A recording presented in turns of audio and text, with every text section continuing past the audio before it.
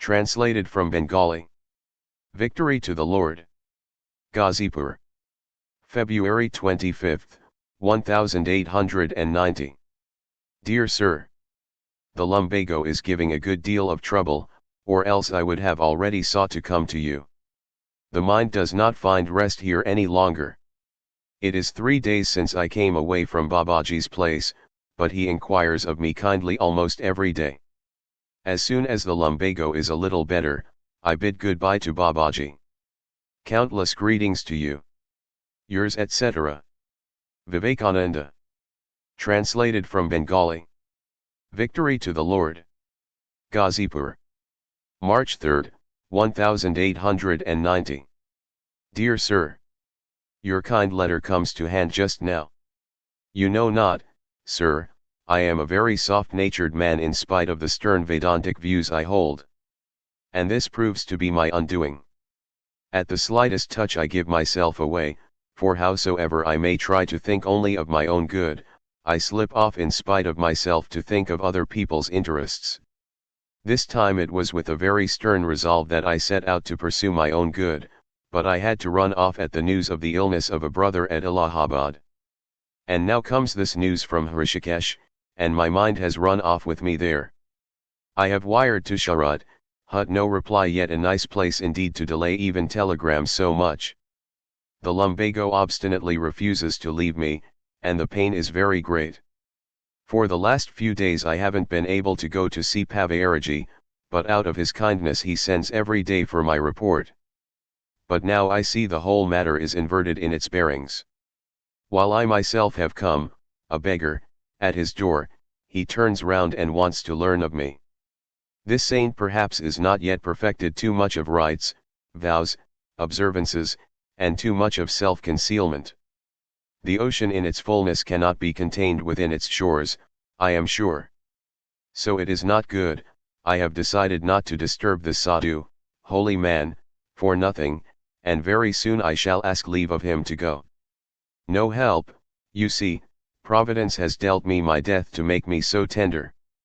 Babaji does not let me off, and Gagan Babu, whom probably you know, an upright, pious and kind-hearted man, does not let me off. If the wire in reply requires my leaving this place, I go, if not, I am coming to you at Varanasi in a few days. I am not going to let you off, I must take you to Hrishikesh, no excuse or objections will do. What are you saying about difficulties there of keeping clean? Lack of water in the hills or lack of room? Tirthas, places of pilgrimage, and sannyasins of the Kali Yuga, you know what they are. Spend money and the owners of temples will fling away the installed god to make room for you, so no anxiety about a resting place. No trouble to face there, I say, the summer heat has set in there now, I believe, though not that degree of it as you find at Varanasi, so much the better. Always the nights are quite cool there, from which good sleep is almost a certainty. Why do you get frightened so much? I stand guarantee that you shall return home safe and that you shall have no trouble anywhere. It is my experience that in this British realm no fakir or householder gets into any trouble. Is it a mere idle fancy of mine that between us there is some connection from previous birth? Just see how one letter from you sweeps away all my resolution, and I bend my steps towards Varanasi, leaving all matters behind. I have written again to Brother Gangadhar and have asked him this time to return to the math. If he comes, he will meet you. How is the climate at Varanasi now? By my stay here I have been cured of all other symptoms of malaria, only the pain in the loins makes me frantic, day and night it is aching and chafes me very much. I know not how I shall climb up the hills. I find wonderful endurance in Babaji, and that's why I am begging something of him, but no inkling of the mood to give, only receiving and receiving. So I also fly off. Yours etc. Vivekananda. P.S. To no big person am I going any longer. Remain, O mind, within yourself, go not to anybody else's door, whatever you seek, you shall obtain sitting at your ease, only seek for it in the privacy of your heart. There is the supreme treasure, the philosopher's stone, and he can give whatever you ask for, For countless gems, O mind, lie strewn about the portals of his abode. He is the wishing stone that confers boons at the mere thought. Thus says the poet Kamlakanta. So now the great conclusion is that Ramakrishna has no peer, nowhere else in this world exists that unprecedented perfection, that wonderful kindness for all that does not stop to justify itself, that intense sympathy for man in bondage. Either he must be the Avatara as he himself used to say, or else the ever-perfected divine man whom the Vedanta speaks of as the free one who assumes a body for the good of humanity. This is my conviction sure and certain, and the worship of such a divine man has been referred to by Patanjali in the aphorism, or the goal may be attained by meditating on a saint. Patanjali's aphorism has Ishvara in place of saint. Narada has an aphorism which runs thus: Bhakti, supreme love, is attainable chiefly through the grace of a saint, or by a bit of divine grace. Never during his life did he refuse a single prayer of mine, millions of offenses has he forgiven me, such great love even my parents never had for me. There is no poetry, no exaggeration in all this. It is the bare truth, and every disciple of his knows it. In times of great danger, great temptation, I wept in extreme agony with the prayer, O God, do save me, but no response came from anybody, but this wonderful saint, or avatara, or anything else he may be, came to know of all my affliction through his powers of insight into human hearts and lifted it off in spite of my desire to the contrary after getting me brought to his presence. If the soul be deathless, and so, if he still lives, I pray to trim again and again, O Bhagwan Ramakrishna, thou infinite ocean of mercy and my only refuge, do graciously fulfill the desires of my esteemed friend, who is every inch a great man. May he impart to you all good, he whom alone I have found in this world to be like an ocean of unconditioned mercy. Shanta, Shanta, Shanta. Please send a prompt reply. Yours etc. Vivekananda. Ghazipur. March 8, 1890. Dear Sir. Your note duly reached me, and so I too shall be off to Prague. Please write to inform where you mean to put up while there. Yours etc. Vivekananda. P.S. In case Abhedananda reaches your place in a day or two, I shall be much obliged if you will start him on his way to Calcutta. Vivekananda. XXVII. Translated from Bengali. Salutation to Bhagwan Ramakrishna. Ghazipur. March, 1890. Beloved Akhandananda. Very glad to receive your letter yesterday. I am at present staying with the wonderful yogi and devotee of this place, called Pavayaraji. He never comes out of his room and holds conversations with people from behind the door. Inside the room there is a pit in which he lives. It is rumored that he remains in a state of samadhi for months together. His fortitude is most wonderful. Our Bengal is the land of bhakti and of jnana, where yoga is scarcely so much as talked of even. What little there is but the queer breathing exercises of the Hatha Yoga, which is nothing but a kind of gymnastics. Therefore I am staying with this wonderful Raja Yogi, and he has given me some hopes, too. There is a beautiful bungalow in a small garden belonging to a gentleman here, I mean to stay there. The garden is quite close to Babaji's cottage. A brother of the Babaji stays there to look after the comforts of the sadhus, and I shall have my bhiksha at his place. Hence, with a view to seeing to the end of this fun, I give up for the present my plan of going to the hills. For the last 2 months I have had an attack of lumbago in the waist, which also makes it impossible to climb the hills now. Therefore let me wait and see what Babaji will give me. My motto is to learn whatever good things I may come across anywhere. This leads many friends to think that it will take away from my devotion to the Guru. These ideas I count as those of lunatics and bigots. For all Gurus are one and are fragments and radiations of God, the universal Guru. If you come to Ghazipur, you have but to inquire at Satish Baba's or Gagan Baba's at Gora Bazar, and you know my whereabouts. Or, Pavayari Baba is so well known a person here that everyone will inform you about his ashrama at the very mention of his name, and you have only to go there and inquire about the Paramahansa, and they will tell you of me. Near Mughal Sarai there is a station named Dildarnagar, where you have to change to a short branch railway and get down at Tari Ghat, opposite Ghazipur, then you have to cross the Ganga to reach Ghazipur.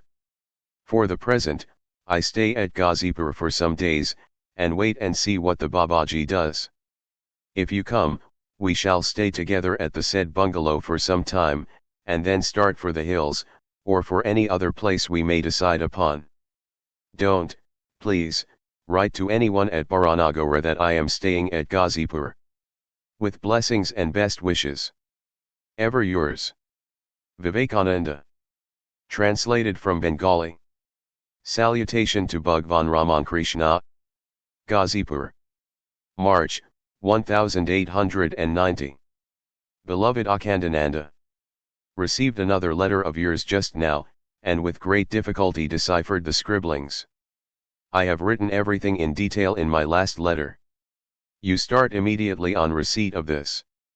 I know the route to Tibet via Nepal that you have spoken of. As they don't allow anyone to enter Tibet easily, so they don't allow anybody to go anywhere in Nepal, except Kathmandu, its capital, and one or two places of pilgrimage. But a friend of mine is now a tutor to His Highness the Maharaja of Nepal, and a teacher in his school, from whom I have it that when the Nepal government send their subsidy to China, they send it via Lhasa. A sadhu contrived in that way to go to Lhasa, China, Manchuria, and even to the holy seat of Tara Devi in North China. We, too, can visit with dignity and respect Tibet, Lhasa, China, and all, if that friend of mine tries to arrange it. You therefore start immediately for Ghazipur. After a few days' stay here with the Babaji, I shall correspond with my friend, and, everything arranged, I shall certainly go to Tibet via Nepal. You have to get down at Dildarnagar to come to Ghazipur. It is 3 or 4 stations from Mughal Sarai. I would have sent you the passage if I could have collected it here, so you get it together and come. Gagan Baba, with whom I am putting up, is an exceedingly courteous, noble, and generous-minded man. No sooner did he come to know of Kali's illness than he sent him the passage at Hrishikesh. He has besides spent much on my account. Under the circumstances it would be violating a sannyasin's duty to tax him for the passage to Kashmir, and I desist from it. You collect the fare and start as soon as you receive this letter. Let the craze for visiting Umranath be put back for the present. Yours affectionately, Vivekananda. Translated from Bengali. Ghazipur. March 31, 1890. Dear Sir, I haven't been here for the last few days and am again going away today. I have asked Brother Gangadhar to come here, and if he comes, we go over to you together. For some special reasons, I shall continue to stay in secret in a village some distance from this place, and there's no facility for writing any letter from that place, owing to which I could not reply to your letter so long. Brother Gangadhar is very likely to come, otherwise the reply to my note would have reached me. Brother Abhedananda is putting up with Dr. Priya at Varanasi. Another brother of mine had been with me, but has left for Abhedananda's place. The news of his arrival has not yet been received, and, his health being bad, I am rather anxious for his sake. I have behaved very cruelly towards him, that is, I have harassed him much to make him leave my company. There's no help, you see, I am so very weak-hearted, so much overmastered by the distractions of love. Bless me that I may harden. What shall I say to you about the condition of my mind? Oh, it is as if the hell-fire is burning there day and night. Nothing could I do yet. And this life seems muddled away in vain. I feel quite helpless as to what to do. The Babaji throws out honeyed words and keeps me from leaving. Ah, what shall I say? I am committing hundreds of offences against you, please excuse them as so many misdoings of a man driven mad with mental agonies. Abhedananda is suffering from dysentery. I shall be very much obliged if you will kindly inquire about his condition and send him down to our math in case he wants to go there with our brother who has come from here. My gurubhais must be thinking me very cruel and selfish. Oh, what can I do? Who will see deep down into my mind? Who will know how much I am suffering day and night? Bless me that I may have the most unflinching patience and perseverance. With countless greetings. Yours etc. Vivekananda. P.S. Abhedananda is staying in Dr. Priya's house at Sonarpura. My lumbago is as before. Vivekananda. Translated from Bengali. Ghazipur. April 2, 1890. Dear Sir. Where shall I get that renunciation you speak of in your advice to me? It is for the sake of that very thing that I am out a tramp through the earth. If ever I get this true renunciation, I shall let you know, and if you get anything of the kind, please remember me as a partner thereof. Yours. Vivekananda. Bagh Bazaar, Calcutta. July 6, 1890. Dear Sharad, Saradananda, and Kripananda. Your letters have duly reached us. They say Almora is healthiest at this time of the year, yet you are taken ill. I hope it is nothing malarious. I find Gangadhar the same pliant child with his turbulence moderated by his wanderings, and with a greater love for us and for our Lord. He is bold, brave, sincere, and steadfast. The only thing needed is a guiding mind to whom he would instinctively submit with reverence, and a fine man would be the result. I had no wish to leave Ghazipur this time, and certainly not to come to Calcutta, but Kali's illness made me go to Varanasi, and Balaram's sudden death brought me to Calcutta. So Suresh Babu and Balaram Babu are both gone. G.C. Ghosh is supporting the math. I intend shortly, as soon as I can get my fare, to go up to Almora and thence to some place in Garhwal on the Ganga where I can settle down for a long meditation. Gangadhar is accompanying me. Indeed, it was with this desire and intention that I brought him down from Kashmir. I don't think you ought to be in any hurry about coming down to Calcutta. You have done with roving, that's good, but you have not yet attempted the one thing you should do, that is, be resolved to sit down and meditate. I don't think Jnana is a thing like rousing a maiden suddenly from sleep by saying, "Get up, dear girl, your marriage ceremony is waiting for you." As we say. I am strongly of opinion that very few persons in any yuga, age, attain Jnana, and therefore we should go on striving and striving even unto death. That's my old-fashioned way, you know. About the humbug of modern sannyasins Jnana I know too well. Peace be unto you and strength. Daksha, who is staying at Vrindavan with Rakal, Brahmananda, has learned to make gold and has become a Pakajanani, so writes Rakal. God bless him, and you may say, Amen. I am in fine health now, and the good I gained by my stay in Ghazipur will last, I am sure, for some time. I am longing for a flight to the Himalayas. This time I shall not go to Pavayari Baba or any other saint, they divert one from his highest purpose. Straight up. How do you find the climate at Almora? Neither s nor you need come down. What is the use of so many living together in one place and doing no good to one's soul? Don't be fools always wandering from place to place, that's all very good, but be heroes. Free from pride and delusion, with the evil of attachment conquered, ever dwelling in the self, with desires completely receded, liberated from the pairs of opposites known as pleasure and pain, the undeluded reach that goal eternal. Gita, 15:5. Who advises you to jump into fire? If you don't find the Himalayas a place for sadhana, go somewhere else then. So many gushing inquiries simply betray a weak mind. Arise, ye mighty one, and be strong. Work on, struggle on, and on. Nothing more to write. Yours affectionately. Vivekananda. Ajmer. April 14, 1891. Dear Govinda Sahai. Try to be pure and unselfish, that is the whole of religion. Yours with love. Vivekananda. Mount Abu. April 30, 1891. Dear Govinda Sahai. Have you done the Upanayana of that Brahmin boy? Are you studying Sanskrit? How far have you advanced? I think you must have finished the first part. Are you diligent in your Shiva puja? If not, try to be so. Seek ye first the kingdom of God, and all good things will be added unto you. Follow God and you shall have whatever you desire. To the two Commander Sahebs my best regards, they being men of high position were very kind to a poor fakir like me.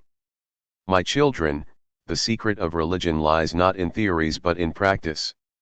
To be good and to do good, that is the whole of religion. Not he that crieth Lord, Lord, but he that doth the will of the Father. You are a nice band of young men, you all Waris, and I hope in no distant future many of you will be ornaments of the society and blessings to the country you are born in. Yours with blessings. V. P.S. Don't be ruffled if now and then you get a brush from the world, it will be over in no time, and everything will be all right. Mount Abu. 1891.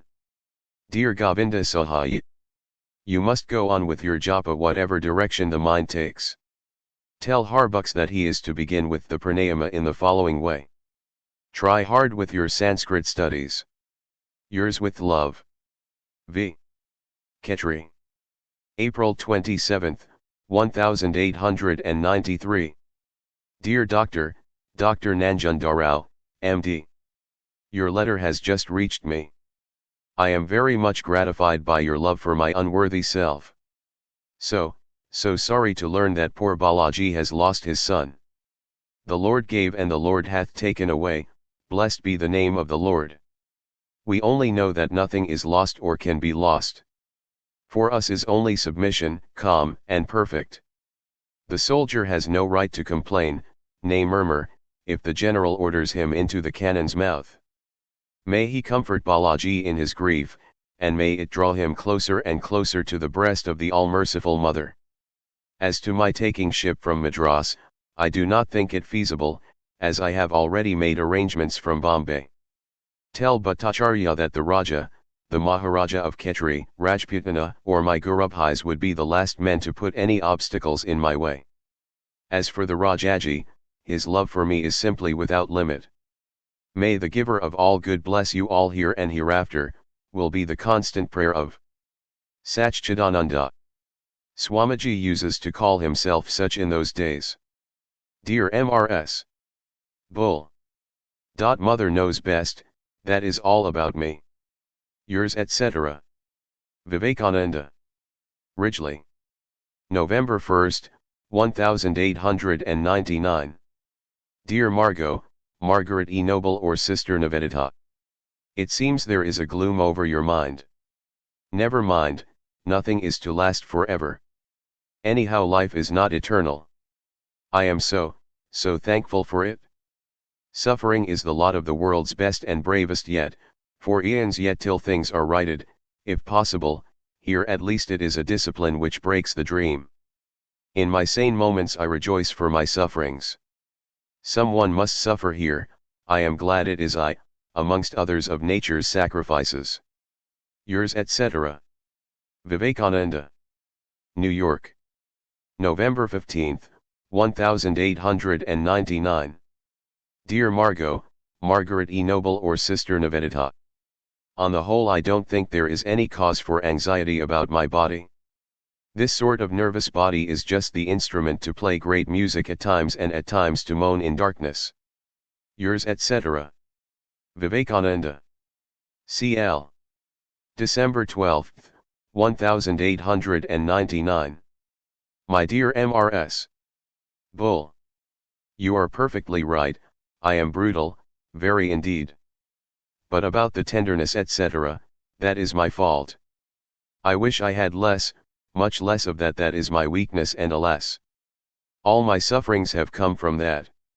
Well, the municipality is trying to tax us out good, that is my fault, as I did not make the math public property by a deed of trust. I am very sorry I use harsh language to my boys, but they also know I love them more than anybody else on earth. I may have had divine help, true, but oh, the pound of blood every bit of divine help has been to me. I would be gladder and a better man without that. The present looks very gloomy indeed, but I am a fighter and must die fighting, not give way. That is why I get crazy at the boys. I don't ask them to fight, but not to hinder my fight. I don't grudge my fate.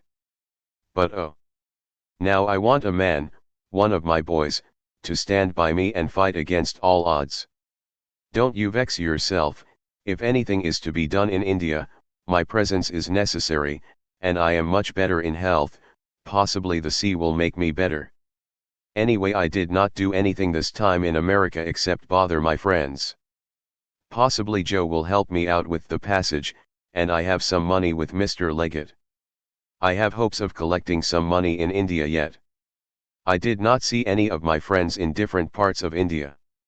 I have hope of collecting the 15,000 that will make up the 50,000, and a deed of trust will bring down the municipal taxes.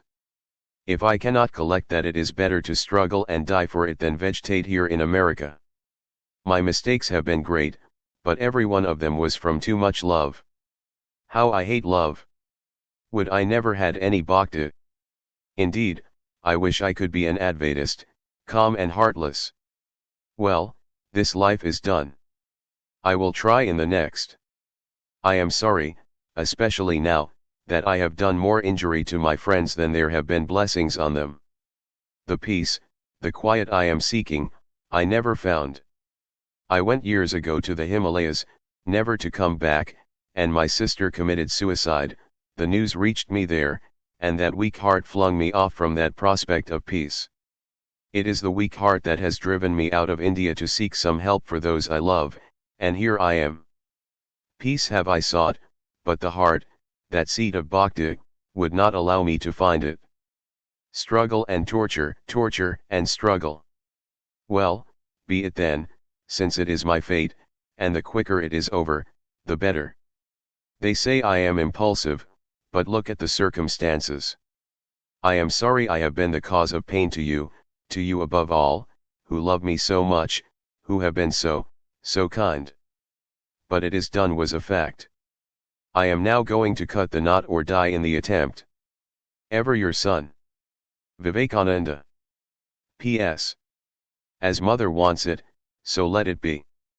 I am going to beg of Joe a passage via San Francisco to India. If she gives it, I start immediately via Japan. It would take a month. In India, I think, I can raise some money to keep things straight or on a better footing, at least to leave things where I get them all muddled. The end is getting very dark and very much muddled. Well, I expected it so. Don't think I give in a moment. Lord bless you, if the Lord has made me his hack to work and die on the streets, let him have it. I am more cheerful just now after your letter than I was for years. Wahguru ki fatha. Victory unto the Guru. Yes, let the world come, the hells come, the gods come, let mother come. I fight and do not give in. Ravana got his release in 3 births by fighting the Lord himself. It is glorious to fight, mother. All blessings on you and yours. You have done for me more, much more, than I deserved ever. Love to Christine and Turiyananda. Vivekananda. 921, 21st Street, Los Angeles. December 23, 1899.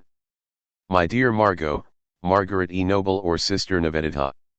Yes, I am really getting well under the manipulations of magnetic healing. At any rate, I am all right. There was never anything serious with my organs, it was nerves and dyspepsia.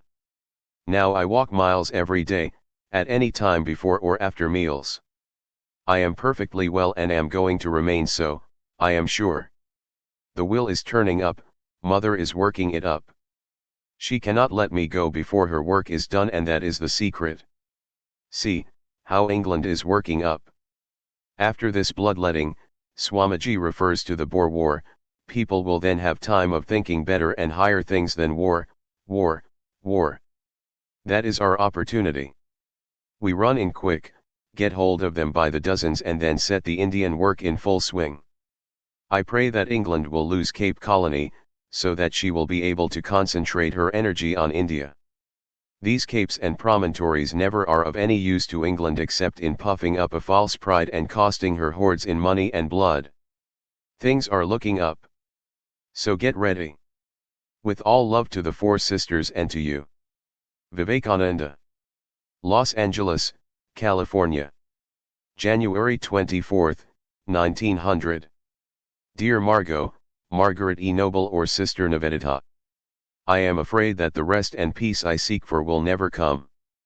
But Mother does good to others through me, at least some to my native land, and it is easier to be reconciled to one's fate as a sacrifice. We are all sacrifices, each in his own way.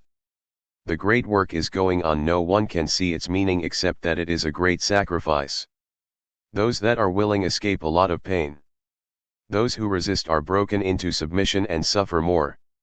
I am now determined to be a willing one. Yours etc. Vivekananda. C/O Miss Mead. 447 Douglas Building. Los Angeles, California. February 15, 1900. My dear Nivedita. Yours of the reached me today at Pasadena. I see Joe has missed you at Chicago, although I have not heard anything from them yet from New York. There was a bundle of English newspapers from England with a line on the envelope expressing good wishes for me and signed, FHM. Nothing important was in those, however. I would have written a letter to Miss Muller, but I do not know the address, then I was afraid to frighten her. In the meanwhile, Mrs. Leggett started a plan of a $100 subscription each a year for 10 years to help me, and headed the list with her $100 for 1900, and got 2 others here to do the same. Then she went on writing letters to all my friends asking each to join in it. When she went on writing to Mrs. Miller I was rather shy, but she did it before I knew. A very polite but cold letter came to her in reply from Mrs. Hale, written by Mary, expressing their inability and assuring her of their love for me. I am afraid Mrs. Hale and Mary are displeased. But it was not my fault at all. I get news from Mrs. Severe that Niranjan is seriously ill in Calcutta. I do not know if he has passed away. Well, but I am strong now, Margot, stronger than ever I was mentally. I was mentally getting a sort of ironing over my heart. I am getting nearer a sannyasin's life now. I have not had any news from Saradananda for 2 weeks. I am glad you got the stories. Rewrite them if you think so, get them published if you find anybody to do it, and take the proceeds, if any, for your work. I do not want any. I have got a few $100 here. Going to San Francisco next week, and hope to do better there. Tell Mary when you see her next that I had nothing whatsoever to do with the proposal of $100 a year subscription to Mrs. Hale. I am so grateful to them. Well, money will come for your school, never fear, it has got to come. If it does not come, who cares? One road is quite as good as the other. Mother knows best. I don't know whether I am very soon going to the East or not. If I have an opportunity, of course I will go to Indiana.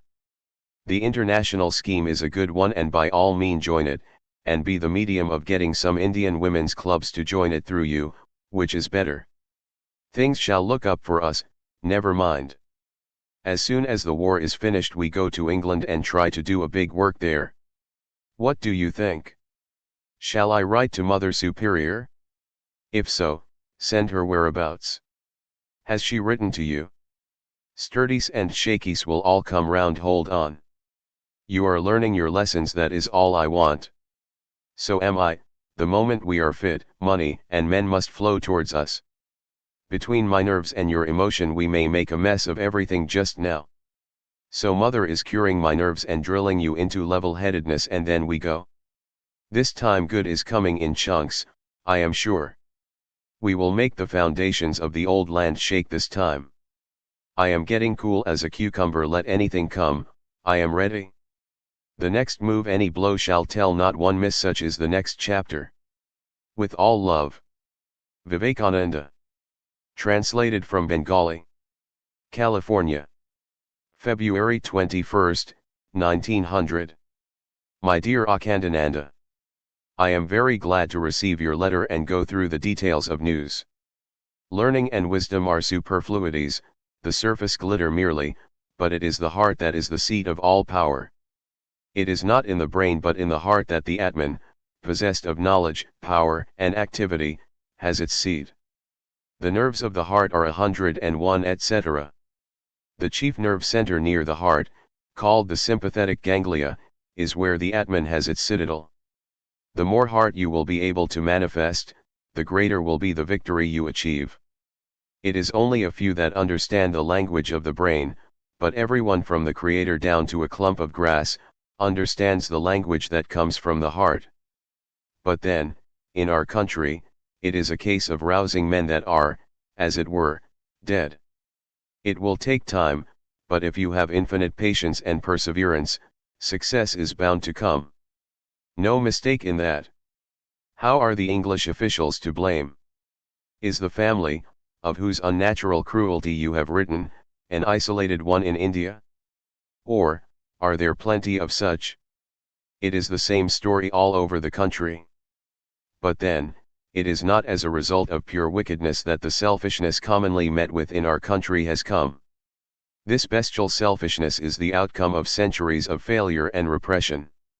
It is not real selfishness, but deep-rooted despair. It will be cured at the first inkling of success. It is only this that the English officials are noticing all round, so how can they have faith at the very outset?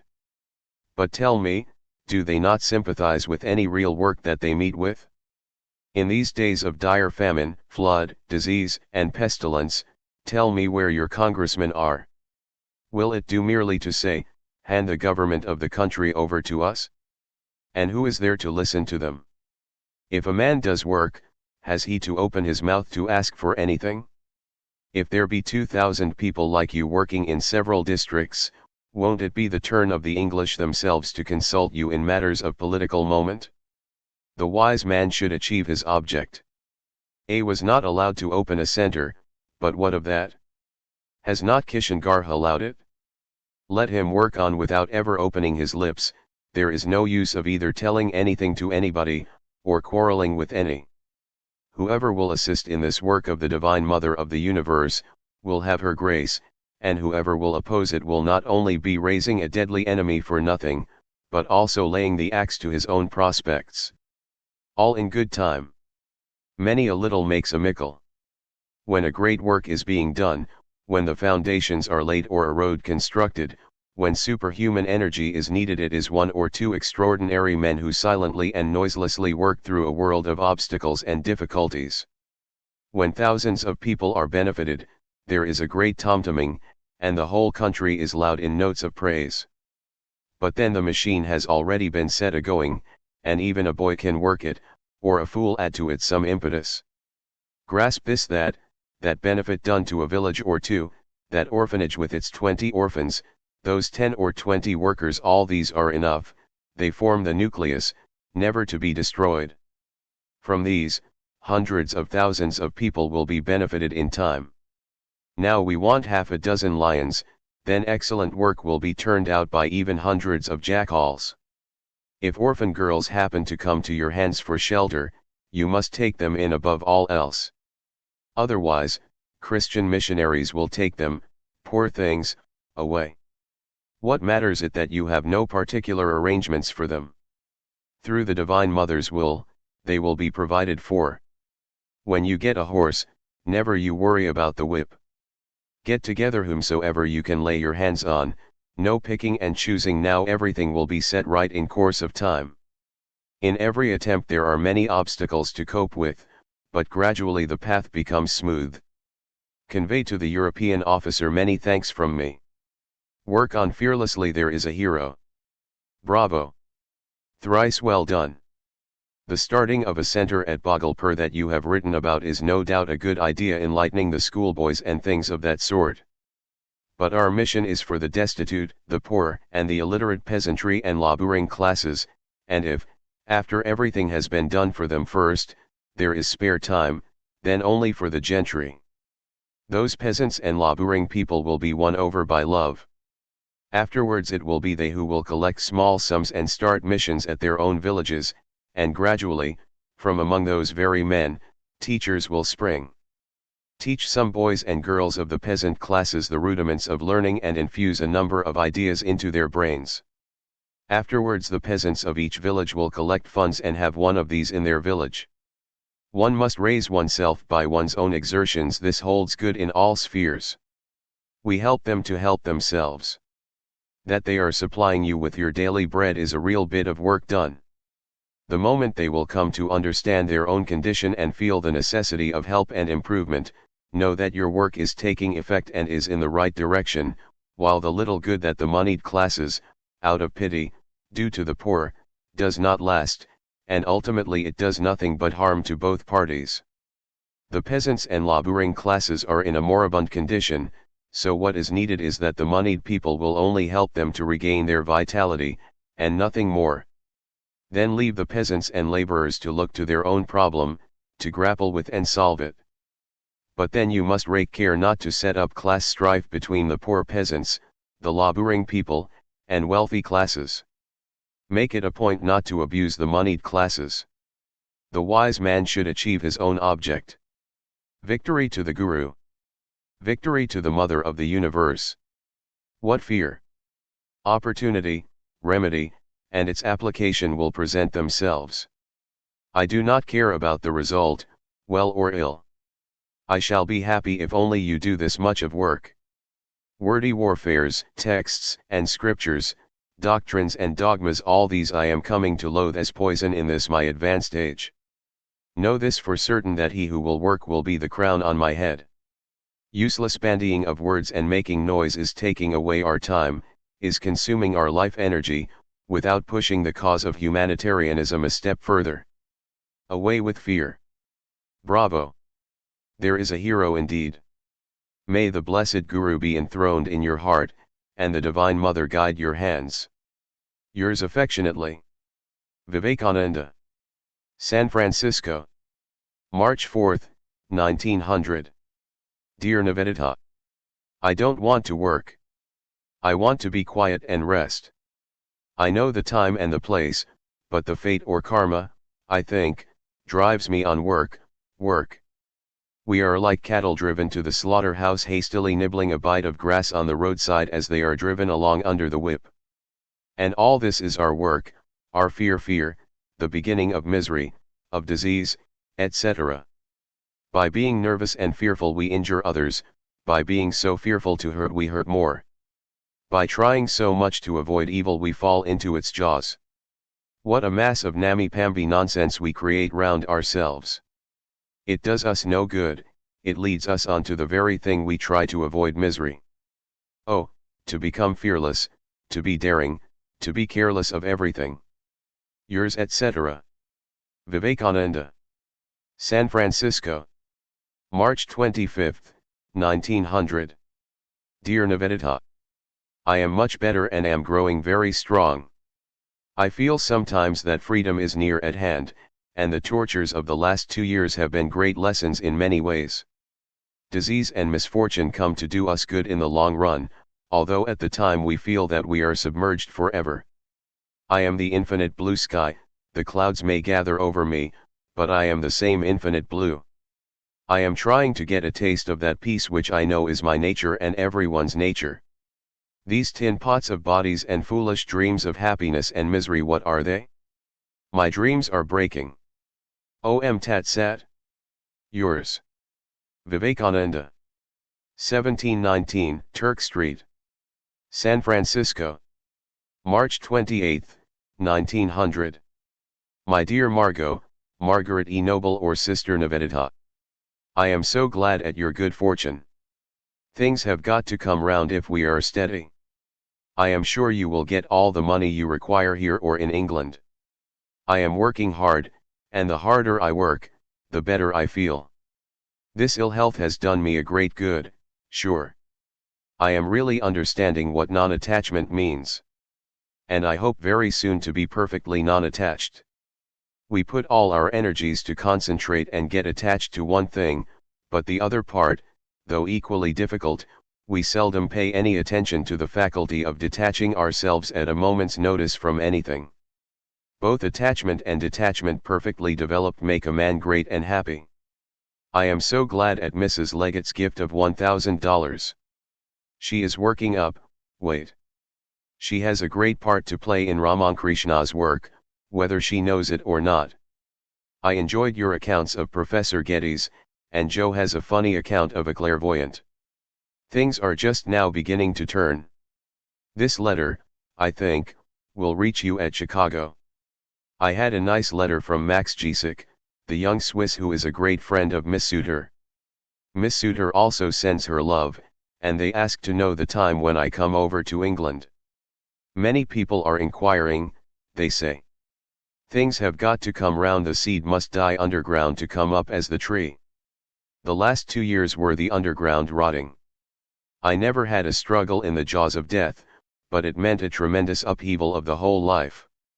One such brought me to Ramankrishna, another sent me to the US, this has been the greatest of all. It is gone. I am so calm that it astonishes me sometimes. I work every day morning and evening, eat anything any hour and go to bed at 12 p.m. in the night, but such fine sleep. I never had such power of sleeping before. Yours with all love and blessings. Vivekananda. Alameda, California. April 18, 1900. My dear Joe. Just now I received yours and Mrs. Bull's welcome letter. I direct this to London. I am so glad Mrs. Leggett is on the sure way to recovery. I am so sorry Mr. Leggett resigned the presidentship. Well, I keep quiet for fear of making further trouble. You know my methods are extremely harsh, and once roused I may rattle too much for his peace of mind. I wrote to him only to tell him that his notions about Mrs. Bull are entirely wrong. Work is always difficult. Pray for me, Joe, that my work stop forever, and my whole soul be absorbed in Mother.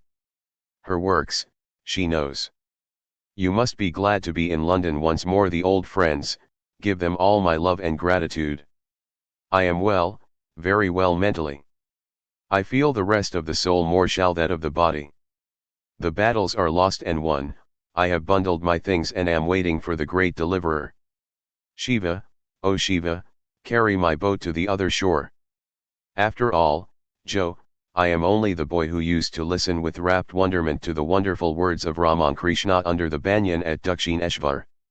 That is my true nature. Works and activities, doing good and so forth are all superimpositions. Now I again hear his voice, the same old voice thrilling my soul. Bonds are breaking, love dying, work becoming tasteless, the glamour is off life. Only the voice of the Master calling. I come, Lord, I come. Let the dead bury the dead, follow thou me. I come, my beloved Lord, I come. Yes, I come. Nirvana is before me. I feel it at times, the same infinite ocean of peace, without a ripple, a breath. I am glad I was born, glad I suffered so, glad I did make big blunders, glad to enter peace. I leave none bound, I take no bonds. Whether this body will fall and release me or I enter into freedom in the body, the old man is gone, gone forever, never to come back again. The guide, the guru, the leader, the teacher has passed away, the boy, the student, the servant is left behind. You understand why I do not want to meddle with a. Who am I to meddle with anyone, Joe? I have long given up my place as a leader. I have no right to raise my voice. Since the beginning of this year I have not dictated anything in India. You know that. Many thanks for what you and Mrs. Bull have been to me in the past. All blessings follow you ever. The sweetest moments of my life have been when I was drifting. I am drifting again with the bright warm sun ahead and masses of vegetation around, and in the heat everything is so still, so calm, and I am drifting languidly in the warm heart of the river. I dare not make a splash with my hands or feet for fear of breaking the marvelous stillness, stillness that makes you feel sure it is an illusion. Behind my work was ambition, behind my love was personality, behind my purity was fear, behind my guidance the thirst of power. Now they are vanishing, and I drift. I come. Mother, I come. In thy warm bosom, floating wheresoever thou takest me, in the voiceless, in the strange, in the wonderland, I come a spectator, no more an actor. Oh, it is so calm. My thoughts seem to come from a great, great distance in the interior of my own heart. They seem like faint, distant whispers, and peace is upon everything, sweet, sweet peace like that one feels for a few moments just before falling into sleep, when things are seen and felt like shadows without fear, without love, without emotion. Peace that one feels alone, surrounded with statues and pictures. I come. Lord, I come. The world is, but not beautiful nor ugly, but as sensations without exciting any emotion. Oh, Joe, the blessedness of it. Everything is good and beautiful, for things are all losing their relative proportions to me, my body among the first. Oh, am that existence. I hope great things to come to you all in London and Paris. Fresh joy, fresh benefits to mind and body. With love as ever to you and Mrs. Bull. Yours faithfully, Vivekananda. New York. June 20th, 1900. Dear Nivedita. Well, mother seems to be kind again and the will is slowly rising up. Yours etc. Vivekananda. New York. July 2nd, 1900. Dear Nivedita. Mother knows, as I always say. Pray to mother. It is hard work to be a leader, one must crush all one's own self under the feet of the community. Yours etc. Vivekananda. 6 Place de 8 Hats Eunice, Paris. August 25, 1900. Dear Nivedita. Your letter reached me just now. Many thanks for the kind expressions. I gave a chance to Mrs. Bull to draw her money out of the math, and as she did not say anything about it, and the trust deeds were waiting here to be executed, I got them executed duly at the British consulate, and they are on their way to India now. Now I am free, as I have kept no power or authority or position for me in the work. I also have resigned the presidentship of the Ramankrishna mission. The math etc. belong now to the immediate disciples of Ramankrishna except myself. The presidentship is now Brahmananda's, next it will fall on Premananda etc., etc., in turn. I am so glad a whole load is off me, now I am happy. I have served Ramankrishna through mistakes and success for 20 years now. I retire for good and devote the rest of my life to myself. I no longer represent anybody, nor am I responsible to anybody. As to my friends, I had a morbid sense of obligation. I have thought well and find I owe nothing to anybody, if anything, I have given my best energies, unto death almost, and received only hectoring and mischief-making and botheration. I am done with everyone here and in India. Your letter indicates that I am jealous of your new friends. You must know once for all, I am born without jealousy, without avarice, without the desire to rule whatever other vices I am born with. I never directed you before.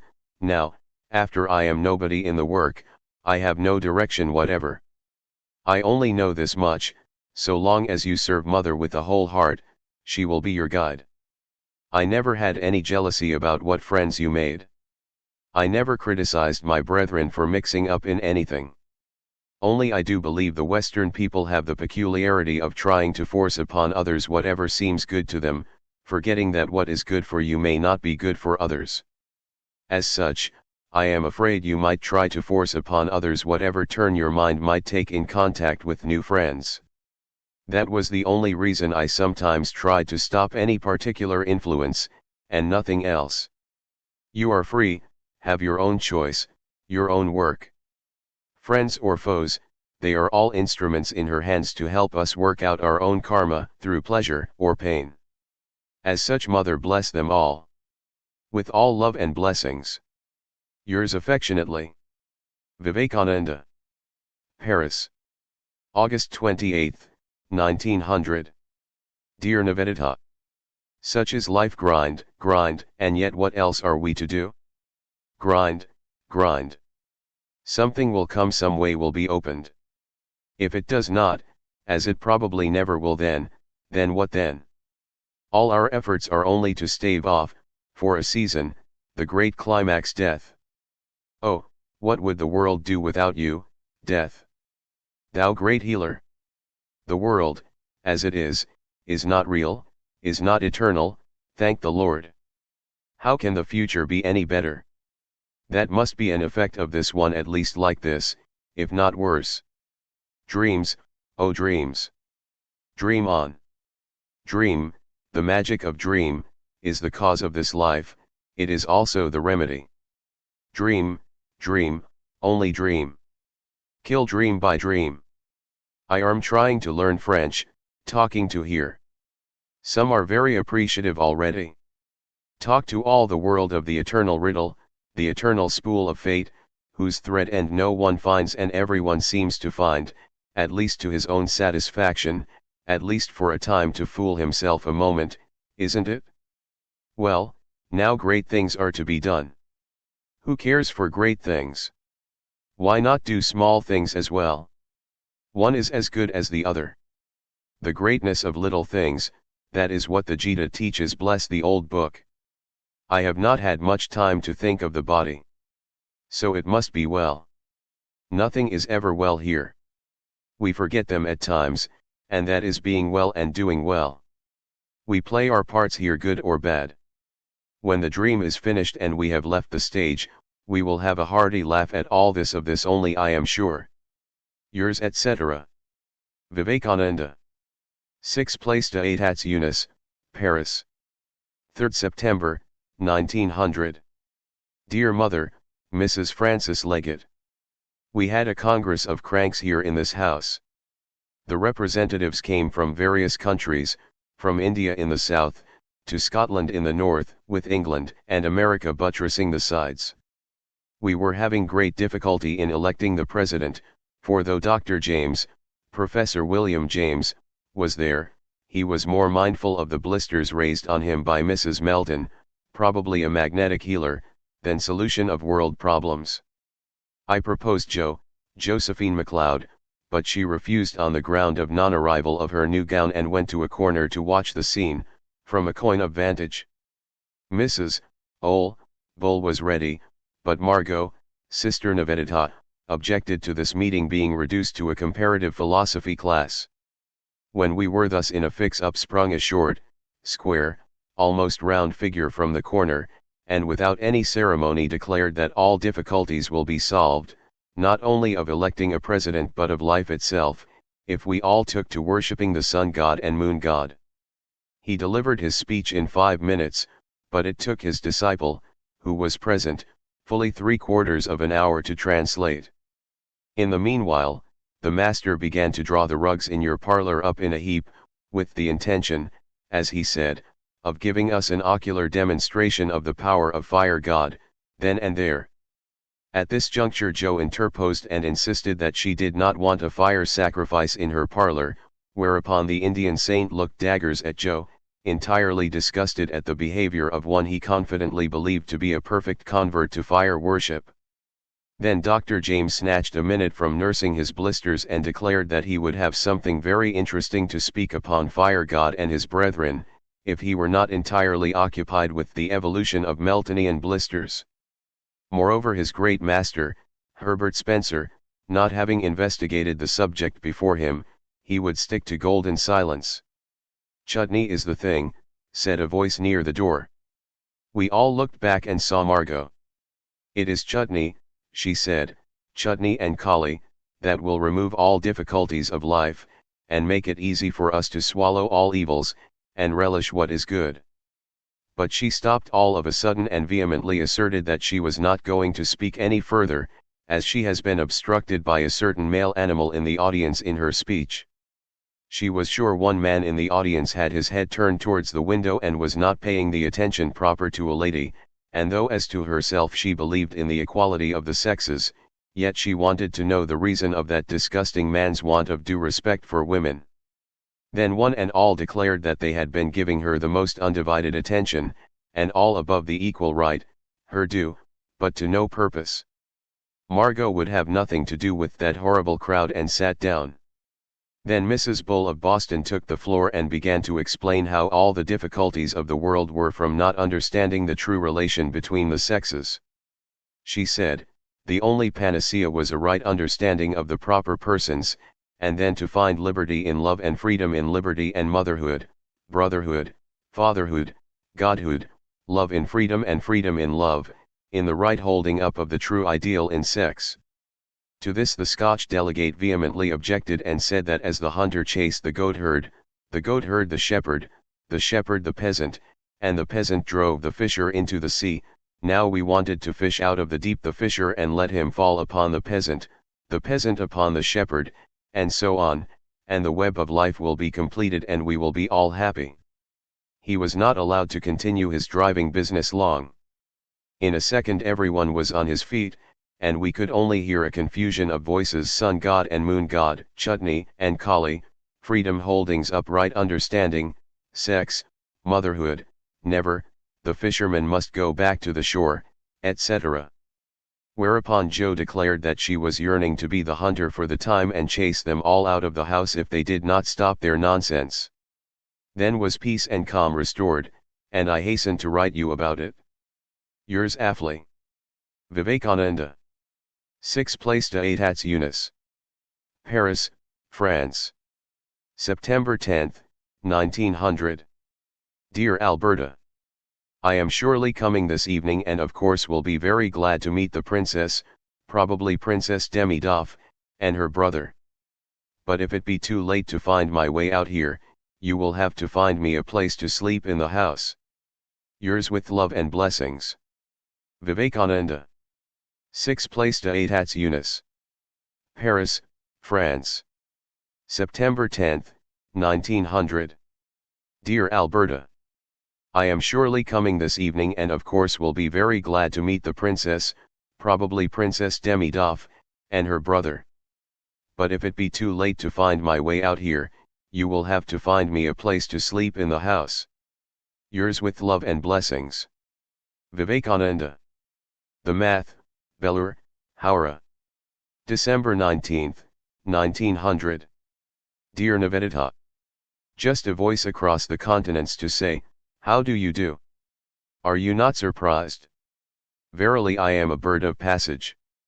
Gay and busy Paris, grim old Constantinople, sparkling little Athens, and pyramidal Cairo are left behind, and here I am writing in my room on the Gunga, in the Math.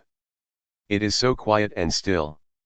The broad river is dancing in the bright sunshine, only now and then an occasional cargo boat breaking the silence with the splashing of the oars. It is the cold season here, but the middle of the day is warm and bright every day.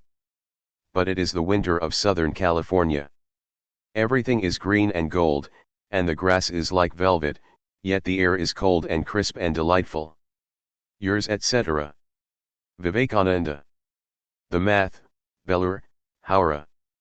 December 26, 1900. Dear Joe. This mail brought your letter including that of Mother and Alberta. What the learned friend of Alberta says about Russia is about the same I think myself. Only there is one difficulty of thought: is it possible for the Hindu race to be Russianized? Dear Mr. Severe passed away before I could arrive. He was cremated on the banks of the river that flows by his ashrama, Allah Hindu, covered with garlands, the Brahmins carrying the body and boys chanting the Vedas. The cause has already 2 martyrs. It makes me love dear old England and its heroic breed. The mother is watering the plant of future India with the best blood of England. Glory unto her. Dear Mrs. Severe is calm. A letter she wrote me to Paris comes back this mail. I am going up tomorrow to pay her a visit. Lord bless her, dear brave soul. I am calm and strong. Occasion never found me low, yet mother will not make me now depressed. It is very pleasant here, now the winter is on. The Himalayas will be still more beautiful with the uncovered snows. The young man who started from New York, Mr. Johnston, has taken the vow of a Brahmacharan and is at Mayavati. Send the money to Saradananda in the Math, as I will be away in the hills. They have worked all right as far as they could, I am glad, and feel myself quite a fool on account of my nervous chagrin. They are as good and as faithful as ever, and they are in good health. Write all this to Mrs. Bull and tell her she was always right and I was wrong, and I beg 100,000 pardons of her. Oceans of love for her and for M. I look behind and after, and find that all is right. In my deepest sorrows, there is a soul of light. All love to M, Mrs. C, to dear J.B, and to you, dear Joe, pranams. Vivekananda. The Math, Belur. 7th September, 1901. Dear Nivedita. We all work by bits, that is to say, in this cause. I try to keep down the spring, but something or other happens, and the spring goes whir, and there you are thinking, remembering, scribbling, scrawling, and all that. Well, about the rains, they have come down now in right earnest, and it is a deluge, pouring, pouring, pouring night and day. The river is rising, flooding the banks, the ponds and tanks have overflowed. I have just now returned from lending a hand in cutting a deep drain to take off the water from the math grounds. The rainwater stands at places some feet high. My huge stork is full of glee, and so are the ducks and geese. My tame antelope fled from the math and gave us some days of anxiety in finding him out. One of my ducks unfortunately died yesterday. She had been gasping for breath more than a week. One of my waggish old monks says, "Sir, it is no use living in this Kali Yuga when ducks catch cold from damp and rain, and frogs sneeze." One of the geese had her plumes falling off. Knowing no other method, I left her some minutes in a tub of water mixed with mild carbolic, so that it might either kill or heal, and she is all right now. Yours etc. Vivekananda. Dear Shuddhananda. Glad to know from your letter that all are doing well there, and to go through the news in detail. I too am in better health, the rest you will know from Dr. Shashi Bhushan. Let the teaching go on for the present in the method revised by Brahmananda, and if any changes are needed in future, have them done. But it should never be lost sight of that this must be done with the consent of all. I am now living in a garden belonging to a merchant situated a little to the north of Almora. Before me are the snow peaks of the Himalayas looking, in the reflection of the sun, like a mass of silver, a delight to the heart. By taking free air, regular diet, and plenty of exercise, I have grown strong and healthy in body. But I hear the Yogananda is very ill. I am inviting him to come here, but then, he fears the mountain air and water. I wrote to him today, saying, "Stay in this garden for some day, and if you find your illness shows no improvement, you may go to Calcutta." He will do as he pleases. At Almora, every evening Achyutananda gathers the people together and reads to them the Gita and other Shastras. Many residents of the town, as also soldiers from the cantonment, come there daily. I learn also that he is appreciated by all. The Bengali interpretation that you have given of the shloka 1 etc., does not seem to me to be right. The interpretation in question is this: when the land is flooded with water, what is the use of drinking water?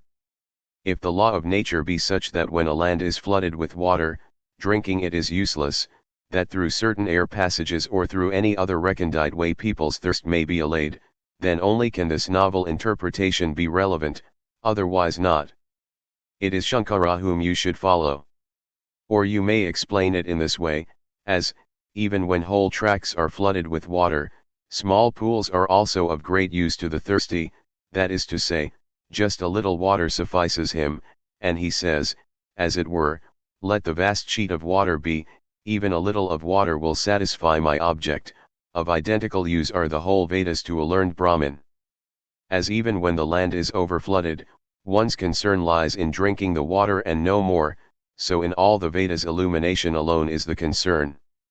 Here is another interpretation which hits better the meaning the author wishes to convey: even when the land is overflooded, it is only that water which is drinkable and salutary, that people seek for, and no other kind. There are various kinds of water, which differ in quality and properties even though the land be flooded over according to the differences in property of their substratum, the soil. Likewise a skillful Brahmin, too, will, for the quenching of the worldly thirst, choose from that sea of words known as the Vedas, which is flooded over with diverse courses of knowledge, that which alone will be of potence to lead to liberation. And it is the knowledge of the Brahman which will do this. With blessing and good wishes. Yours. Vivekananda. Almora. June 3, 1897. Dear Miss Noble. As for myself, I am quite content. I have roused a good many of our people, and that was all I wanted. Let things have their course and karma its sway. I have no bonds here below. I have seen life, and it is all self. Life is for self, love for self, honor for self, everything for self. I look back and scarcely find any action I have done for self, even my wicked deeds were not for self.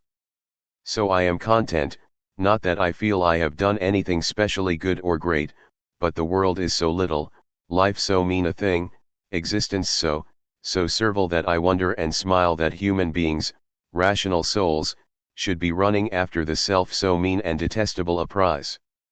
This is the truth. We are caught in a trap, and the sooner one gets out, the better for one. I have seen the truth. Let the body float up or down, who cares? It is a beautiful mountain park I am living in now. On the north, extending almost all along the horizon, are peak after peak of the snow-clad Himalayas, forests abounding. It is not cold here, neither very warm, the evenings and mornings are simply delicious.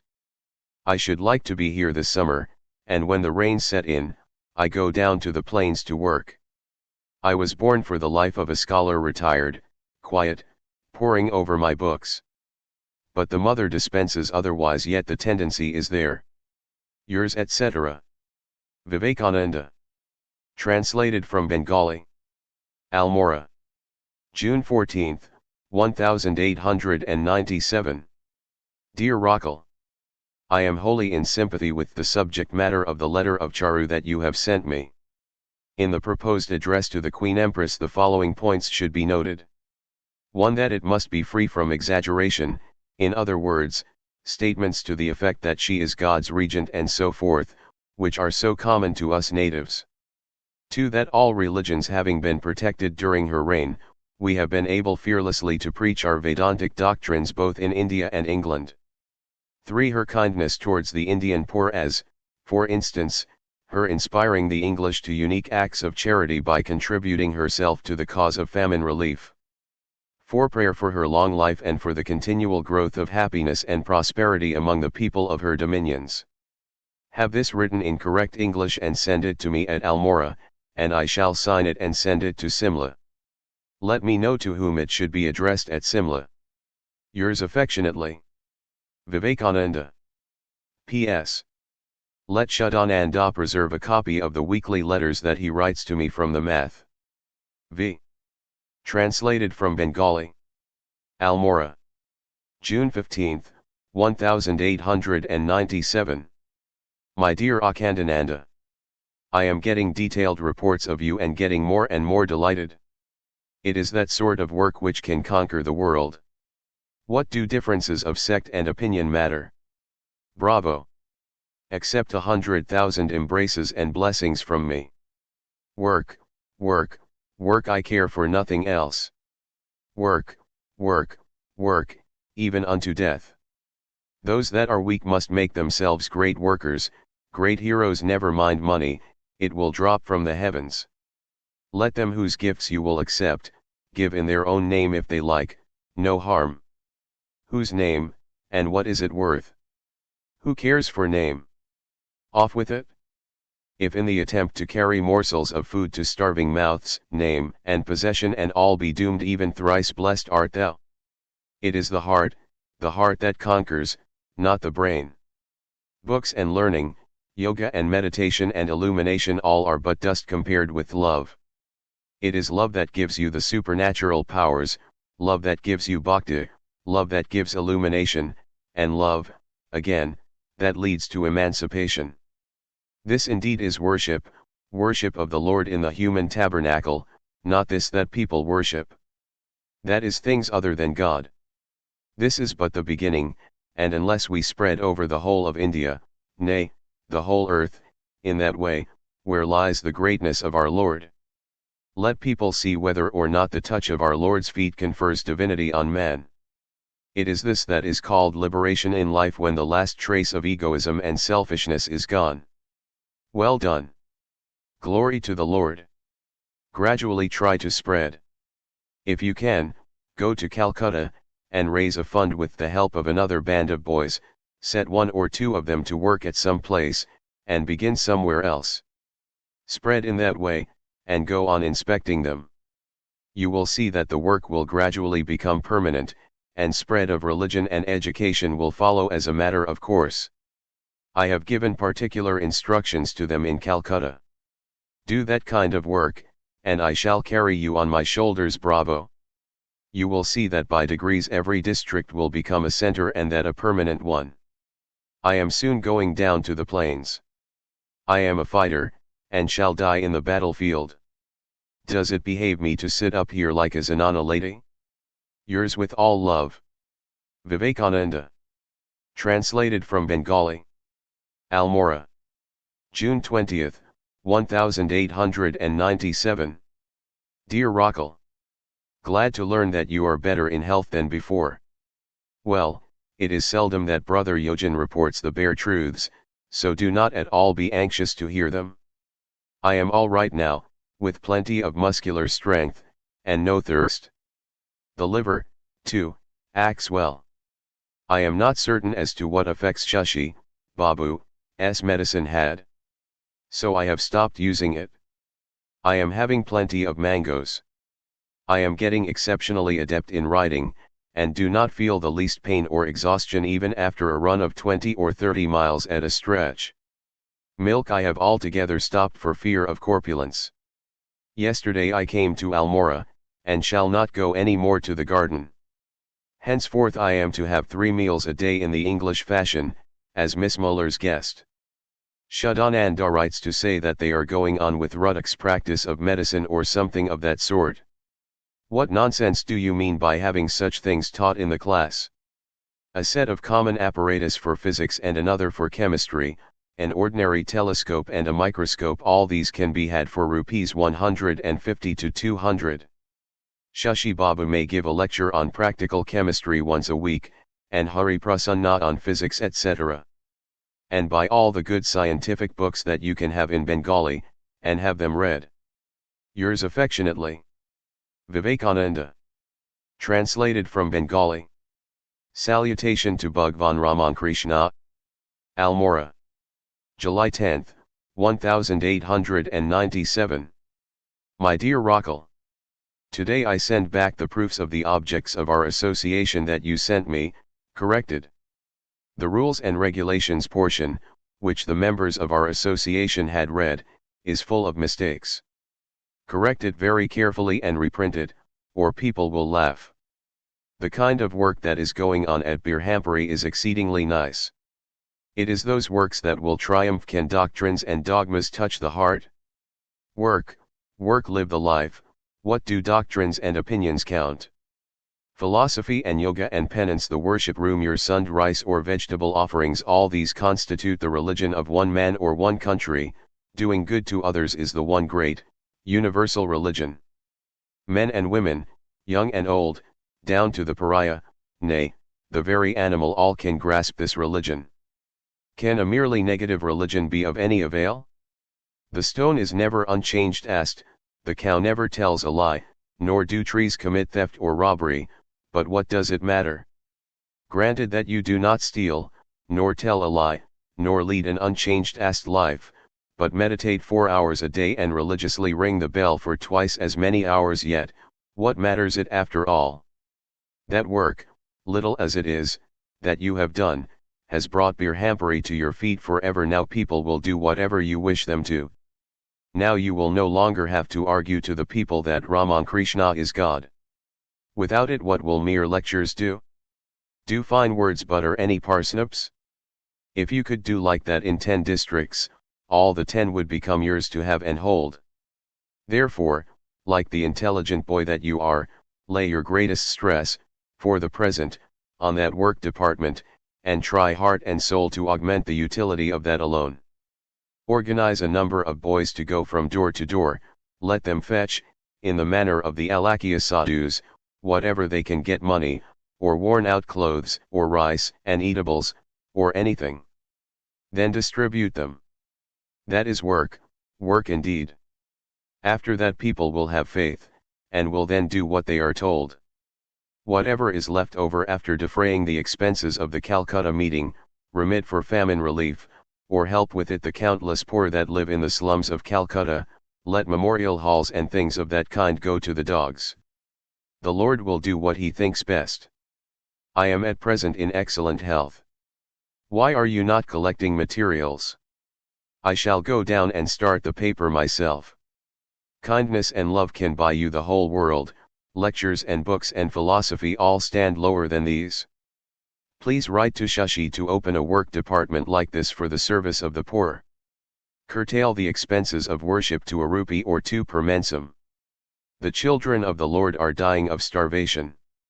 Worship with water and tulsi leaves alone, and let the allowance for his bhaga, food offerings, be spent in offering food to the living God who dwells in the persons of the poor. Then will his grace descend on everything. Yojan felt unwell here, so today he started for Calcutta. I shall again go to Diwaldhar tomorrow. Please accept my love and tender it to all. Affly. Yours. Vivekananda. Translated from Bengali. Salutation to Bhagwan Ramankrishna. Almora. July 24, 1897. My dear Akhandananda, I am very glad to receive your letter and go through the contents. Your wishes about the orphanage are very good, and Sri Maharaj, Sri Ramankrishna, will not fail to fulfill them at an early date. Try your best to found a permanent center. Never worry about money. Tomorrow I shall leave Almora for the plains, and wherever there will be made some stir, I shall open a subscription list for famine. Set your mind easy on that score. When in every district there will be a math on the model of our math in Calcutta, then will my heart's desire be fulfilled.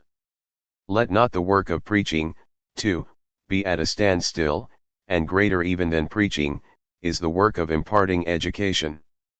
By means of lectures and the like, the village people must be taught religion, history, and such other subjects, specially history.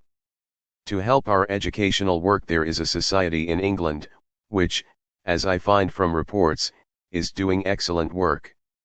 In time we shall get help of this kind from everywhere. Don't be frightened. They only do work who think that help will come, directly they are on the field of work. All strength is in you, have faith in it. It will not go unmanifested. Accept my heartiest love and blessings, and convey them to the Brahmacharin. Write now and then fiery letters to the math, so that all may take heart and work. Victory to the Guru. Yours Affly. Vivekananda. Translated from Bengali. Almora. July 30, 1897. My dear Akhandananda, according to your instructions, I write a letter to Mr. Levinge, the DIST magistrate. Besides, you will write a big letter to the Indian Mirror, describing in detail his method of work, having got the same revised by Dr. Shashi, and send a copy of it to the gentleman named above. Our fools only search for people's shortcomings. Let them see some virtues too. I am leaving this place next Monday. What do you talk of the difficulty in getting orphans? Better ask for 4 or 5 men from the math. If you like, you can find some orphans in 2 days, if you seek from village to village. Of course we must have a permanent center. And can anything be done in this country unless the help? Do not mix in politics etc., nor have any connection with them. At the same time you need not have any quarrel with anybody. You must put your body, mind, and all you have to some one work. Here I gave a lecture to a European audience in English, and another to the Indian residents in Hindi. This was my maiden speech in Hindi, but everyone liked it for all that. Of course the Westerners, as is their wont, were in raptures over it, as coming from a nigger. Oh, how wonderful! And that sort of thing. Next Saturday there will be another lecture for the Europeans. A big association has been set on foot here. Let us wait and see how far it works in future. The object of the association is to impart education and religion. Monday next, trip to Bareilly, then to Saharanpur, next to Ambala, thence, most probably, to Mussoorie with Captain Savir, and as soon as it is a little cool, return to the plains and journey to Rajputana, etc. Go on working at top speed. Never fear. I, too, have determined to work. The body must go, no mistake about that. Why then let it go in idleness? It is better to wear out than rust out. Don't be anxious. Even when I die, my very bones will work miracles. We must spread over the whole of India in 10 years, short of this it is no good. To work like an athlete. Victory to the Guru. Money and all will come of themselves. We want men, not money. It is man that makes everything. What can money do? Men we want. The more you get, the better. Here, for instance, was M who brought together a lot of money, but there was no man, and what good did he achieve? Yours affly. Vivekananda. I1. Translated from Bengali. Vrindaban. August 12, 1888. Dear Sir, leaving Ayodhya I have reached the holy Vrindaban, and am putting up at Kala Baba's Kunja. In the town the mind feels contracted. Places like Radhakunda, I have heard, are delightful, but they are at some distance from the town. I have a mind to proceed very shortly to Hardwar. In case you have any acquaintance there, you would be doing me a great favor if you would kindly write him an introduction for me. What about your visiting this place? Please reply early and oblige. Yours etc. Vivekananda. 2-1. Translated from Bengali. Vrindaban. August 20, 1888. Dear Sir, an aged brother disciple of mine who has just come back to Vrindaban after visiting Kedarnath and Badrinath met Gangadhar. Twice did Gangadhar ascend up to Tibet and Bhutan. He is in great happiness and felt overwhelmed and wept at the meeting. He spent the winter at Kankal. The karo, water pot, you gave him, he still keeps with him. He is coming back and is expected at Vrindaban this very month. So in the hope of meeting him, I postpone my going to Hardwar for some days. Please convey my deepest respects to the Brahmin devotee of Shiva who is with you and accept the same yourself. Yours etc. Vivekananda. Translated from Bengali. Salutation to Bhagwan Raman Krishna. Ghazipur. February, 1890. Beloved Akhandananda. Very glad to receive your letter. What you have written about Tibet is very promising, and I shall try to go there once. In Sanskrit Tibet is called the Uttarakuravarsha, and is not a land of mlechchas. Being the highest tableland in the world, it is extremely cold, but by degrees one may become accustomed to it. About the manners and customs of the Tibetans you have written nothing. If they are so hospitable, why did they not allow you to go on? Please write everything in detail, in a long letter. I am sorry to learn that you will not be able to come, for I had a great longing to see you. It seems that I love you more than all others. However, I shall try to get rid of this Maya too. The Tantrikarites among the Tibetans that you have spoken of arose in India itself, during the decline of Buddhism. It is my belief that the Tantras, in vogue amongst us, were the creation of the Buddhists themselves. Those Tantrikarites are even more dreadful than our doctrine of Vimachara, for in them adultery got a free rein, and it was only when the Buddhists became demoralized through immorality that they were driven away by Kumarila Bhatta. As some sannyasins speak of Shankara, or the balls of Sri Chaitanya, that he was in secret an epicure, a drunkard, and one addicted to all sorts of abominable practices. So the modern Tantrika Buddhists speak of the Lord Buddha as a dire vimachari and give an obscene interpretation to the many beautiful precepts of the Prajnaparamita, such as the Tattvagatha and the like. The result of all this has been that the Buddhists are divided into two sects nowadays. The Burmese and the Sinhalese have generally set the Tantras at naught, have likewise banished the Hindu gods and goddesses, and at the same time have thrown overboard the Amitabha Buddha held in regard among the northern school of Buddhists. The long and the short of it is that the Amitabha Buddha and the other gods whom the northern school worship are not mentioned in books like the Prajnaparamita, but a lot of gods and goddesses are recommended for worship. And the southern people have willfully transgressed the Shastras and eschewed the gods and goddesses. The phase of Buddhism which declares everything for others, and which you find spread throughout Tibet, has greatly struck modern Europe.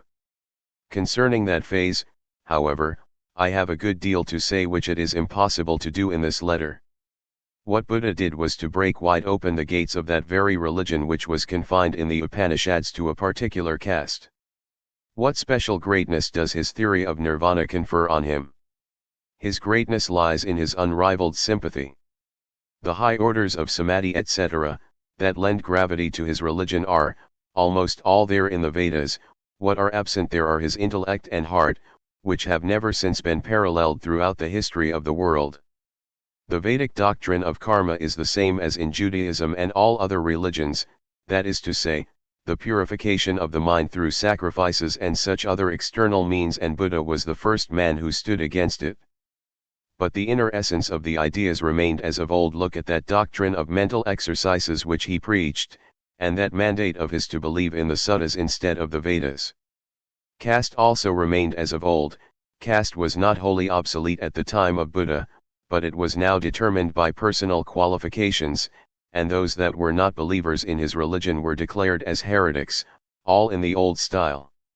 Heretic was a very ancient word with the Buddhists, but then they never had recourse to the sword, good souls, and had great toleration. Argument blew up the Vedas. But what is the proof of your religion? Well, put faith in it. The same procedure as in all religions. It was however an imperative necessity of the times, and that was the reason of his having incarnated himself. His doctrine is like that of Kapila. But that of Shankara, how far more grand and rational. Buddha and Kapila are always saying the world is full of grief and nothing but that flee from it. For your life, do. Is happiness altogether absent here? It is a statement of the nature of what the Brahmos say: the world is full of happiness. There is grief, forsooth, but what can be done? Perchance some will suggest that grief itself will appear as happiness when you become used to it by constant suffering. Shankara does not take this line of argument. He says, this world is and is not manifold yet one. I shall unravel its mystery. I shall know whether grief be there, or anything else. I do not flee from it as from a bugbear. I will know all about it as to the infinite pain that attends its search. Well, I am embracing it in its fullest measure.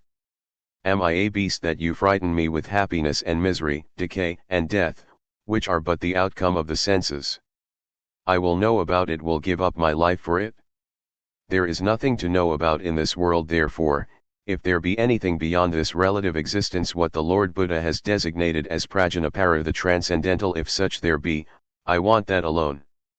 Whether happiness attends it or grief, I do not care. What a lofty idea! How grand! The religion of Buddha has reared itself on the Upanishads, and upon that also the philosophy of Shankara. Only, Shankara had not the slightest bit of Buddha's wonderful heart, dry intellect merely. For fear of the Tantras, for fear of the mob, in his attempt to cure a boil, he amputated the very arm itself. One has to write a big volume if one has to write about them at all, but I have neither the learning nor the leisure for it. The Lord Buddha is my Ishta, my God. He preached no theory about Godhead, he was himself God. I fully believe it. But no one has the power to put a limit to God's infinite glory. No, not even God himself has the power to make himself limited. The translation of the Gandhara Sutta that you have made from the Sutta Nipata, is excellent. In that book there is another sutta, the Dhunya Sutta, which has got a similar idea. There are many passages in the Dhammapada too, with similar ideas. But that is at the last stage, when one has got perfectly satisfied with knowledge and realization, is the same under all circumstances, and has gained mastery over his senses. Gita 6. 8. He who has not the least regard for his body as something to be taken care of, it is he who may roam about at pleasure like the mad elephant, caring for naught. Whereas a puny creature like myself should practice devotion, sitting at one spot, till he attains realization, and then only should he behave like that, but it is a far off question, very far indeed.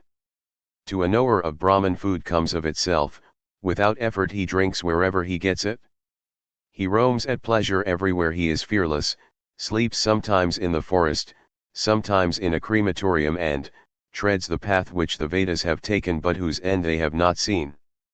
His body is like the sky, and he is guided, like a child, by others' wishes. He is sometimes naked, sometimes in gorgeous clothes, and at times has only jnana as his clothing. He behaves sometimes like a child, sometimes like a madman, and at other times again like a ghoul, indifferent to cleanliness. I pray to the holy feet of our Guru that you may have that state, and you may wander like the rhinoceros. Yours, etc. Vivekananda. Translated from Bengali. Salutation to Bhagwan Ramakrishna. The Baranago Ramath. November 19, 1888. Respected Sir, I have received the 2 books sent by you and am filled with joy to read your wonderfully affectionate letter which betokens your broad, generous heart. No doubt, it is due to good merit of my previous births that you show, Sir, so much kindness to a mendicant like me who lives on begging. By sending your gift of the Vedanta, you have laid under lifelong obligation not only myself but the whole group of Sri Ramakrishna's sannyasins. They all bow down to you in respect. It is not for my own sake alone that I asked of you the copy of Panini's grammar. A good deal of study, in fact, is given to Sanskrit scriptures in this math. The Vedas may well be said to have fallen quite out of vogue in Bengal. Many here in this math are conversant with Sanskrit, and they have a mind to master the Samhita portions of the Vedas. They are of opinion that what has to be done must be done to a finish. So, believing that a full measure of proficiency in the Vedic language is impossible without first mastering Panini's grammar, which is the best available for the purpose, a copy of the latter was felt to be a necessity. The grammatical work Mugdhabadha, which we studied in our boyhood, is superior in many respects to Laghu Kaumudi.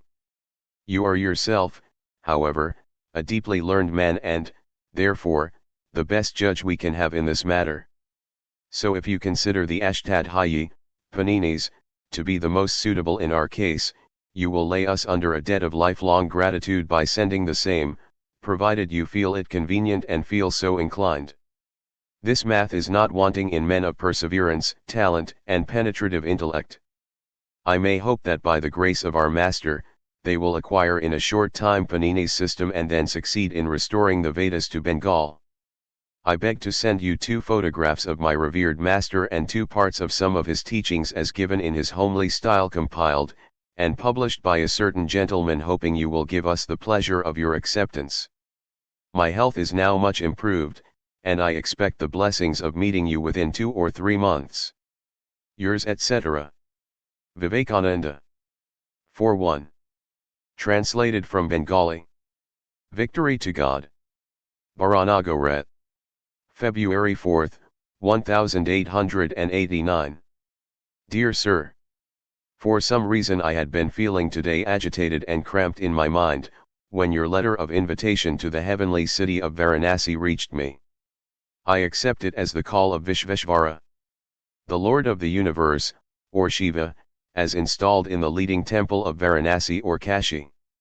I am going now on a pilgrimage to the place of my master's nativity, and after a sojourn of a few days there, I shall present myself to you.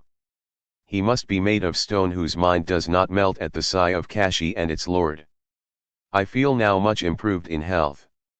My regards to Jnanananda. I am coming as soon as I can. It all depends ultimately on Vishvara's will. More when we meet. Yours etc. Vivekananda. V. And per asterisk. February 7, 1889. Dear M. Thanks 100,000 times, Master. You have hit Raman Krishna in the right point.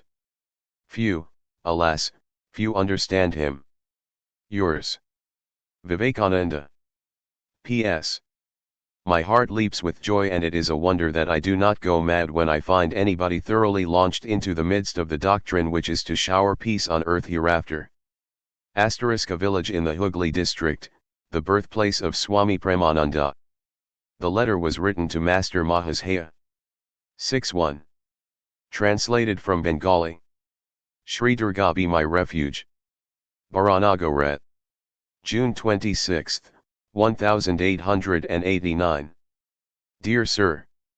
For sundry reasons I have been unable to write to you for long, for which please excuse me. I have now obtained news of Gangadhar. He met one of my brother disciples, and both are now staying in the Uttarakhand, the sacred Himalayas. 4 of us from here are in the Himalayas now, and with Gangadhar they are 5. One brother disciple named Shivananda came across Gangadhar at Srinagar on the way to Holy Kedarnath, and Gangadhar has sent 2 letters here. During his first year in the Himalayas, he could not secure permission to enter Tibet, but he got it the next year. The Lamas love him much, and he had picked up the Tibetan language. He says the Lamas form 90% of the population, but they mostly practice tantrika forms of worship. The country is intensely cold. Eatables there are scarcely any, only dried meat, and Gangadhar had to travel and live on that food. My health is passable, but the state of mind is terrible. Yours etc. Vivekananda. 7.1. Translated from Bengali. Victory to God. Bagh Bazaar, Calcutta. July 4, 1889. Dear Sir. It pleased me highly to know all the news in your letter yesterday. You have asked me to request Gangadhar to write to you, but I see no chance thereof, for though they are sending us letters, they do not stop anywhere for more than 2 or 3 days, and therefore do not receive any of ours. Some relative of my former life, the life he has renounced, has purchased a bungalow at Simultala, near Badrinath. The place being credited with a healthy climate, I stayed there for some time. But the summer heat growing excessive, I had an attack of acute diarrhea, and I have just fled away from the place. Words fail to describe how strong is the desire in my mind to go to Varanasi and have my soul blessed by meeting you and sojourning with you in good converse, but everything rests on his will. I wonder what linking of heart existed between us, sir, from some previous incarnation that, receiving as I do the love and affection of not a few men of wealth and position in the city of Calcutta, I am apt to feel so much bored by their society, while only through one day's interview my heart felt charmed enough to accept you as a near relative and friend in spiritual life. One reason is that you are a favored servant of God.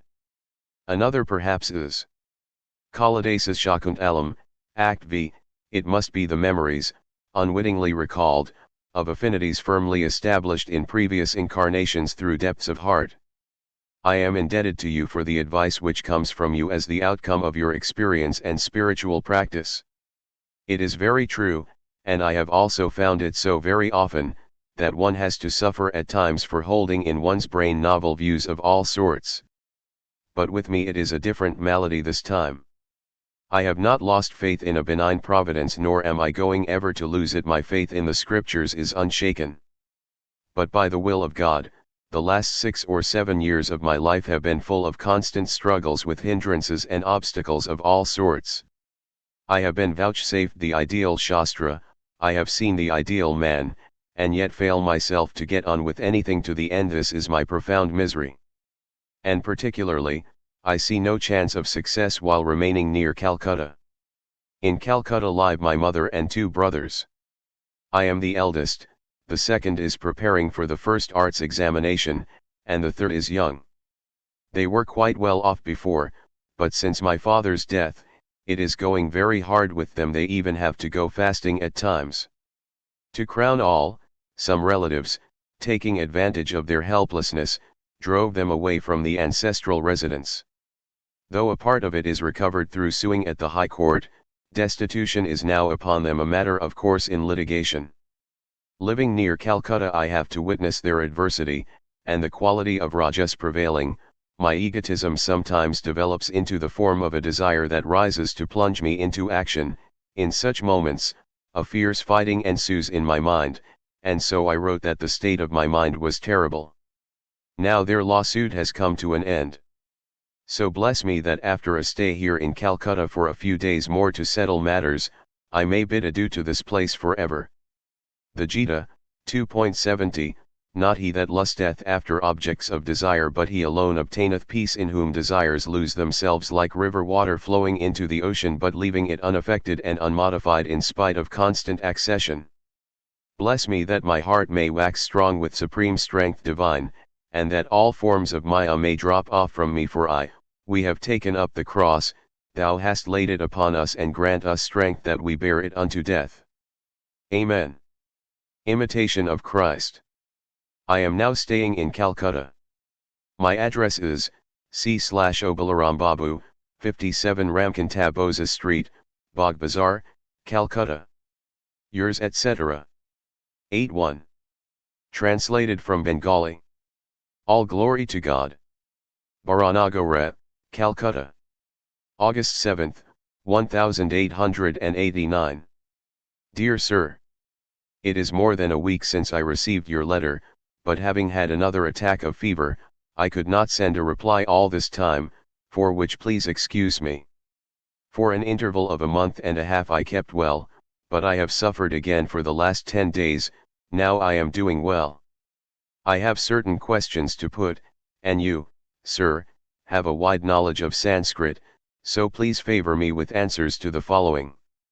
1. Does any narrative occur about Satyakama, son of Jabala, and about Janashruti, anywhere else in the Vedas excepting the Upanishads? 2. In most cases where Shankaracharya quotes Smriti in his commentary on the Vedanta Sutras, he cites the authority of the Mahabharata. But seeing that we find clear proofs about caste being based on qualification both in the Bhishmaparva of the Mahabharata and in the stories there of the Ajagara and of Uma and Maheshvara, has he made any mention in his writings of this fact?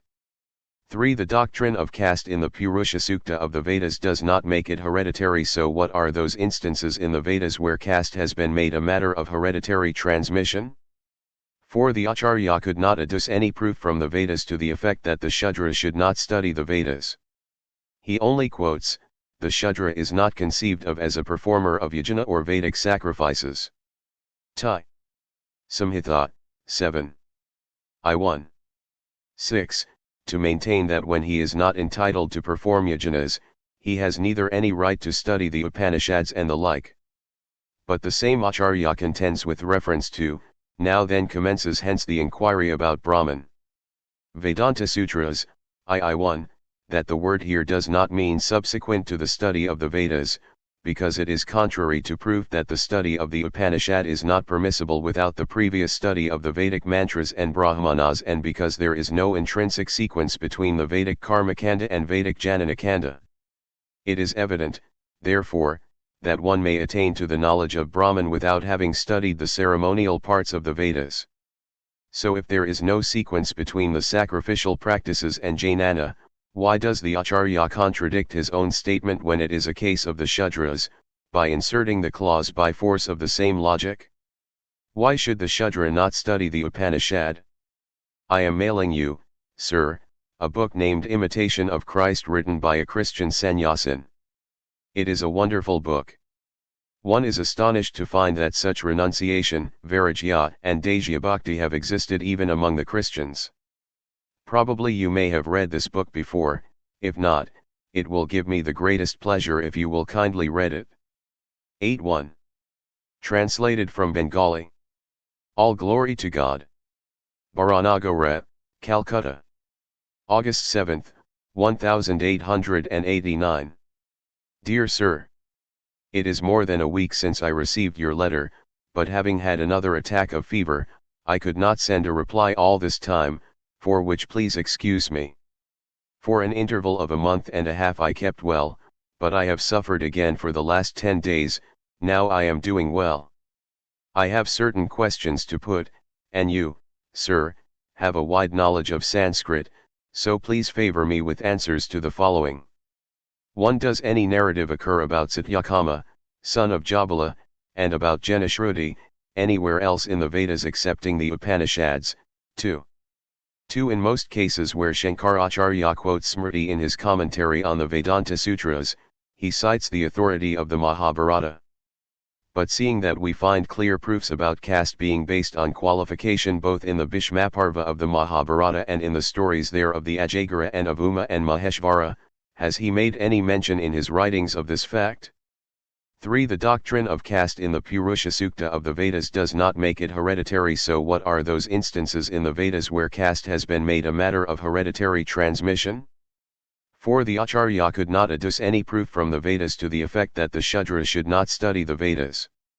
He only quotes, the Shudra is not conceived of as a performer of yajna or Vedic sacrifices.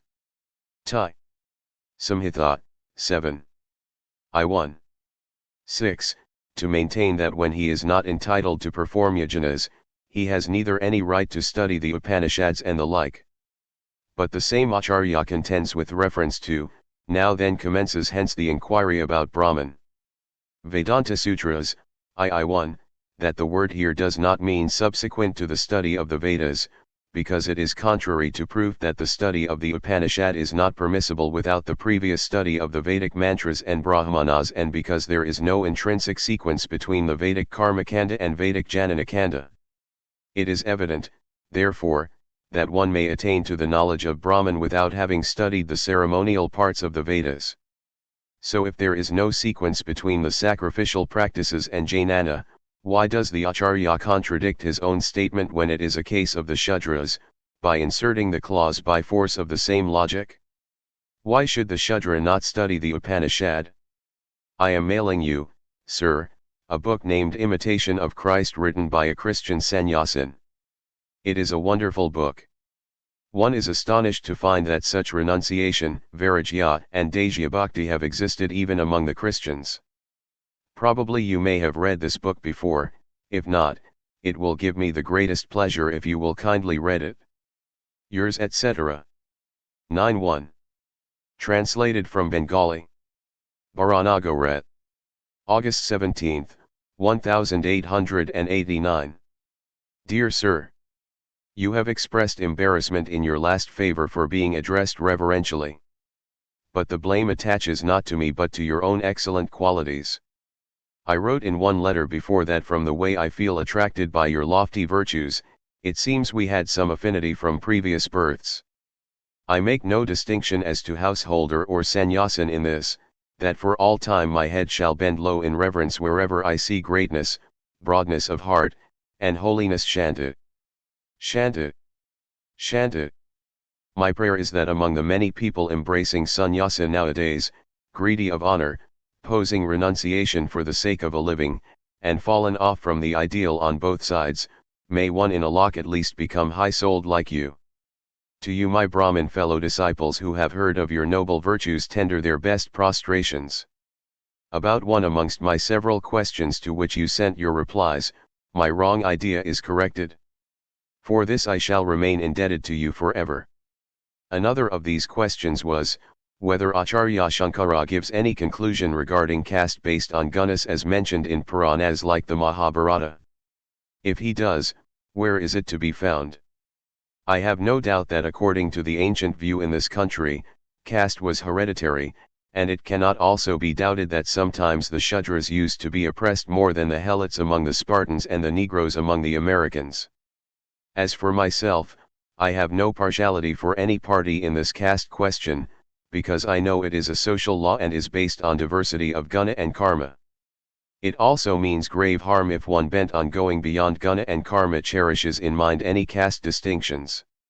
In these matters, I have got some settled ideas through the grace of my guru, but, if I come to know of your views, I may just confirm some points or rectify others in them.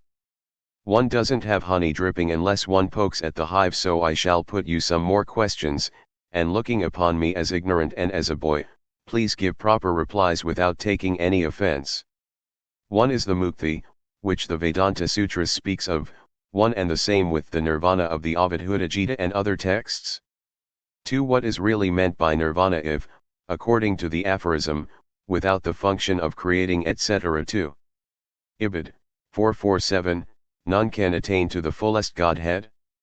3. Chaitanyadeva is said to have told Sarvabhauma at Puri, I understand the sutras, aphorisms, of Vyasa, they are dualistic, but the commentator makes them, monistic, which I don't understand.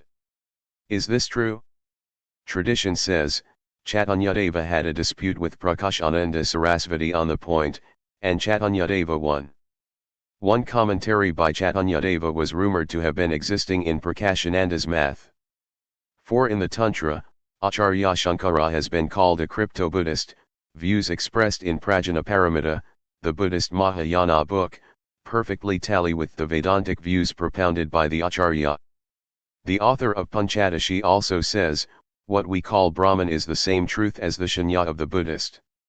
What does all this mean? 5. Why has no foundation for the authority of the Vedas been adduced in the Vedanta Sutras? First, it has been said that the Vedas are the authority for the existence of God, and then it has been argued that the authority for the Vedas is the text, it is the breath of God. Now, is this statement not vitiated by what in Western logic is called an argument in a circle? 6. The Vedanta requires of us faith, for conclusiveness cannot be reached by mere argumentation. Then why has the slightest flaw, detected in the position of the schools of Sankhya and Nyaya, been overwhelmed with a fusillade of dialectics? In whom, moreover, are we to put our faith? Everybody seems to be mad over establishing his own view. If, according to Vyasa, even the great Muni Kapila, the greatest among perfected souls 3 is himself deeply involved in error, then who would say that Vyasa may not be so involved in a greater measure? Did Kapila fail to understand the Vedas? 7. According to the Nyaya, Shabda, or Veda, the criterion of truth, is the word of those who have realized the highest, so the rishis as such are omniscient. Then how are they proved, according to the Surya Siddhanta, to be ignorant of such simple astronomical truths? How can we accept their intelligence as the refuge to ferry us across the ocean of transmigratory existence, seeing that they speak of the earth as triangular, of the serpent Vasuki as the support of the earth, and so on? 8. If in his acts of creation God is dependent on good and evil karmas, then what does it avail us to worship him? There is a fine song of Nareshchandra, where occurs the following, if what lies in one's destiny is to happen anyhow, O mother, then what good all this invoking by the holy name of Durga? 9. True, it is improper to hold many texts on the same subject to be contradicted by one or two. But why then are the long-continued customs of Madhyaparka 4 and the like repealed by one or two such texts as, the horse sacrifice, the cow sacrifice, sannyasa, meat offerings in Shraddha, etc.? If the Vedas are eternal, then what are the meaning and justification of such specifications as this rule of Dharma is for the age of Dvapara, this for the age of Kali, and so forth? 10. The same God who gives out the Vedas becomes Buddha again to annul them. Which of these dispensations is to be obeyed? Which of these remains authoritative, the earlier or the later one? 11. The Tantra says, in the Kali Yuga the Veda mantras are futile. So which behest of God, the Shiva, is to be followed? 12. Vyasa makes out in the Vedanta Sutras that it is wrong to worship the tetrad of divine manifestation, Vasudev, Sankarsana, etc., and again that very Vyasa expatiates on the great merits of that worship in the Bhagavata. Is this Vyasa a madman? I have many doubts besides these, and, hoping to have them dispelled from my mind through your kindness, I shall lay them before you in future. Such questions cannot be all set forth except in a personal interview, neither can as much satisfaction be obtained as one expects to. So I have a mind to lay before you all these facts when presenting myself to you, which I expect will be very soon, by the grace of the Guru. I have heard it said that without inner progress in the practice of religion, no true conclusion can be reached concerning these matters, simply by means of reasoning, but satisfaction, at least to some extent, seems to be necessary at the outset. Yours etc. Vivekananda. X1. Translated from Bengali. Bagh Bazaar, Calcutta. 2nd September, 1889. Dear Sir. Some days ago I received your two kind letters. I am very much pleased to find in you a wonderful harmony of Jnana and Bhakti. Your advice to me to give up arguing and disputing is very true indeed, and that is really the goal of life for the individual. Sundered are the knots of the heart, torn off are all his doubts, and the seeds of his karma wear off, when the sight of the Transcendent One is gained. Mundakanapanishad, 2:2. 8. But then, as my master used to say, when a pitcher is being filled, by immersion, it gurgles, but when full, it is noiseless. Know my condition to be the same. Within 2 or 3 weeks perhaps, I shall be able to meet you. May God fulfill that wish. Yours etc. Vivekananda. I. Translated from Bengali. From the Diary of a Disciple. The disciple is Sharat Chandra Chakravarti, who published his records in a Bengali book, Swami Shishya Samveda, in 2 parts. The present series of conversations and dialogues is a revised translation from this book. 5 dialogues of the series have already appeared in the Complete Works, Volume V. Place, Calcutta, the house of the late Baba Priyanath Mukhopadhyaya, Bagh Bazaar. Year, 1897. It is 3 or 4 days since Swamiji has set his foot in Calcutta, on February 20, 1897, after his first return from the West. The joy of the devotees of Sri Ramakrishna knows no bounds at enjoying his holy presence after a long time. And the well-to-do among them are considering themselves blessed to cordially invite Swamiji to their own houses. This afternoon Swamiji had an invitation to the house of Srijat Priyanath Mukhopadhyaya, a devotee of Sri Ramakrishna, at Rajvallabhidpara in Bagh Bazaar. Receiving this news, many devotees assembled today in his house.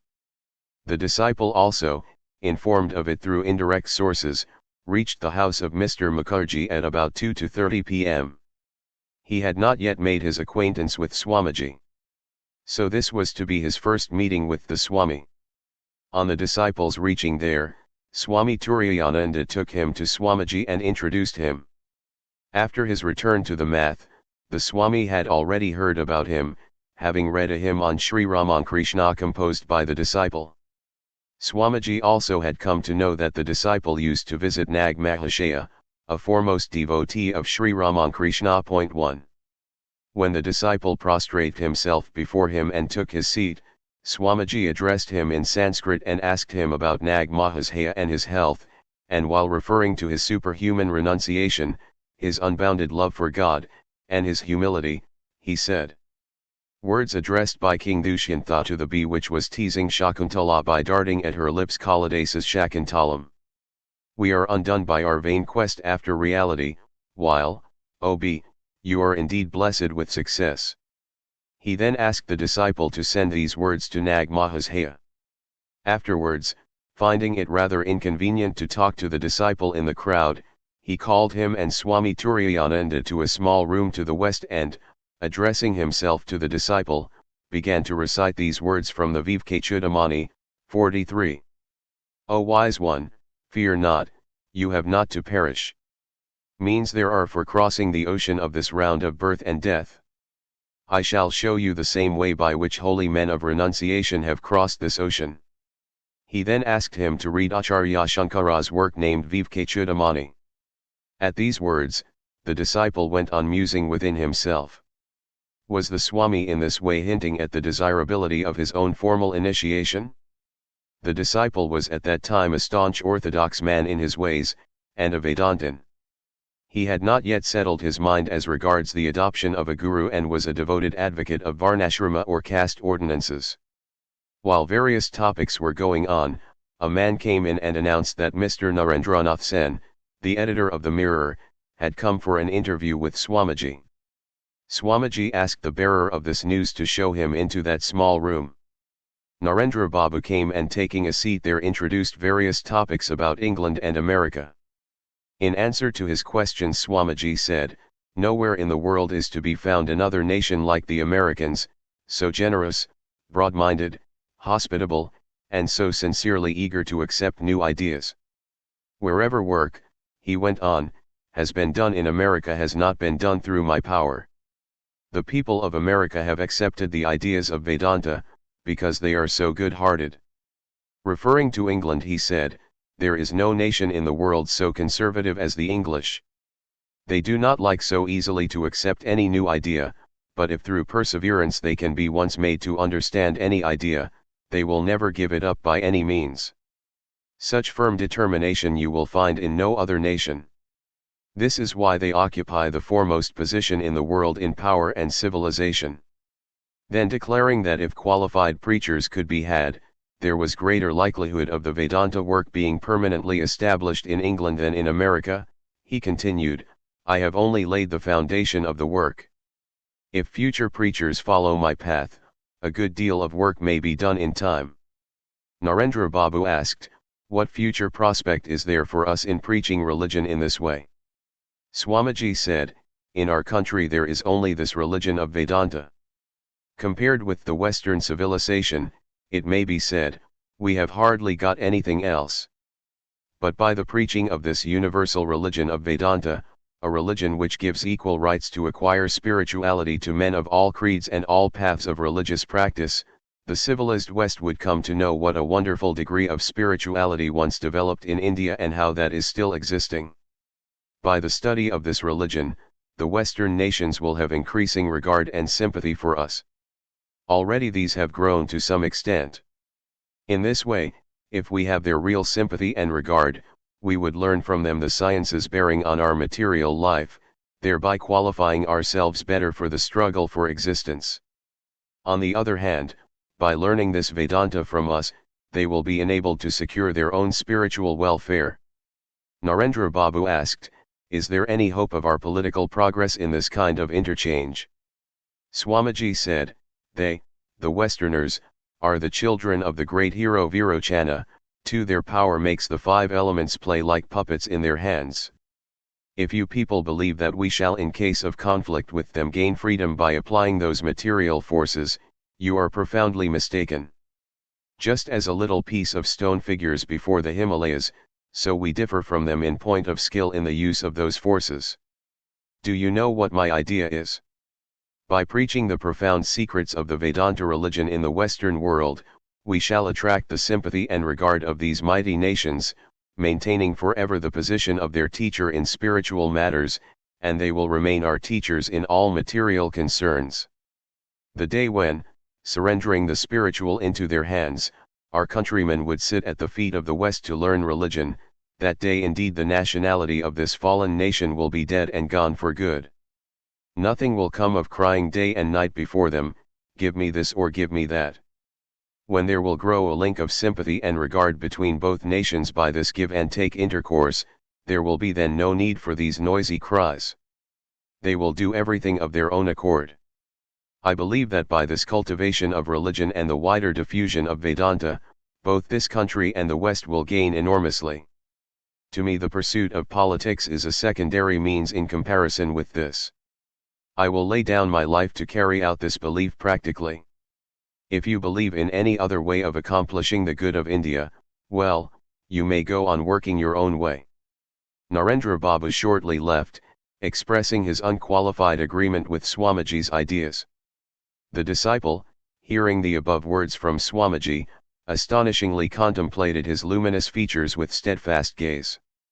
When Narendra Babu had departed, an enthusiastic preacher belonging to the Society for the Protection of Cows came for an interview with Swamiji. He was dressed almost like a sannyasin, if not fully so with a Jarua turban on the head. He was evidently an up-country Indian. At the announcement of this preacher of cow protection, Swamiji came out to the parlor room. The preacher saluted Swamiji and presented him with a picture of the mother cow.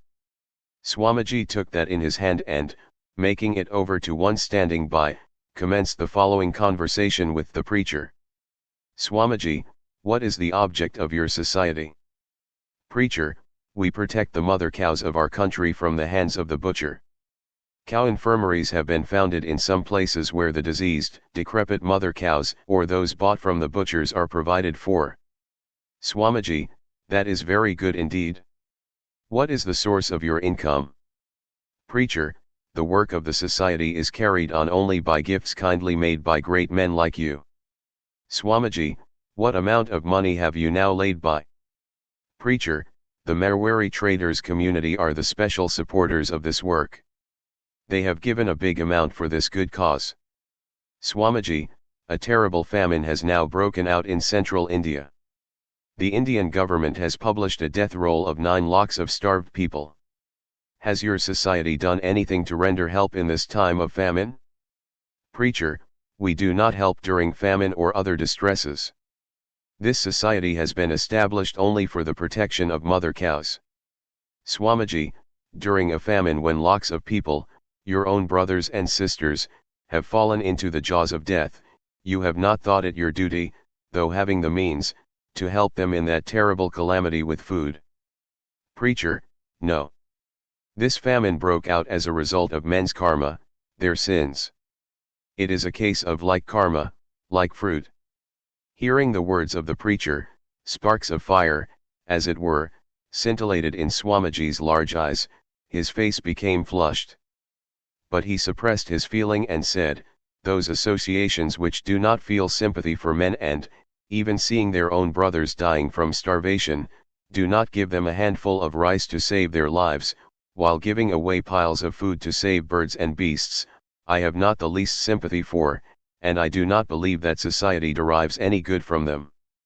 If you make a plea of karma by saying that men die through their karma, then it becomes a settled fact that it is useless to try or struggle for anything in this world, and your work for the protection of animals is no exception. With regard to your cause also, it can be said the mother cows through their own karma fall into the hands of the butchers and die, and we need not do anything in the matter. The preacher was a little abashed and said, yes, what you say is true, but the Shastras say that the cow is our mother. Swamiji smilingly said, yes, that the cow is our mother, I understand, who else could give birth to such accomplished children? The up-country preacher did not speak further on the subject, perhaps he could not understand the point of Swamiji's poignant ridicule. He told Swamiji that he was begging something of him for the objects of the society. Swamiji, I am a sannyasin, a fakir. Where shall I find money enough to help you? But if ever I get money in my possession, I shall first spend that in the service of man. Man is first to be saved, he must be given food, education, and spirituality. If any money is left after doing all these, then only something would be given to your society. At these words, the preacher went away after saluting Swamiji. Then Swamiji began to speak to us, what words, these, forsooth? Says he that men are dying by reason of their karma, so what avails doing any kindness to them? This is decisive proof that the country has gone to rack and ruin. Do you see how much abused the karma theory of your Hinduism has been? Those who are men and yet have no feeling in the heart for man, well, are such to be counted as men at all. While speaking these words, Swamiji's whole body seemed to shiver in anguish and grief. Then, while smoking, Swamiji said to the disciple, well, see me again. Disciple, where will you be staying, sir? Perhaps you might put up in some rich man's house. Will he allow me there? Swamiji, at present, I shall be living either at the Alam Bazar Math or at the garden house of Gopal Lal Seal at Kasipur. You may come to either place. Disciple, sir, I very much wish to speak with you in solitude. Swamiji, all right. Come one night. We shall speak plenty of Vedanta. Disciple, sir, I have heard that some Europeans and Americans have come with you. Will they not get offended at my dress or my talk?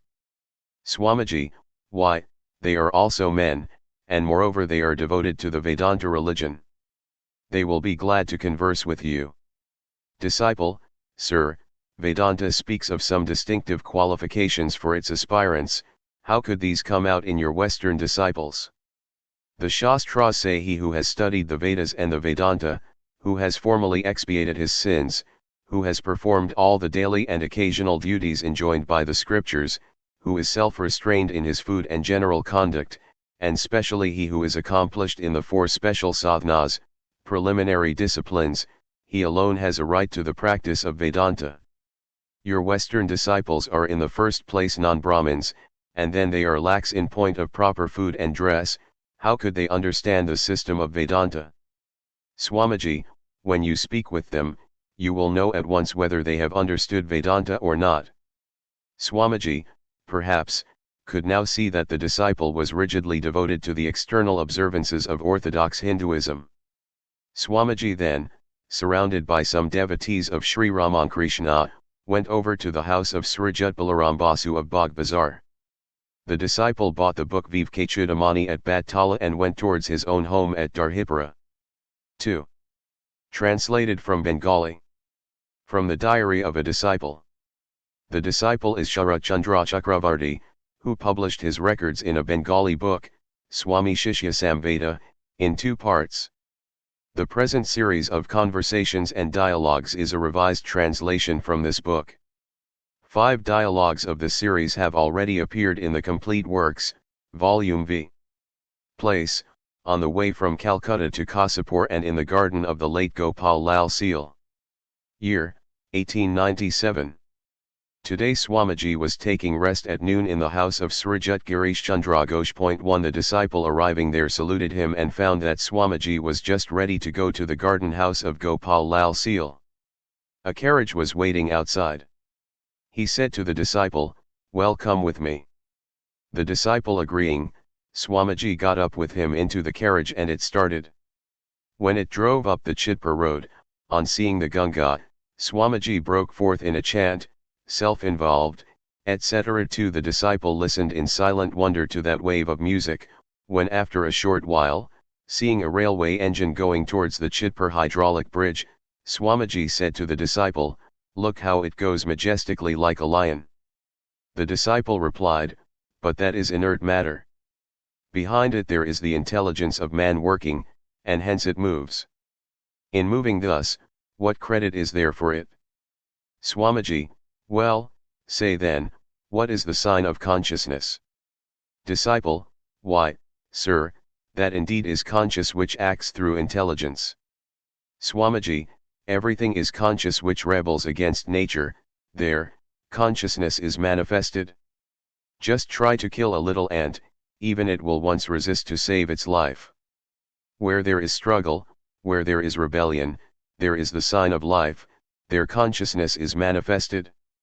Disciple, "Sir, can that test be applied also in the case of men and of nations?" Swamiji, "Just read the history of the world and see whether it applies or not. You will find that excepting yours, it holds good in the case of all other nations.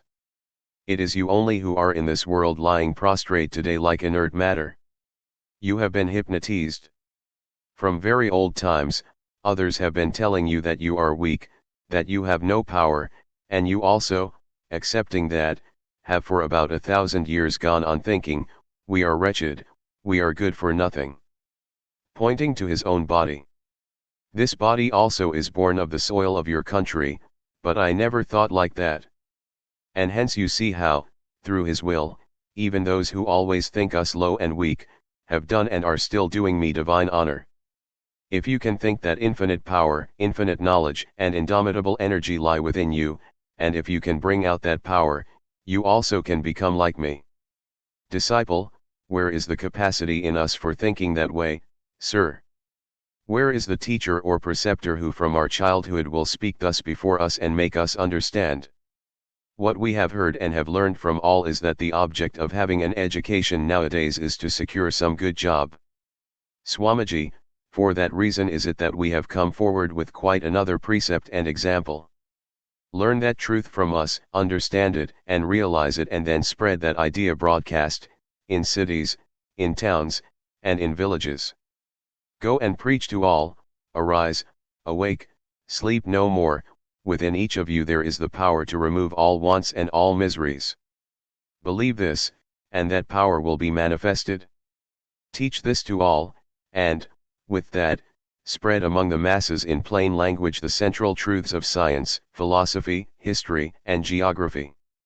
I have a plan to open a center with the unmarried youths. First of all I shall teach them, and then carry on the work through them. Disciple, but that requires a good deal of money. Where will you get this money? Swamiji, what do you talk? Isn't it man that makes monies? Where did you ever hear of money making man? If you can make your thoughts and words perfectly at one, if you can, I say, make yourself one in speech and action, money will pour in at your feet of itself, like water. Disciple, well, sir, I take it for granted that money will come, and you will begin that good work. But what will that matter? Before this, also, many great men carried out many good deeds. But where are they now? To be sure, the same fate awaits the work which you are going to start. Then what is the good of such an endeavor? Swamiji, he who always speculates as to what awaits him in future, accomplishes nothing whatsoever. What you have understood as true and good, just do that at once. What's the good of calculating what may or may not befall in future? The span of life is so short, and can anything be accomplished in it if you go on forecasting and computing results? God is the only dispenser of results, leave it to him to do all that. What have you got to do with on working? While he was thus going on, the cab reached the garden house. Many people from Calcutta came to the garden that day to see Swamiji. Swamiji got down from the carriage, took his seat in the room, and began conversation with them all. Mr. Goodwin, a Western disciple of Swamiji, was standing nearby, like the embodiment of service, as it were. The disciple had already made his acquaintance, so he came to Mr. Goodwin, and both engaged in a variety of talk about Swamiji. In the evening Swamiji called the disciple and asked him, "Have you got the Katha Upanishad by heart?" Disciple, "No, sir, I have only read it with Shankara's commentary." Swamiji, "Among the Upanishads, one finds no other book so beautiful as this. I wish you would all get it by heart. What will it do only to read it? Rather try to bring into your life the faith, the courage, the discrimination, and the renunciation of Nachiketa. Disciple, give your blessings, please, that I may realize these." Swamiji, "You have heard of Sri Ramakrishna's words, haven't you? He used to say, the breeze of mercy is already blowing, do you only hoist the sail? Can anybody, my boy, thrust realization upon another? One's destiny is in one's own hands. The Guru only makes this much understood. Through the power of the seed itself the tree grows, the air and water are only aids. Disciple, there is, sir, the necessity also of extraneous help." Swamiji, "Yes, there is. But you should know that if there be no substance within, no amount of outside help will avail anything. Yet there comes a time for everyone to realize the self. For everyone is Brahman. The distinction of higher and lower is only in the degree of manifestation of that Brahman. In time, everyone will have perfect manifestation. Hence the Shastras say, in time, that is realized in oneself. Disciples, when, alas, will that happen, sir? From the Shastras we hear how many births we have had to pass in ignorance. Swamiji, what's the fear? When you have come here this time, the goal shall be attained in this life. Liberation or samadhi, all this consists in simply doing away with the obstacles to the manifestation of Brahman. Otherwise the self is always shining forth like the sun. The cloud of ignorance has only veiled it. Remove the cloud and the sun will manifest. Then you get into the state of, the knot of the heart is broken, etc. The various paths that you find, all advise you to remove the obstacles on the way. The way by which one realizes the self, is the way which he preached to all. But the goal of all is the knowledge of the self, the realization of this self. To it all men, all beings have equal right. This is the view acceptable to all. Disciple, sir, when I read or hear these words of the Shastras, the thought that the self has not yet been realized makes the heart very disconsolate. Swamiji, this is what is called longing. The more it grows, the more will the cloud of obstacles be dispelled, and stronger will faith be established. Gradually the self will be realized like a fruit on the palm of one's hand. This realization alone is the soul of religion. Everyone can go on abiding by some observances and formalities. Everyone can fulfill certain injunctions and prohibitions, but how few have this longing for realization. This intense longing, becoming mad after realizing God or getting the knowledge of the self, is real spirituality. The irresistible madness which the gopis had for the Lord, Sri Krishna, it is intense longing like that which is necessary for the realization of the self. Even in the gopis' mind there was a slight distinction of man and woman. But in real self-knowledge, there is not the slightest distinction of sex. While speaking thus, Swamiji introduced the subject of Gita Govindam, of Jayadeva, and continued saying, Jayadeva was the last poet in Sanskrit literature, though he often cared more for the jingling of words than for depth of sentiment. But just see how the poet has shown the culmination of love and longing in the shloka etc. 3. Such love indeed is necessary for self-realization. There must be fretting and pining within the heart. Now from his playful life at Vrindavan come to the Krishna of Kurukshetra, and see how that also is fascinating, how, amidst all that horrible din and uproar of fighting, Krishna remains calm, balanced, and peaceful. On the very battlefield, he is speaking the Gita to Arjuna and getting him on to fight, which is the dharma of a Kshatriya. Himself an agent to bring about this terrible warfare, Sri Krishna remains unattached to action. He did not take up arms. To whichsoever phase of it you look, you will find the character of Sri Krishna perfect. As if he was the embodiment of knowledge, work, devotion, power of concentration, and everything. In the present age, this aspect of Sri Krishna should be specially studied. Only contemplating the Krishna of Vrindavan with his flute won't do nowadays. That will not bring salvation to humanity.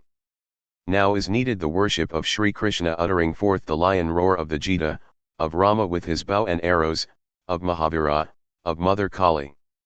Then only will the people grow strong by going to work with great energy and will.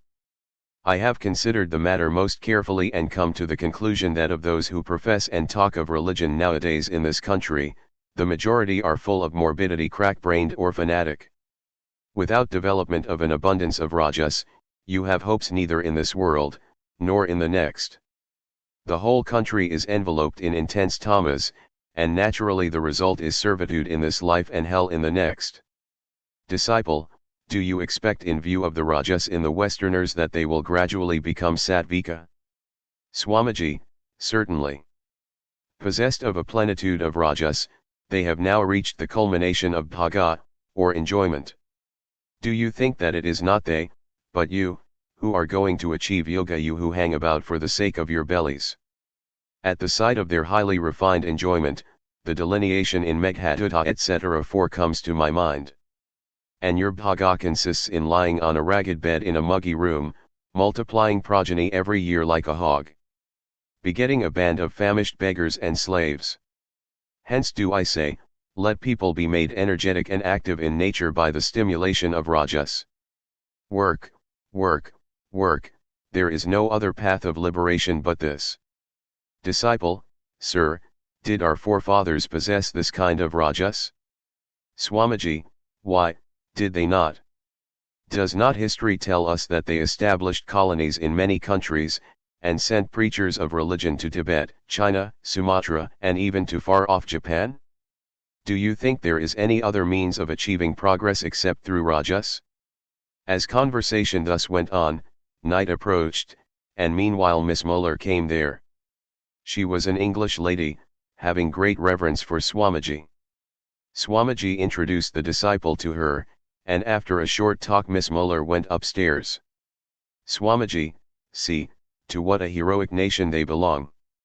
How far off is her home, and she is the daughter of a rich man, yet how long a way has she come, only with the hope of realizing the spiritual ideal.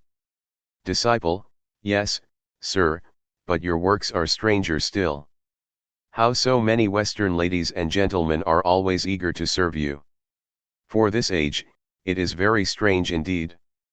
Swamiji, if this body lasts, you will see many more things. If I can get some young men of heart and energy, I shall revolutionize the whole country. There are a few in Madras.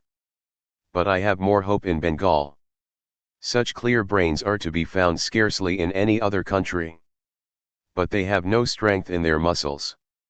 The brain and muscles must develop simultaneously. Iron nerves with an intelligent brain and the whole world is at your feet. Word was brought that supper was ready for Swamiji. He said to the disciple, "Come and have a look at my food." While going on with the supper, he said, "It is not good to take much fatty or oily substance. Roti is better than lychee. Lychee is the food of the sick. Take fish and meat and fresh vegetables, but sweets sparingly." While thus talking, he inquired, "Well, how many rotis have I taken? Am I to take more?" He did not remember how much he took and did not feel even it he yet had any appetite. The sense of body faded away so much while he was talking. He finished after taking a little more. The disciple also took leave and went back to Calcutta. Getting no cab for hire, he had to walk, and while walking, he thought over in his mind how soon again he could come the next day to see Swamiji. 3. Translated from Bengali. From the Diary of a Disciple. The disciple is Sharat Chandra Chakravarti, who published his records in a Bengali book, Swami Shishya Samveda, in 2 parts. The present series of conversations and dialogues is a revised translation from this book. 5 dialogues of the series have already appeared in the complete works, Volume V. Place, Kasipur, at the garden of the late Gopal Lal Seal. Year, 1897.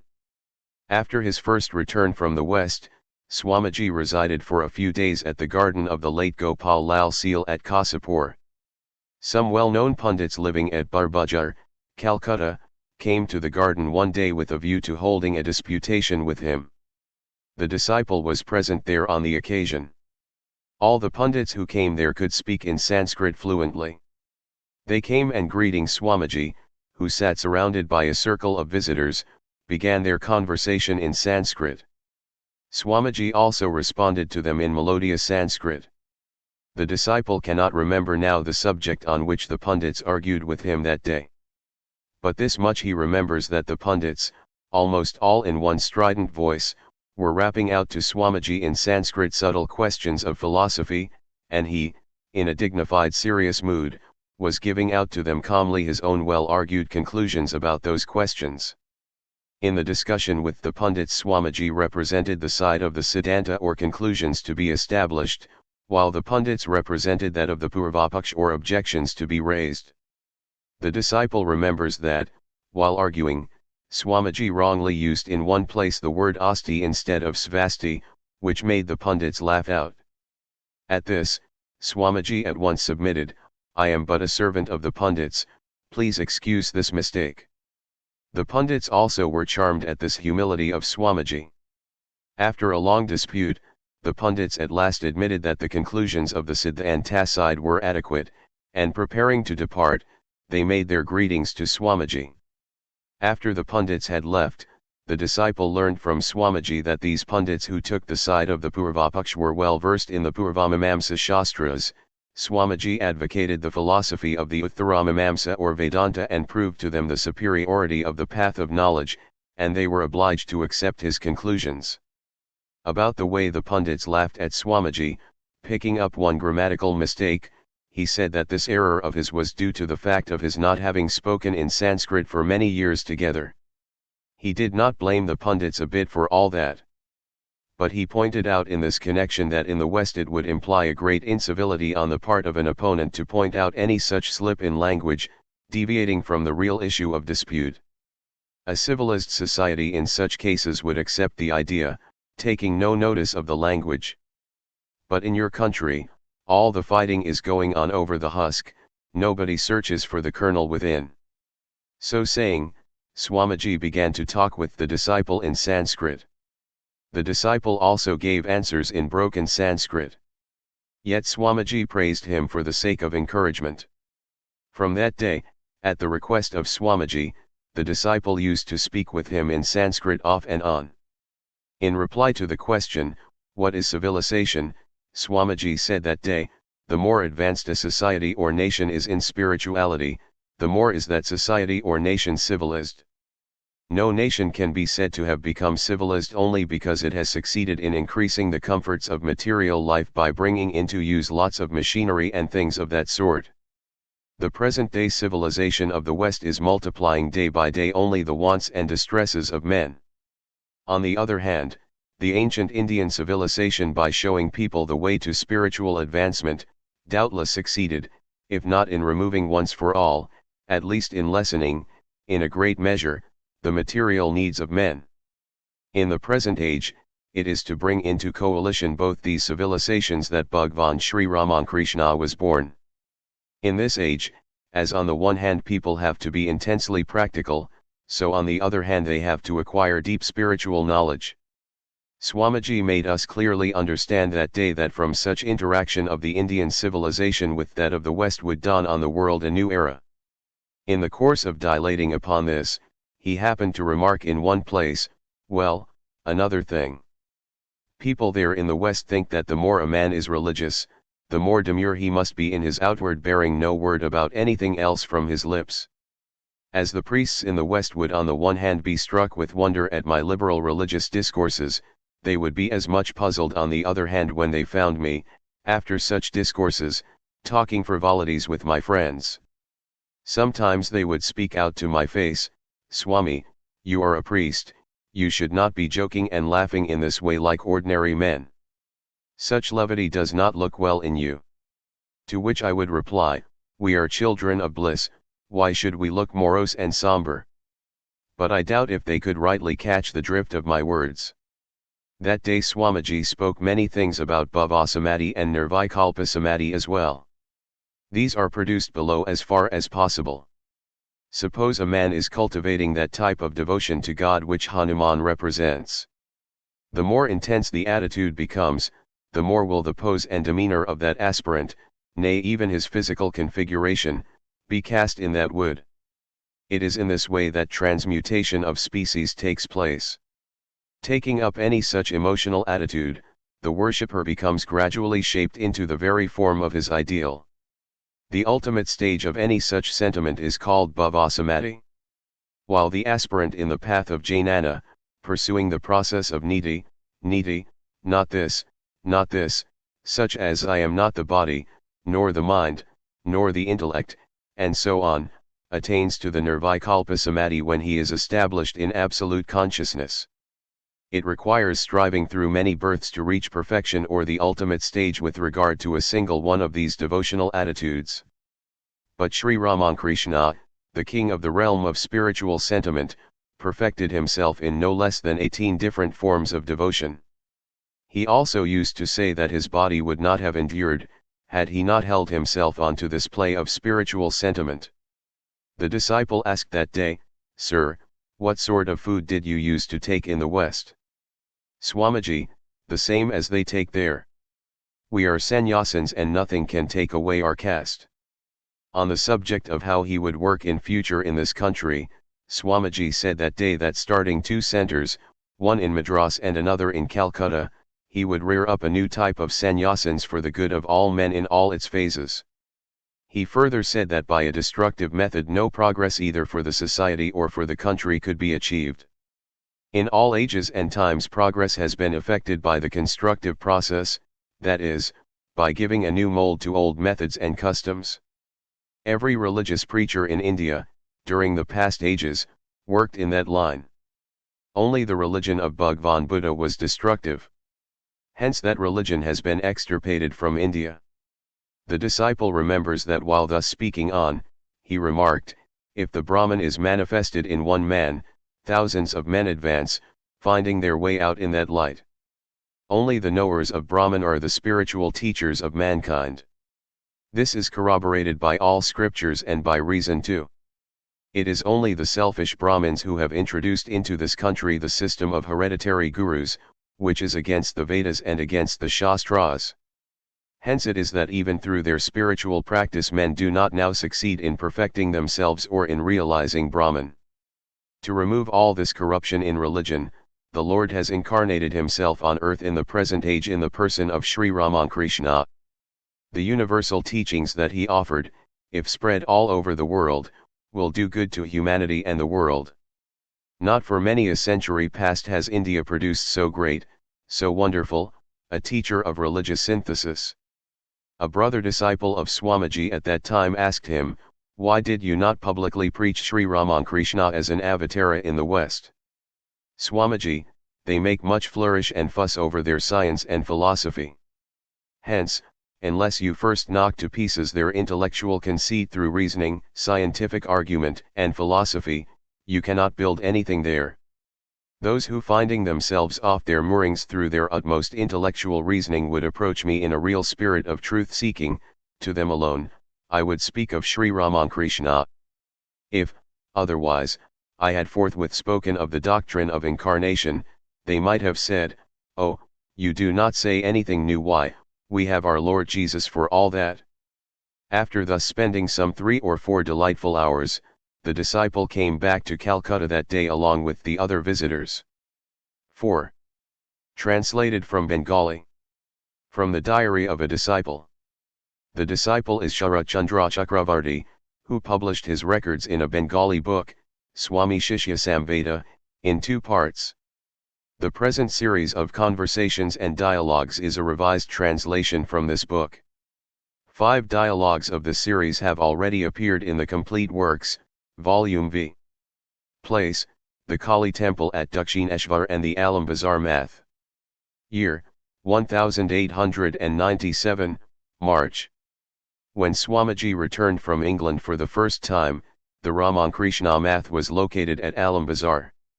The birthday anniversary of Bhagwan Sri Ramakrishna was being celebrated this year at the Kali Temple of Rani Rasmani at Dakshineshwar.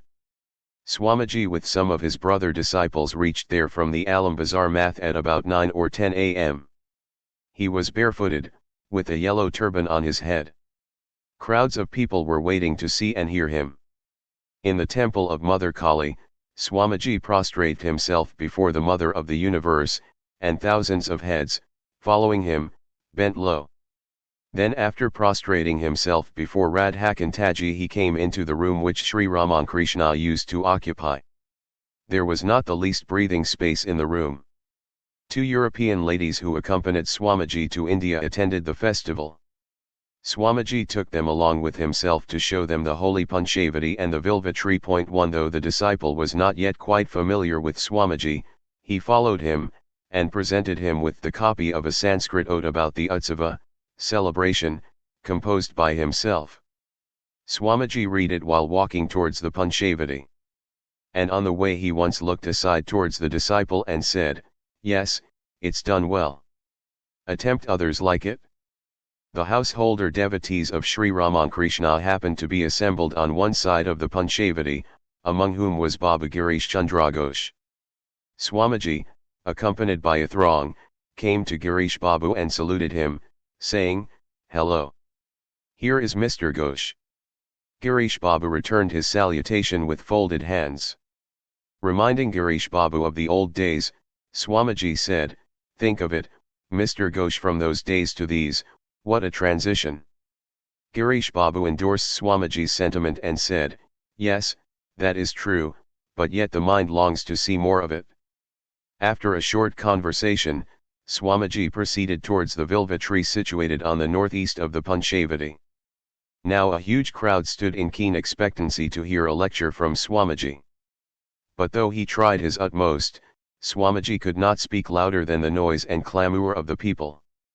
Hence he had to give up attempting a lecture and left with the 2 European ladies to show them sites connected with Sri Ramakrishna's spiritual practices and introduce them to particular devotees and followers of the Master. After 3 p.m. Swamiji said to the disciple, Fetch me a cab, please, I must go to the math now. The disciple brought one accordingly. Swamiji himself sat on one side and asked Swami Niranjanananda and the disciple to sit on the other, and they drove towards the Alam Bazar math. On the way, Swamiji said to the disciple, "It won't do to live on abstract ideas merely. These festivals and the like are also necessary, for then only, these ideas will spread gradually among the masses. You see, the Hindus have got their festivals throughout the year, and the secret of it is to infuse the great ideals of religion gradually into the minds of the people. It has also its drawback, though. For people in general miss their inner significance and become so much engrossed in externals that no sooner are these festivities over than they become their old selves again. Hence it is true that all these form the outer covering of religion, which in a way hide real spirituality and self-knowledge. But there are those who cannot at all understand in the abstract what religion is or what the self is, and they try to realize spirituality gradually through these festivals and ceremonies. Just take this festival celebrated today, those that attended it will at least once think of Sri Ramakrishna. The thought will occur to their mind as to who he was, in whose name such a great crowd assembled and why so many people came at all in his name. And those who will not feel that much even, will come once in a year to see all the devotional dancing and singing, or at least to partake of the sacred food offerings, and will also have a look at the devotees of Sri Ramakrishna. This will rather benefit them than do any harm. Disciple: But, sir, suppose somebody thinks these festivals and ceremonies to be the only thing essential, can he possibly advance any further? They will gradually come down to the level of commonplace observances, like the worship in our country of the goddesses, Shashthi, Mangalachandi, and the like. People are found to observe these rites till death, but where do we find even one among them rising through such observances to the knowledge of Brahman? Swamiji: Why? In India so many spiritual heroes were born, and did they not make them the means of scaling the heights of greatness? When by persevering in practice through these props they gained a vision of the self, they ceased to be keen on them. Yet, for the preservation of social balance even great men of the type of incarnations follow these observances. Disciple: Yes, they may observe these for appearance only.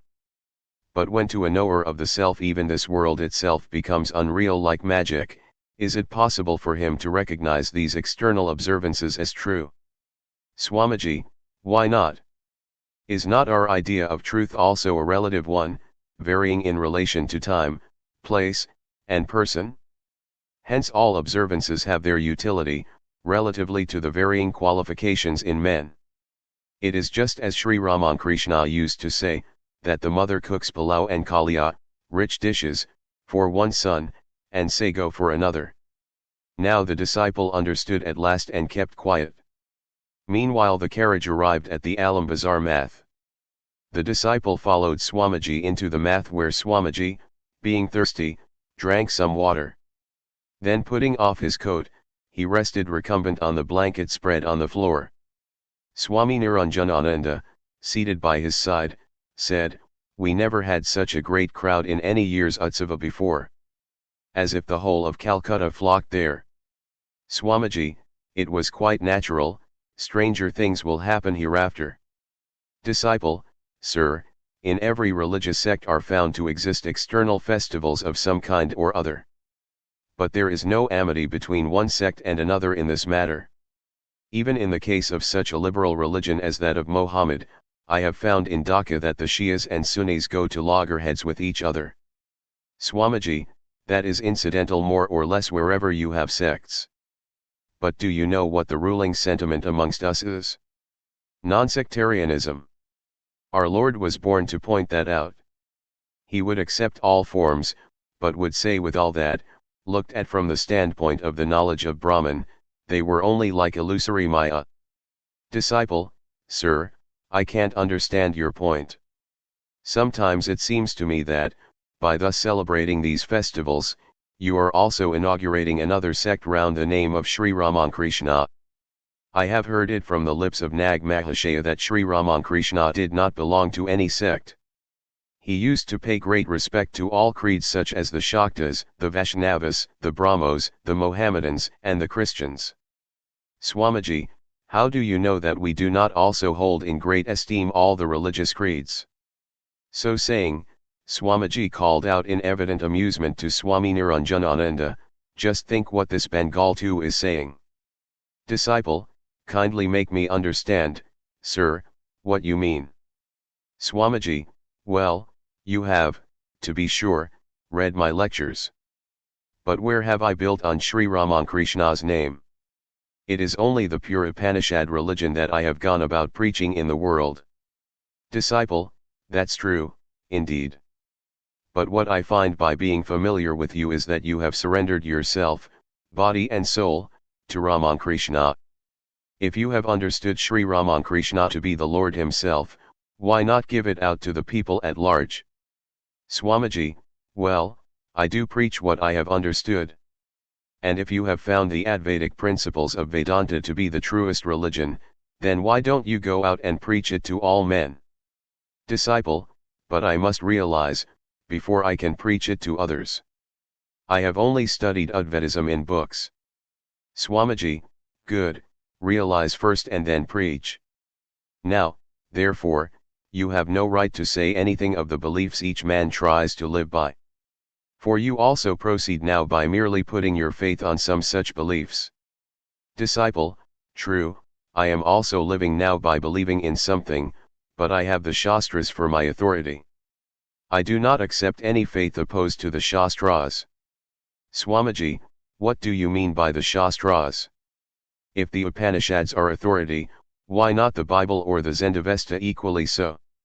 Disciple, granted these scriptures are also good authority, they are not, however, as old as the Vedas. And nowhere, moreover, is the theory of the Atman better established than in the Vedas. Swamiji, supposing I admit that contention of yours, what right have you to maintain that truth can be found nowhere except in the Vedas?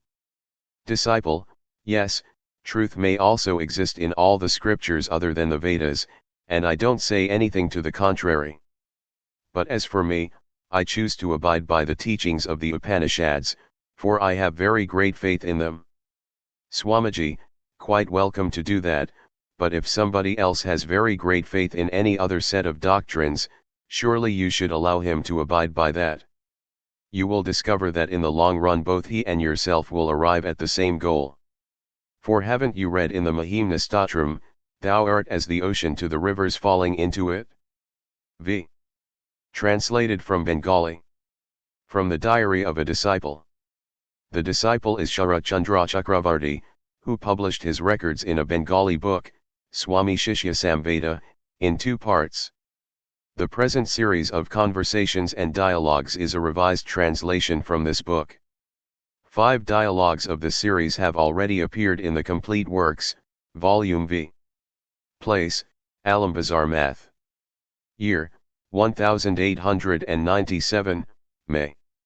It was the 19th Vaishakha, April-May, of the year 1303 BS. Swamiji had agreed to initiate the disciple today. So, early in the morning, he reached the Alambazar Math.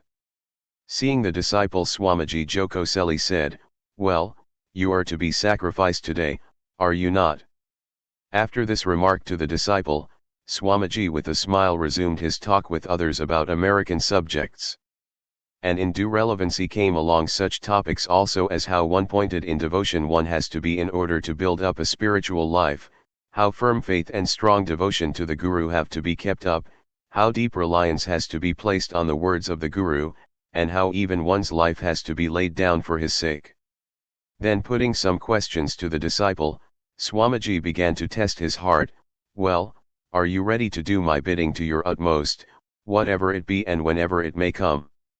If I ask you to plunge into the Ganga or to jump from the roof of a house, meaning it all for your good, could you do even that without any hesitation? Just think of it even now, otherwise don't rush forward on the spur of the moment to accept me as your Guru." And the disciple nodded assent to all questions of the kind.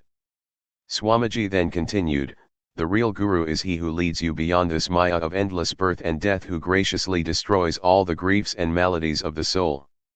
The disciple of old used to repair to the hermitage of the guru, fuel in hand, and the guru, after ascertaining his competence, would teach him the Vedas after initiation, fastening round his waist the threefold filament of munja, a kind of grass, as the emblem of his vow to keep his body, mind, and speech in control. With the help of this girdle, the disciples used to tie up their kopinas. Later on, the custom of wearing the sacred thread superseded this girdle of munja grass. Disciple, would you, then, say, sir, that the use of the holy thread we have adopted is not really a Vedic custom? Swamiji, nowhere is there mention of thread being so used in the Vedas. The modern author of Smritis, Raghunandana Bhattacharya, also puts it thus: at this stage one the sacrificial girdle should be put on. Neither in Gabhila's Grihaya Sutras do we find any mention of the girdle made of thread. In the Shastras, this first Vedic samskara, purification ceremony, before the Guru has been called the Upanayana, but see, to what a sad pass our country has been brought. Straying away from the true path of the Shastras, the country has been overwhelmed with usages and observances originating in particular localities, or popular opinion, or with the womenfolk. That's why I ask you to proceed along the path of the Shastras as in olden times. Have faith within yourselves and thereby bring it back into the country. Plant in your heart the faith of Nachiketa. Even go up to the world of Yama like him. Yes, if to know the secrets of the Atman, to liberate your soul, to reach the true solution of the mystery of birth and death, you have to go to the very jaws of death and realize the truth thereby, well, go there with an undaunted heart. It is fear alone that is death. You have to go beyond all fear. So from this day be fearless. Off at once, to lay down your life for your own liberation and for the good of others. What good is it carrying along a load of bones and flesh? Initiated into the mantra of extreme self-sacrifice for the sake of God, go, lay down for others this body of flesh and bones like the Muni Dadichi. Those alone, say the Shastras, are the real gurus, who have studied the Vedas and the Vedanta, who are knowers of the Brahman, who are able to lead others beyond to fearlessness. When such are at hand, get yourself initiated, no speculation in such a case. Do you know what has become of this principle now? Like the blind leading the blind. Asterisk asterisk asterisk. The initiation ceremony was duly gone through in the chapel. After this Swamiji spoke out, "Give me the Guru Dakshina too." The disciple replied, "Oh, what shall I give?" On this Swamiji suggested, "Well, fetch any fruit from the storeroom." So the disciple ran to the storeroom and came back into the chapel with 10 or 12 lychees. These Swamiji took from his hand and ate them one by one, saying, "Now, your Guru Dakshina is made." A member of the Math, Brahmachari, now Swami, Shuddhananda, also had his initiation from Swamiji on this occasion.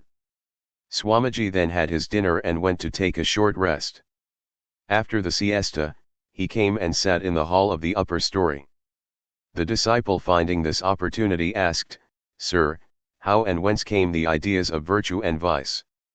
"Swamiji, it is from the idea of the manifold that these have evolved. The more a man advances towards oneness, the more ideas of I and you subside, ideas from which all these pairs of opposites such as virtue and vice have originated. When the idea that so and so is different from me comes to the mind, all other ideas of distinction begin to manifest, while with the complete realization of oneness, no more grief or illusion remains for man. For him who sees oneness, where is there any grief or any delusion? Sin may be said to be the feeling of every kind of weakness. From this weakness spring jealousy, malice, and so forth. Hence weakness is sin. The self within is always shining forth resplendent. Turning away from that, people say I, with their attention held up by this material body, this queer cage of flesh and bones. This is the root of all weakness. From that habit only, the relative outlook on life has emerged in this world. The absolute truth lies beyond that duality. Disciple: well, is then all this relative experience not true? Swamiji: as long as the idea of I remains, it is true. And the instant the realization of I as the Atman comes, this world of relative existence becomes false. What people speak of as sin is the result of weakness, is but another form of the egoistic idea, I am the body. When the mind gets steadfast in the truth, I am the self, then you go beyond merit and demerit, virtue and vice. Sri Ramakrishna used to say, when the I dies, all trouble is at an end. Disciple: sir, this I has a most tenacious life. It is very difficult to kill it. Swamiji: yes, in one sense, it is very difficult, but in another sense, it is quite easy. Can you tell me where this I exists? How can you speak of anything being killed, which never exists at all? Man only remains hypnotized with the false idea of an ego. When this ghost is off from us, all dreams vanish, and then it is found that the one self only exists from the highest being to a blade of grass.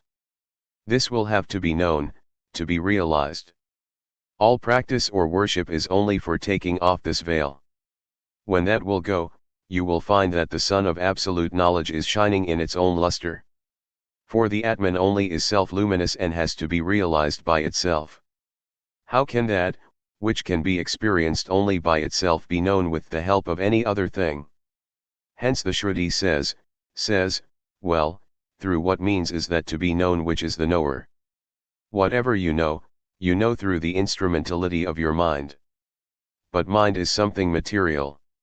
It is active only because there is the pure self behind it. So, how can you know that self through your mind?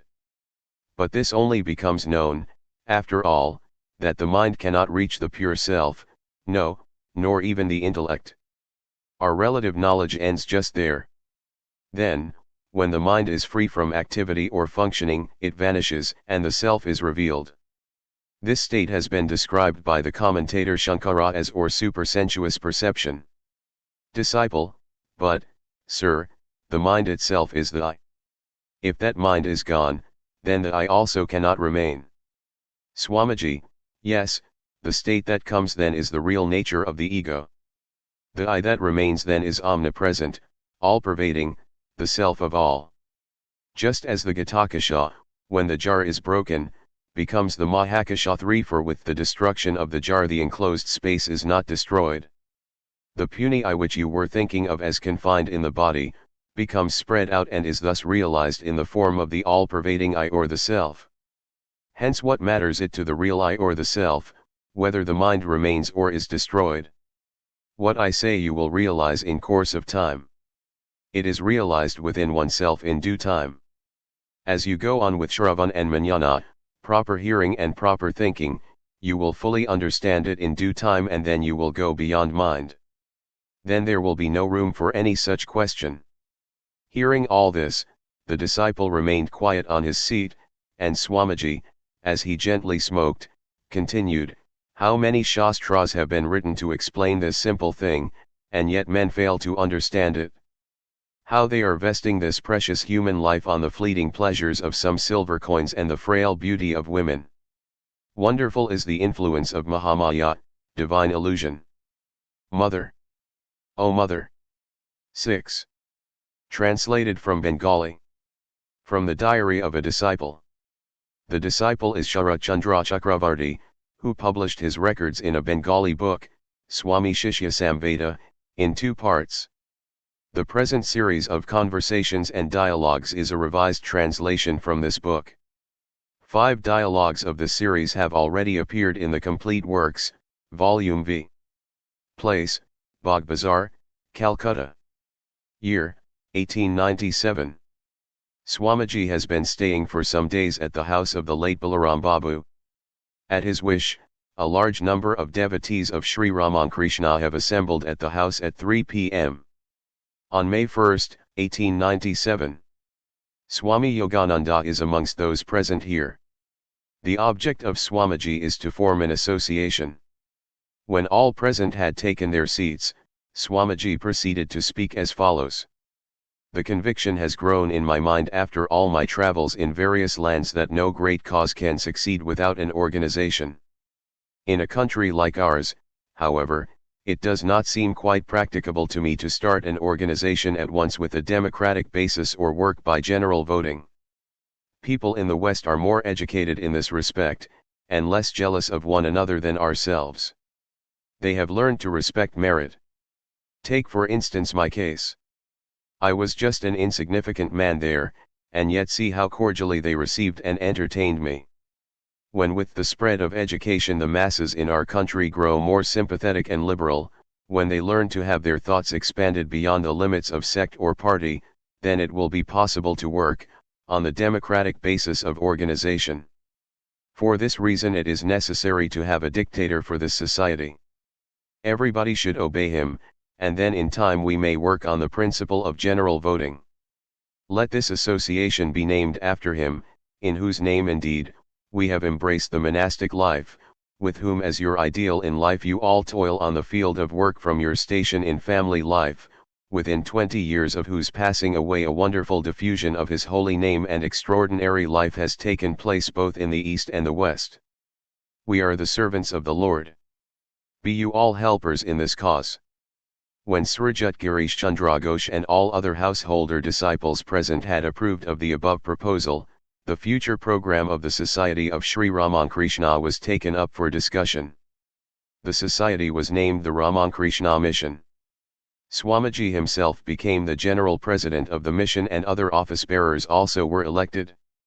The rule was laid down that the association should hold meetings at the house of Balaram Babu every Sunday at 4 p.m.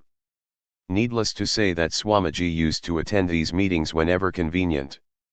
When the meeting had broken up and the members departed, addressing Swami Yogananda, Swamiji said, "So the work is now begun this way, let us see how far it succeeds by the will of Sri Ramankrishna." Swami Yogananda, you are doing these things with Western methods. Should you say Sri Ramankrishna left us any such instructions? Swamiji, well, how do you know that all this is not on Sri Ramankrishna's lines? He had an infinite breadth of feeling, and dare you shut him up within your own limited views of life? I will break down these limits and scatter broadcast over the earth his boundless inspiration. He never instructed me to introduce any rites of his own worship.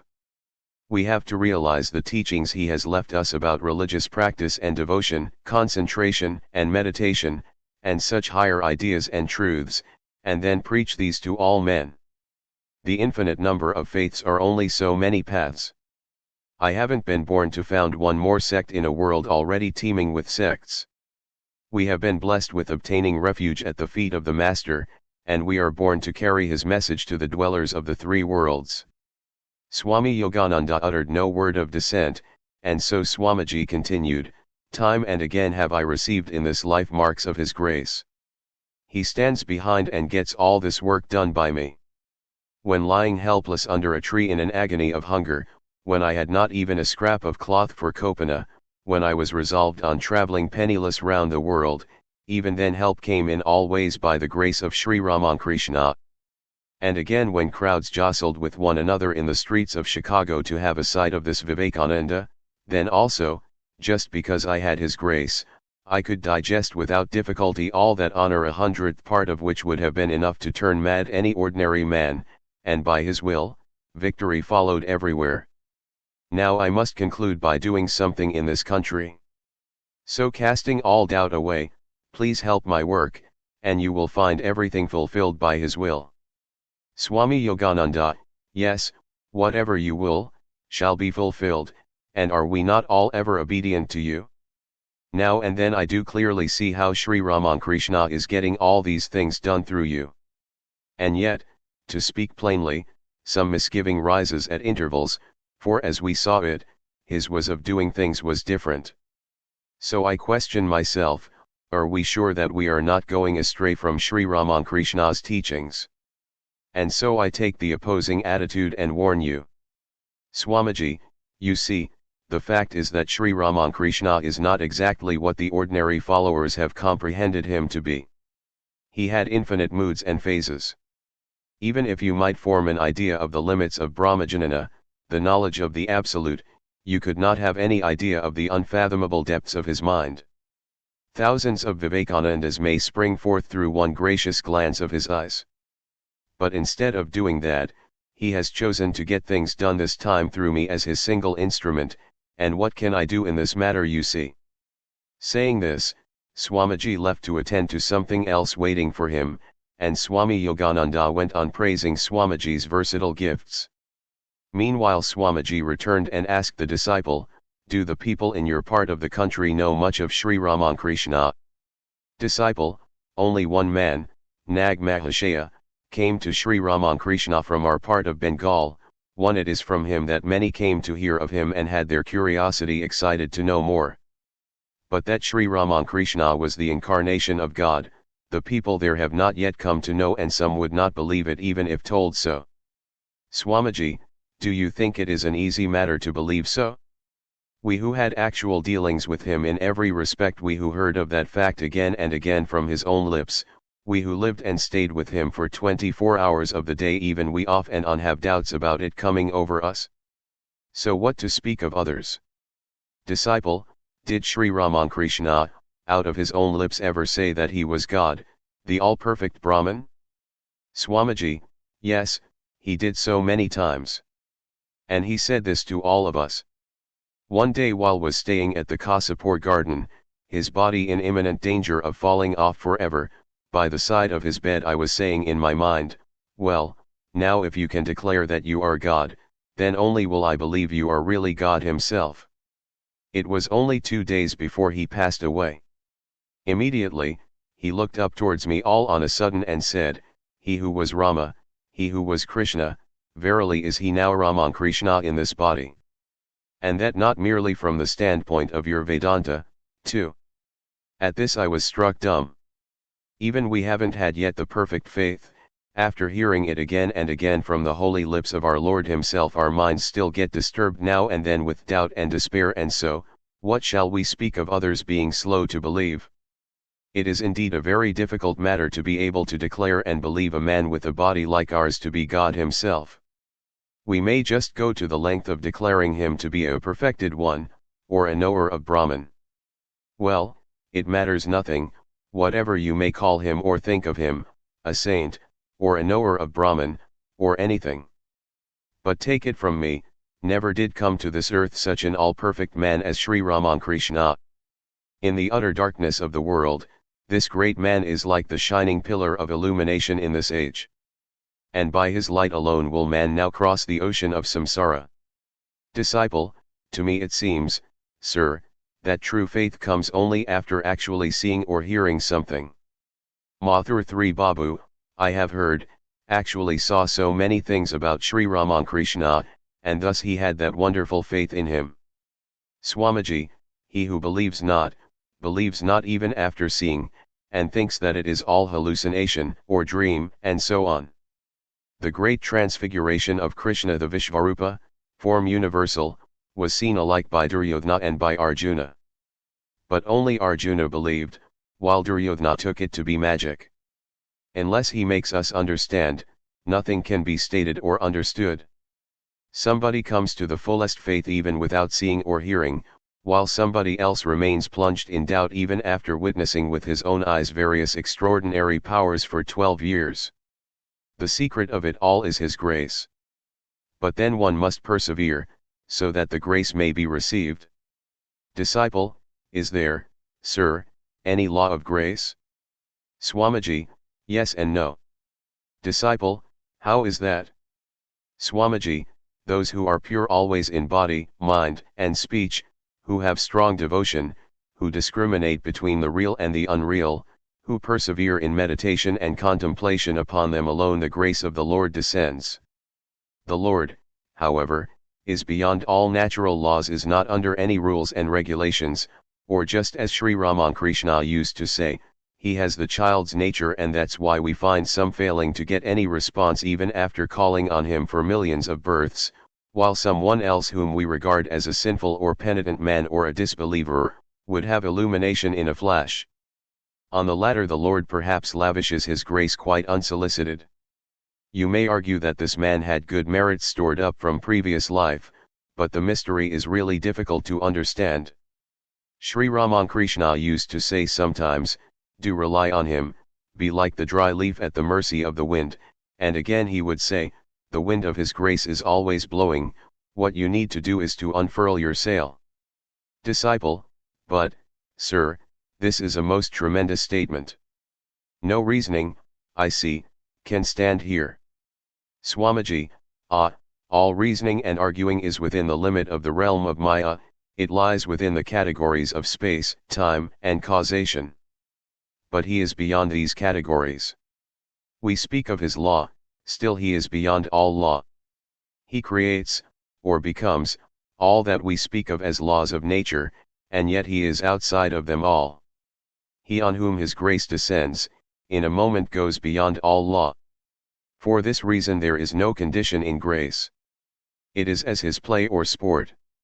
And this creation of the universe is like his play, it is the pure delight of sport, as in the case of men, Vedanta Sutras, 2I33.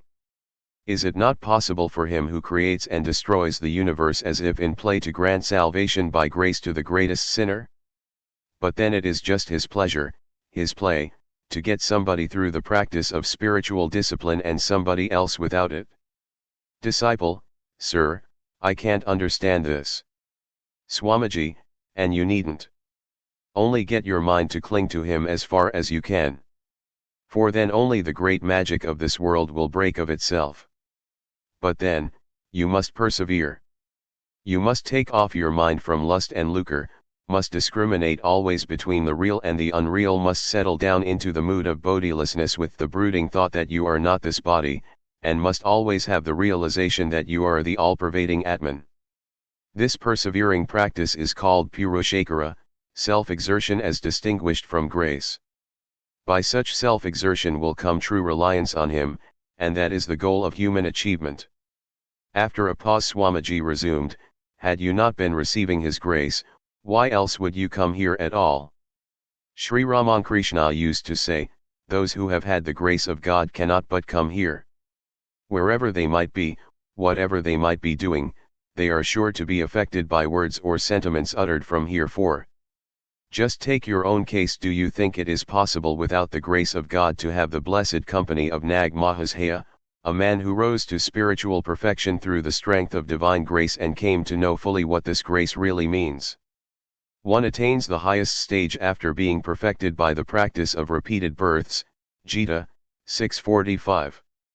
It is only by virtue of great religious merit acquired through many births that one comes across a great soul like him. All the characteristics of the highest type of bhakti, spoken of in the scriptures, have manifested themselves in Nag Mahashaya. It is only in him that we actually see fulfilled the widely quoted text. Lowlier than the lowly stalk of grass. Blessed indeed is your East Bengal to have been hallowed by the touch of Nag Mahashaya's feet. While speaking thus, Swamiji rose to pay a visit to the great poet, Baba Girish Chandra Ghosh. Swami Yogananda and the disciple followed him.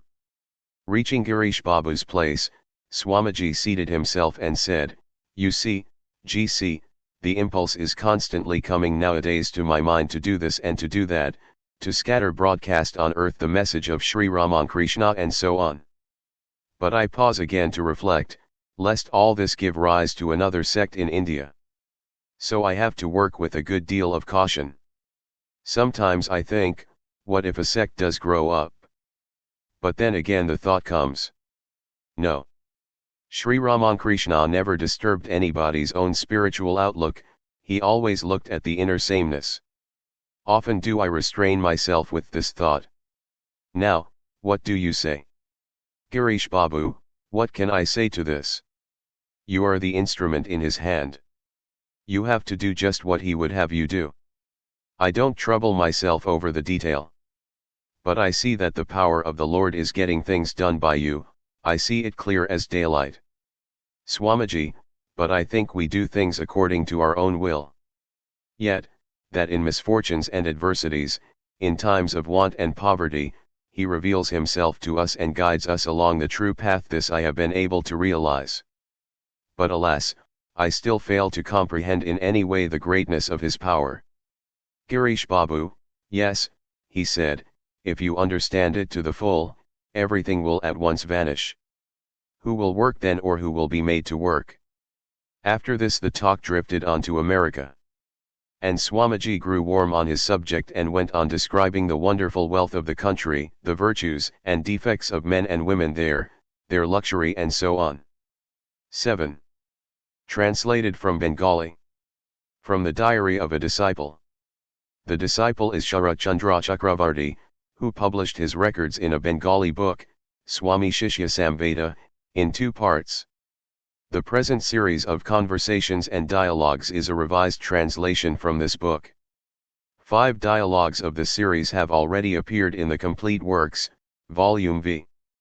Place, Calcutta. Year, 1897. For some days past, Swamiji has been staying at Balaram Bose's house, Bagh Bazar. There will be a total eclipse of the sun today. The disciple is to cook for Swamiji this morning, and on his presenting himself, Swamiji said, well, the cooking must be in the East Bengal style, and we must finish our dinner before the eclipse starts. The inner apartments of the house were all unoccupied now. So the disciple went inside into the kitchen and started his cooking. Swamiji also was looking in now and then with a word of encouragement and sometimes with a joke, as, take care, the soup. The Bengali expression has a peculiar pronunciation in East Bengal which gives the point of the joke. Must be after the East Bengal fashion. The cooking had been almost completed, when Swamiji came in after his bath and sat down for dinner, putting up his own seat and plate. Do bring in anything finished, quick, he said, I can't wait, I'm burning with hunger. While eating, Swamiji was pleased with the curry with bitters and remarked, never have I enjoyed such a nice thing. But none of the things is so hot as your soup. It's just after the style of the Burdwan district, said Swamiji tasting the sour preparation. He then brought his dinner to a close and after washing sat on the bedstead inside the room. While having his after-dinner smoke, Swamiji remarked to the disciple, whoever cannot cook well cannot become a good sadhu, unless the mind is pure, good tasteful cooking is not possible. Soon after this, the sound of bells and conch shells, etc., rose from all quarters, when Swamiji said, now that the eclipse has begun, let me sleep, and you please massage my feet. Gradually the eclipse covered the whole of the sun's disk and all around fell the darkness of dusk. While there were 15 or 20 minutes left for the eclipse to pass off, Swamiji rose from his siesta, and after washing, jocosely said while taking a smoke, well, people say that whatever one does during an eclipse, one gets that millionfold in future, so I thought that the mother, Mahamaya, did not ordain that this body might have good sleep, and if I could get some sleep during the eclipse, I might have plenty of it in future. But it all failed, for I slept only for 15 minutes at the most. After this, at the behest of Swamiji some short speeches were made. There was yet an hour left before dusk. When all had assembled in the parlor, Swamiji told them to put him any question they liked. Swami Shuddhananda asked, what is the real nature of meditation, sir?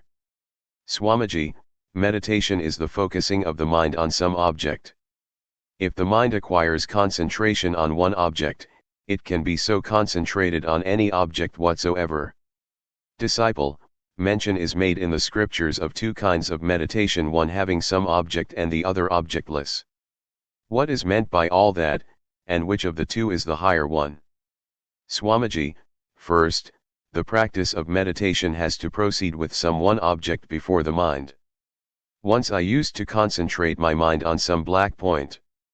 Ultimately, during those days, I could not see the point any more, nor notice that the point was before me at all. The mind used to be no more, no wave of functioning would rise, as if it were all an ocean without any breath of air.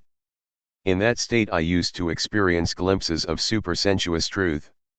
So I think, the practice of meditation even with some trifling external object leads to mental concentration. But it is true that the mind very easily attains calmness when one practices meditation with anything on which one's mind is most apt to settle down. This is the reason why we have in this country so much worship of the images of gods and goddesses. And what wonderful art developed from such worship. But no more of that now. The fact, however, is that the objects of meditation can never be the same in the case of all men. People have proclaimed and preached to others only those external objects to which they held on to become perfected in meditation. Oblivious of the fact, later on, that these objects are aids to the attainment of perfect mental calmness, men have extolled them beyond everything else. They have wholly concerned themselves with the means, getting comparatively unmindful of the end. The real aim is to make the mind functionless, but this cannot be got at unless one becomes absorbed in some object. Disciple, but if the mind becomes completely engrossed and identified with some object, how can it give us the consciousness of Brahman? Swamiji, yes, though the mind at first assumes the form of the object, yet later on the consciousness of that object vanishes. Then only the experience of pure isness remains. Disciple, well, sir, how is it that desires rise even after mental concentration is acquired? Swamiji, those are the outcome of previous samskaras, deep-rooted impressions or tendencies. When Buddha was on the point of merging in samadhi, superconsciousness, Mara made his appearance. There was really no Mara extraneous to the mind, it was only the external reflection of the mind's previous samskaras. Disciple, but one hears of various fearful experiences prior to the attainment of perfection. Are they all mental projections? Swamiji, what else but that? The aspiring soul, of course, does not make out at that time that all these are external manifestations of his own mind. But all the same, there is nothing outside of it. Even what you see as this world does not exist outside. It is all a mental projection. When the mind becomes functionless, it reflects the Brahman consciousness. Then the vision of all spheres of existence may supervene, whatsoever sphere one may call up in mind, Mundaka, 3I10.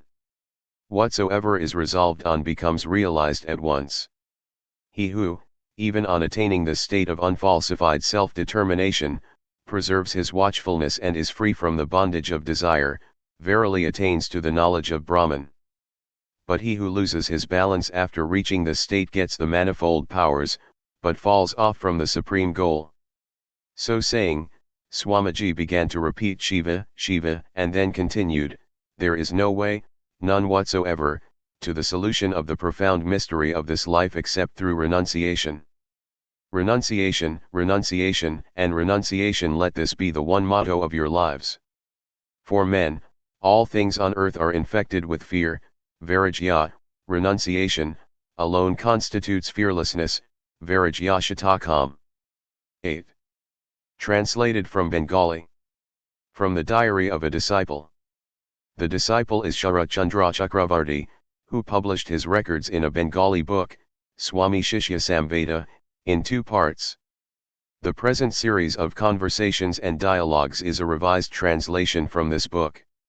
5 dialogues of the series have already appeared in the Complete Works, Volume V.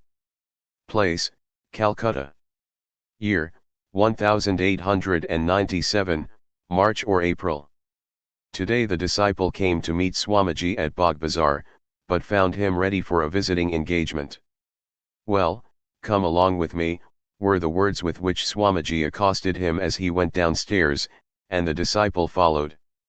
They then put themselves into a hired cab which proceeded southwards. Disciple, sir, where are you going to visit, please? Swamiji, well, come with me and you will see. Thus keeping back the destination from the disciple, Swamiji opened the following conversation as the carriage reached the beaten street. One does not find any real endeavor in your country to get the women educated. You, the men, are educating yourselves to develop your manhood, but what are you doing to educate and advance those who share all your happiness and misery, who lay down their lives to serve you in your homes? Disciple, why, sir, just see how many schools and colleges have sprung up nowadays for our women, and how many of them are getting degrees of BA and MA? Swamiji, but all that is in the Western style. How many schools have been started on your own national lines, in the spirit of your own religious ordinances? But alas, such a system does not obtain even among the men of your country, what to speak of women.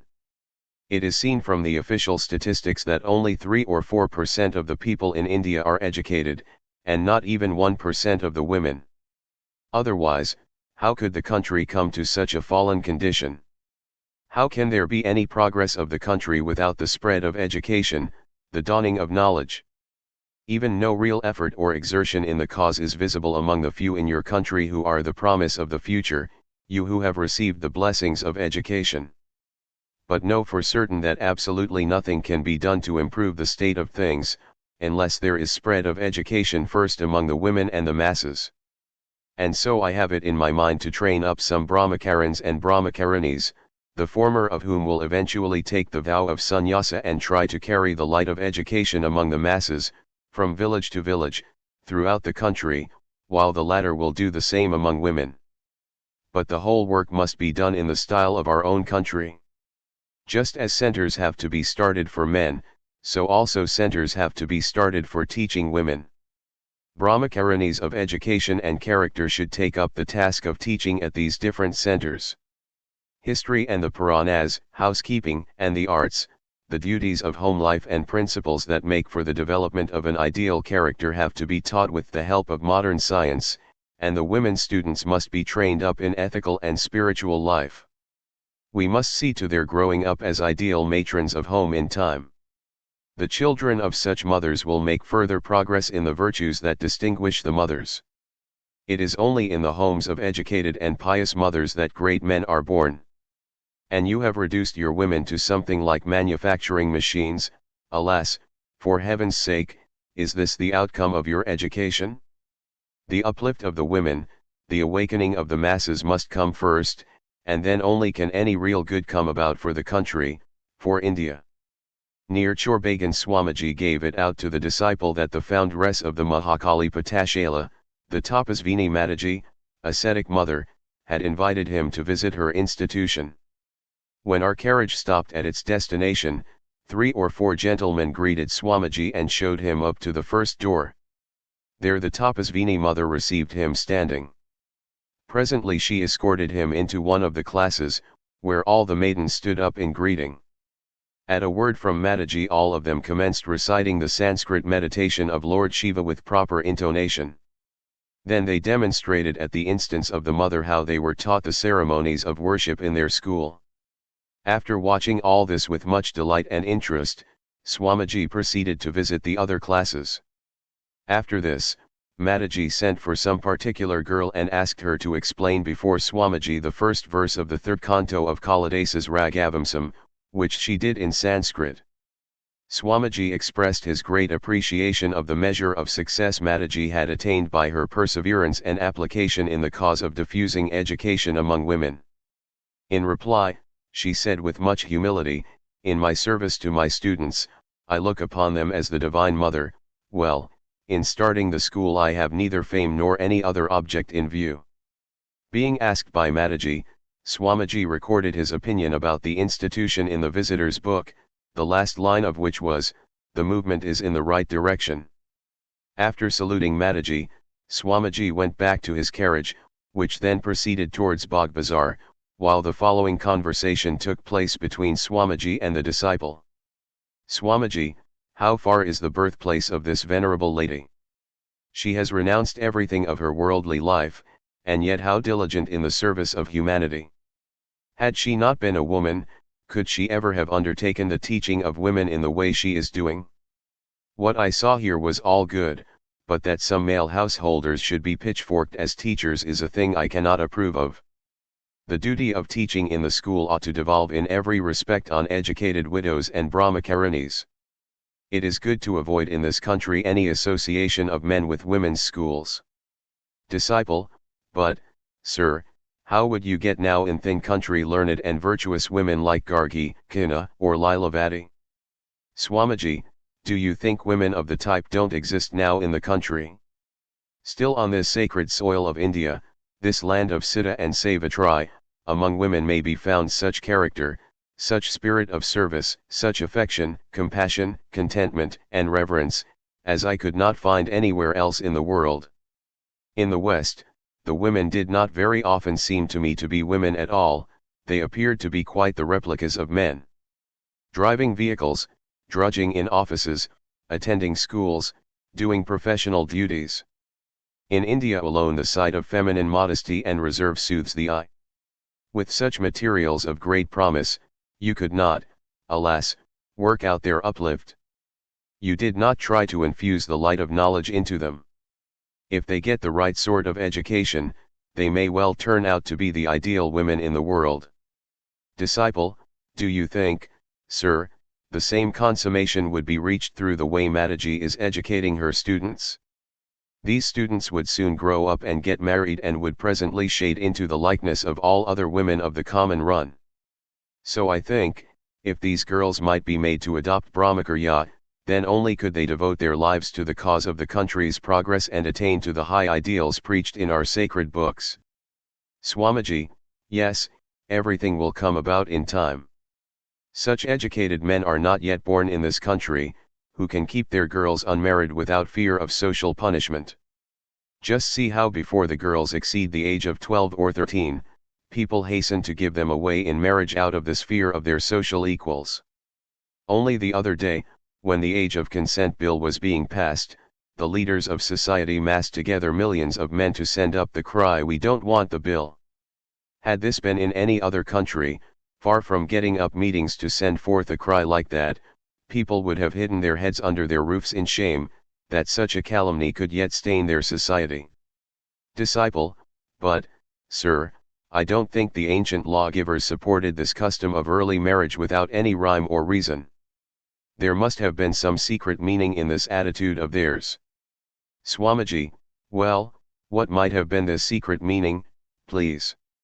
Disciple, take it, for instance, in the first place that if the girls are married at an early age, they may come over to their husband's home to learn the particular ways and usages of the family from the early years of their life.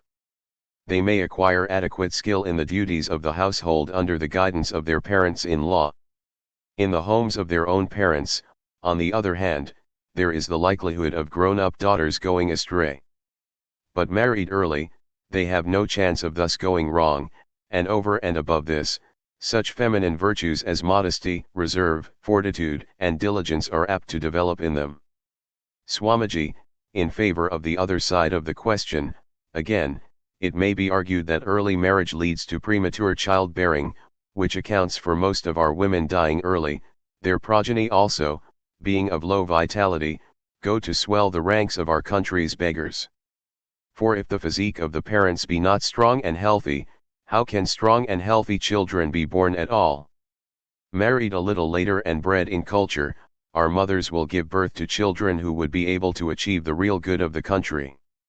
The reason why you have so many widows in every home lies here, in this custom of early marriage.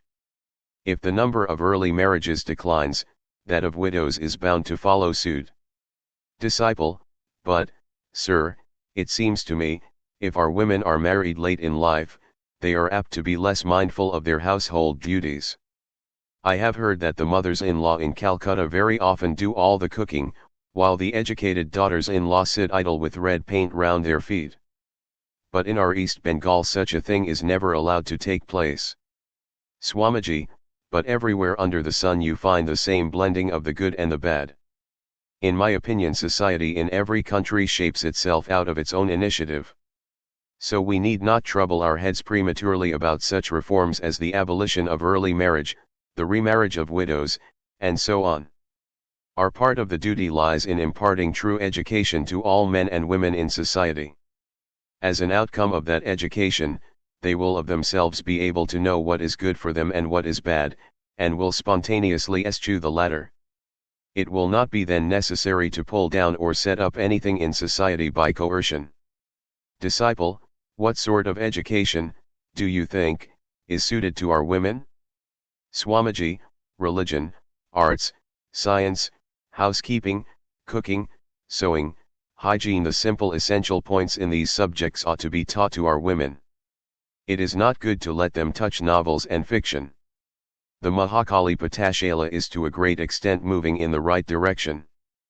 But only teaching rites of worship won't do, their education must be an eye-opener in all matters. Ideal characters must always be presented before the view of the girls to imbue them with a devotion to lofty principles of selflessness. The noble examples of Sita, Savitri, Damayanti, Lilavati, Kina, and Myra should be brought home to their minds, and they should be inspired to mold their own lives in the light of these. Our cab now reached the house of the late Baba Balaram Bose at Bagh Bazar. Swamiji alighted from it and went upstairs. There he recounted the whole of his experience at the Mahakali Patashala to those who had assembled there to see him.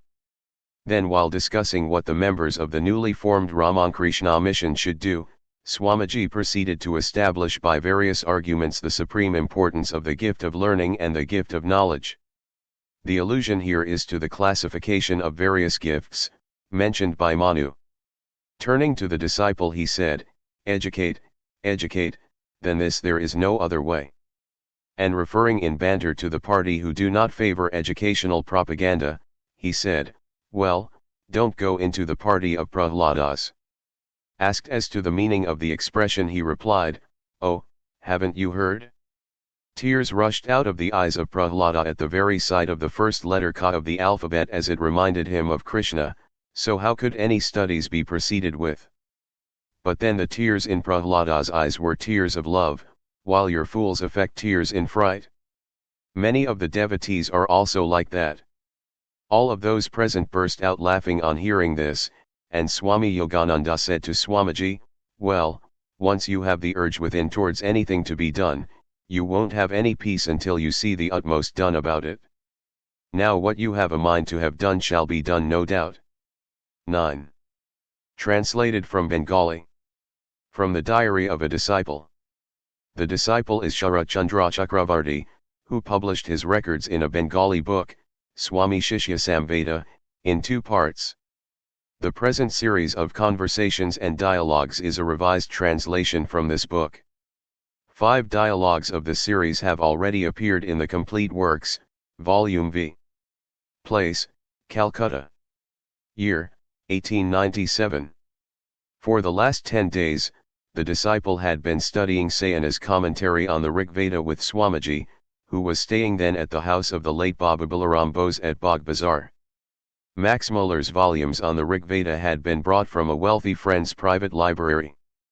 Swamiji was correcting the disciple every now and then and giving him the true pronunciation or construction as necessary. Sometimes, while explaining the arguments of Sayana to establish the eternity of the Vedas, Swamiji was praising very highly the commentator's wonderful ingenuity. Sometimes again, while arguing out the deeper significance of the doctrine, he was putting forward a difference in view and indulging in an innocent squib at Sayana. While our study had proceeded thus for a while, Swamiji raised the topic about Max Muller and continued thus, "Well, do you know, my impression is that it is Sayana who is born again as Max Muller to revive his own commentary on the Vedas. I have had this notion for long. It became confirmed in my mind, it seems, after I had seen Max Muller. Even here in this country, you don't find a scholar so persevering, and so firmly grounded in the Vedas and the Vedanta. Over and above this, what a deep, unfathomable respect for Sri Ramankrishna. Do you know, he believes in his divine incarnation. And what great hospitality towards me when I was his guest. Seeing the old man and his lady, it seemed to me that they were living their home life like another Vasishtha and Arundhati. At the time of parting with me, tears came into the eyes of the old man. Disciple, but, sir, if Sayana himself became Max Muller, then why was he born as a Mlechha instead of being born in the sacred land of India?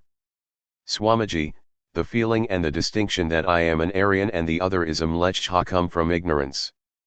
But what are Varnashrama and caste divisions to one who is the commentator of the Vedas, the shining embodiment of knowledge? To him they are wholly meaningless, and he can assume human birth wherever he likes for doing good to mankind. Specially, if he did not choose to be born in a land which excelled both in learning and wealth, Where would he secure the large expenses for publishing such stupendous volumes? Didn't you hear that the East India Company paid 9 lakhs of rupees in cash to have the Rig Veda published? Even this money was not enough. Hundreds of Vedic pundits had to be employed in this country on monthly stipends. Has anybody seen in this age, here in this country, such profound yearning for knowledge, such prodigious investment of money for the sake of light and learning? Max Muller himself has written it in his preface, that for 25 years he prepared only the manuscripts. Then the printing took another 20 years. It is not possible for an ordinary man to drudge for 45 years of his life with one publication. Just think of it. Is it an idle fancy of mine to say he is Sayana himself? After this talk about Max Muller, the leading of the Vedas was resumed. Now Swamiji began variously to support the view of Sayana that creation proceeded out of the Vedas. He said, Veda means the sum total of eternal truths. The Vedic rishis experienced those truths. They can be experienced only by seers of the supersensuous and not by common men like us. That is why in the Vedas the term rishi means the seer of the truth of the mantras, and not any Brahmin with the holy thread hanging down the neck. The division of society into castes came about later on. Veda is of the nature of Shabda or of idea. It is but the sum total of ideas. Shabda, according to the old Vedic meaning of the term, is the subtle idea, which reveals itself by taking the gross form later on. So owing to the dissolution of the creation, the subtle seeds of the future creation become involved in the Veda. Accordingly, in the Puranas you find that during the first divine incarnation, the Manavatara, the Veda is first made manifest. The Vedas having been first revealed in this incarnation, the other creative manifestations followed. Or in other words, all the created objects began to take concrete shape out of the Shabdas or ideas in the Veda. For in Shabda or idea, all gross objects have their subtle forms. Creation had proceeded in the same way in all previous cycles or kalpas. This you find in the Sandhya mantra of the Vedas. The Creator projected the sun, the moon, the earth, the atmosphere, the heaven, and the upper spheres in the same manner and process as in previous cycles. Do you understand? Disciple, but, sir, how in the absence of an actual concrete object can the Shabda or idea be applied, and for what? And how can the names too be given at all? Swamiji, yes. That is what on first thought seems to be the difficulty. But just think of this. Supposing this jug breaks into pieces, does the idea of a jug become null and void? No. Because, the jug is the gross effect, while the idea, jug, is the subtle state or the Shabda state of the jug. In the same way, the Shabda state of every object is its subtle state, and the things we see, hear, touch, or perceive in any manner are the gross manifestations of entities in the subtle or Shabda state. Just as we may speak of the effect and its cause. Even when the whole creation is annihilated, the Shabda, as the consciousness of the universe or the subtle reality of all concrete things, exists in Brahman as the cause. At the point of creative manifestation, this sum total of causal entities vibrates into activity, as it were, and as being the sonant, material substance of it all, the eternal, primal sound of Om continues to come out of itself. And then from the causal totality comes out first the subtle image or Shabda form of each particular thing, and then its gross manifestation. Now that causal Shabda, or word consciousness, is Brahman, and it is the Veda. This is the purport of Sayana. Do you now understand? Disciple, no, sir, I can't clearly comprehend it. Swamiji, well, you understand, I suppose, that even if all the jugs in the universe were to be destroyed, the idea or Shabda, jug, would still exist. So if the universe be destroyed, I mean if all the things making up the universe be smashed to atoms, why should not the ideas or Shabdas representing all of them in consciousness, be still existing, and why cannot a second creation be supposed to come out of them in time? Disciple, but, sir, if one cries out jug, jug, that does not cause any jug to be produced. Swamiji, no, nothing is produced if you or I cry out like that, but a jug must be revealed if the idea of it rises in Brahman, which is perfect in its creative determinations. When we see even those established in the practice of religion, sadhakas, bring about by willpower things otherwise impossible to happen, what to speak of Brahman with perfect creativeness of will? At the point of creation, Brahman becomes manifest as Shabda, idea, and then assumes the form of Nada or Om. At the next stage, the particular Shabdas or ideas, that variously existed in former cycles, such as Bu, Bhava, Sva, cow, man, etc., begin to come out of the Om. As soon as these ideas appear in Brahman endowed with perfect will, the corresponding concrete things also appear, and gradually the diversified universe becomes manifest. Do you now understand how Shabda is the source of creation? Disciple: yes, I just form some idea of it, but there is no clear comprehension in the mind. Swamiji: well, clear comprehension, inward realization, is no small matter, my son. When the mind proceeds towards self-absorption in Brahman, it passes through all these stages one by one to reach the absolute, nirvikalpa, state at last. In the process of entering into samadhi, first the universe appears as one mass of ideas, then the whole thing loses itself in a profound Om. Then even that melts away, even that seems to be between being and non-being. That is the experience of the eternal nada. And then the mind becomes lost in the reality of Brahman, and then it is done. All is peace. The disciple sat mute, thinking that none could express and explain it in the way Swamiji was doing, unless the whole thing were a matter of one's own experience. Swamiji then resumed the subject.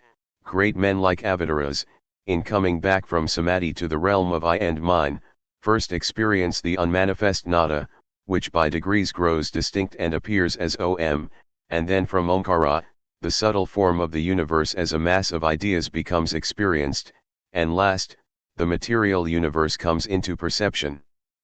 But ordinary sadhakas somehow reach beyond nada through immense practice, and when once they attain to the direct realization of Brahman, they cannot again come back to the lower plane of material perception.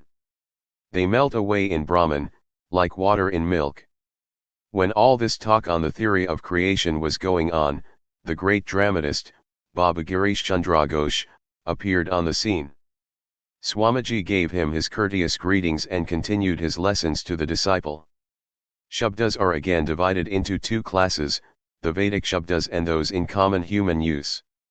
I found this position in the Nyaya book called Shabdashakti Prakashika.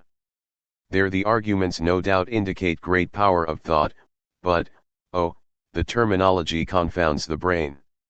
Now turning to Girish Baba, Swamiji said, "What do you say, GC? Well, you do not care to study all this, you pass your days with your adoration of this and that God, eh?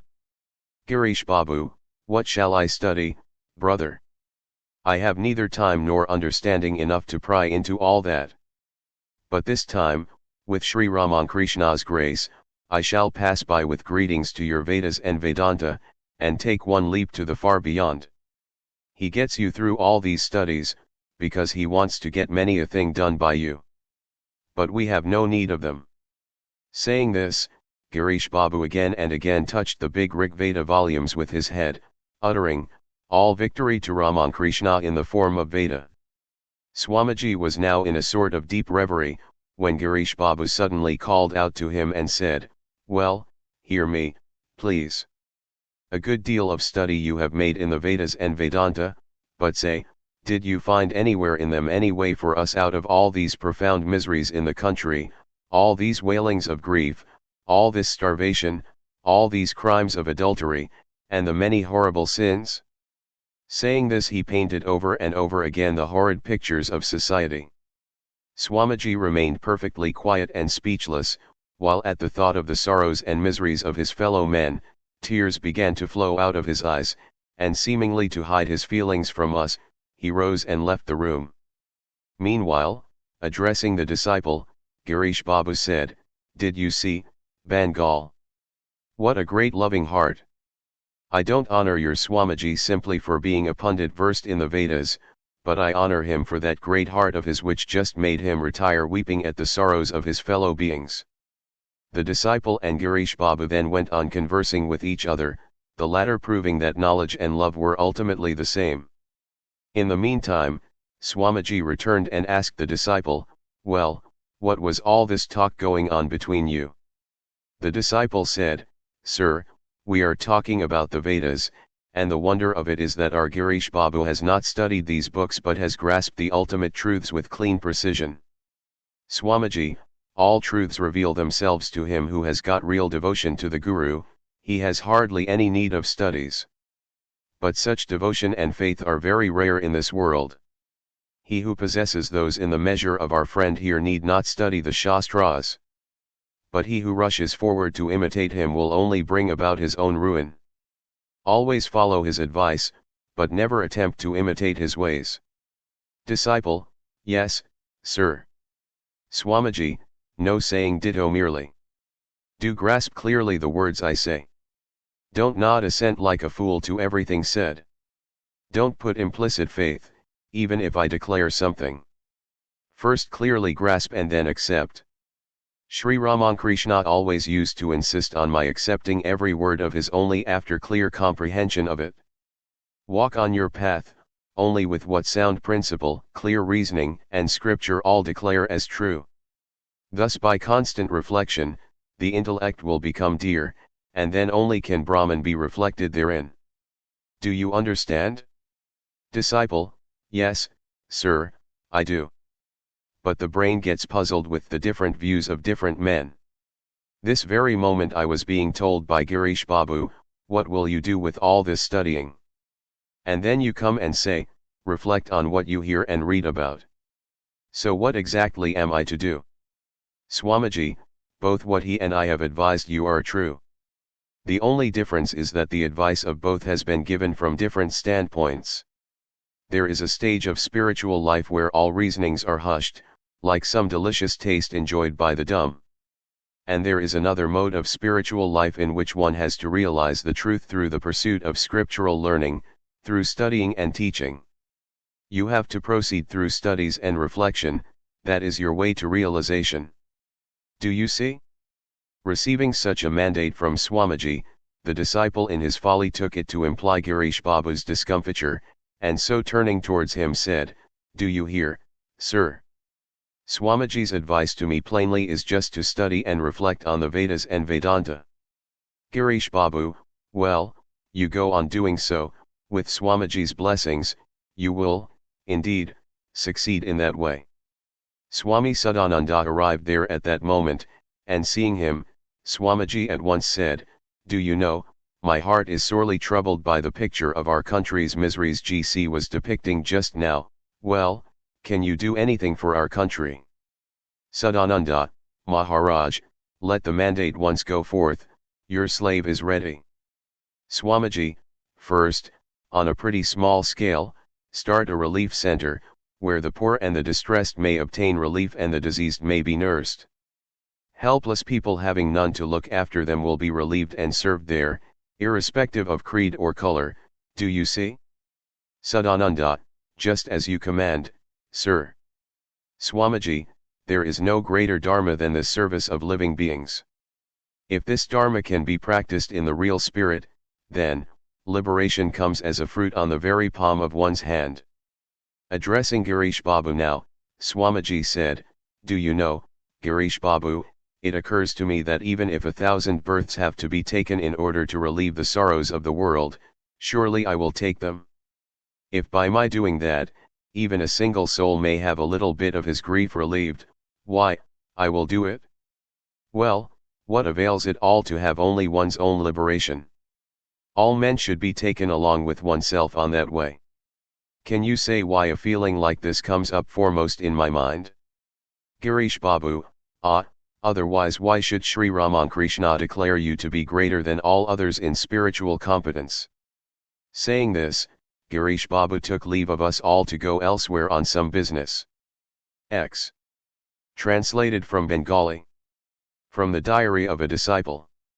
The disciple is Sharat Chandra Chakravarti, who published his records in a Bengali book, Swami Shishya Samveda, in 2 parts. The present series of conversations and dialogues is a revised translation from this book. 5 dialogues of the series have already appeared in the complete works, Volume V. Place, the Alam Bazar Math. Year, 1897. After Swamiji's first return to Calcutta from the West, he always used to place before the zealous young men who visited him the lofty ideals of renunciation, and anyone expressing his desire of accepting sannyasa would receive from him great encouragement and kindness. So, inspired by his enthusiasm, some young men of great good fortune gave up their worldly life in those days and became initiated by him into sannyasa. The disciple was present at the Alam Bazar Math the day the first 4 of this batch were given sannyasa by Swamiji. Often has the disciple heard it from the sannyasins of the math that Swamiji was repeatedly requested by his brother monks not to admit one particular candidate into sannyasa, whereupon Swamiji replied, if even we shrink from working out the salvation of the sinful, the heavy-laden, the humiliated, and the afflicted in soul, who else are to take care of them in this world? No, don't you please stand against me in this matter. So Swamiji's strong opinion triumphed, and always the refuge of the helpless, he resolved out of his great love to give him sannyasa. The disciple had been staying at the math for the last 2 days, when Swamiji called him and said, "Well, you belong to the priestly class, tomorrow you get them to perform their shraddha, and the next day I shall give them sannyasa. So get yourself ready by consulting the books of ceremonials today." The disciple bowed this mandate of Swamiji, and the ceremony was duly gone through. But the disciple became very much depressed at the thought of the great sternness of sannyasa. Swamiji, detecting his mental agitation, asked him, "Well, I see, you feel some dread in your mind at all this experience, is it not so?" And when the disciple confessed it to be so, Swamiji said, "From this day these 4 are dead to the world, and new bodies, new thoughts, new garments will be theirs from tomorrow, and shining in the glory of Brahman they will live like flaming fire. Not by work, nor by progeny, nor by wealth, but by renunciation alone some, rare ones, attained immortality." Kaivalya Upanishad. After the ceremony, the 4 Brahmacarins bowed at the feet of Swamiji. He blessed them and said, "You have the enthusiasm to embrace the loftiest vow of human life. Blessed indeed is your birth, blessed your family, blessed the mothers who held you in their womb. The whole family line becomes hallowed, the mother achieves her highest." That day after supper, Swamiji talked of the ideal of sannyasa alone. To the zealous candidates for sannyasa, he said, "The real aim of sannyasa is for one's highest freedom and for the good of the world. Without having sannyasa none can really be a knower of Brahman. This is what the Vedas and the Vedanta proclaim. Don't listen to the words of those who say, 'We shall both live the worldly life and be knowers of Brahman.' That is the flattering self-consolation of kripta pleasure seekers. He who has the slightest desire for worldly pleasures, even a shred of some such craving, will feel frightened at the thought of the path you are going to tread, so, to give himself some consolation, he goes about preaching that impossible creed of harmonizing bhaga and tyaga. That is all the raving of lunatics, the frothing of the demented idle theories contrary to the scriptures, contrary to the Vedas. No freedom without renunciation. Highest love for God can never be achieved without renunciation. Renunciation is the word, there's no other way than this. Even the Gita says, the sages know sannyasa to be the giving up of all work that has desire for its end. Nobody attains freedom without shaking off the coils of worldly worries. The very fact that somebody lives the worldly life proves that he is tied down to it as the bond slave of some craving or other. Why otherwise will he cling to that life at all? He is the slave either of lust or of gold, of position or of fame, of learning or of scholarship. It is only after freeing oneself from all this thraldom that one can get on along the way of freedom. Let people argue as loud as they please, I have got this conviction that unless all these bonds are given up, unless the monastic life is embraced, none is going to be saved, no attainment of Brahmajnana is possible. Disciple, do you mean, sir, that merely taking up sannyasa will lead one to the goal? Swamiji, whether the goal is attained or not is not the point before us now. But until you get out of this wheel of samsara, until the slavery of desire is shaken off, you can't attain either bhakti or mukti. To the knower of Brahman, supernatural powers or prosperity are mere trivialities. Disciple, sir, is there any special time for sannyasa, and are there different kinds of it? Swamiji, there is no special time prescribed for a life of sannyasa. The Shruti says, directly the spirit of renunciation comes, you should take to sannyasa. The Yogavasishtha also says, owing to life itself being frail and uncertain, one should be devoted to religion even in one's youth. For who knows when one's body may fall off. The Shastras are found to speak of 4 kinds of sannyasa, 1. Vidvat, 2. Vividisa, 3. Marketa, 4. Achara. The awakening of real renunciation all at once and the consequent giving up of the world through sannyasa is something that never happens unless there are strong samskaras or tendencies, developed from previous birth. And this is called the Vidvat sannyasa. Vividisha sannyasa is the case of one who, out of a strong yearning for the knowledge of the self through the pursuit of scriptural study and practice, goes to the man of realization and from him embraces sannyasa to give himself up to those pursuits.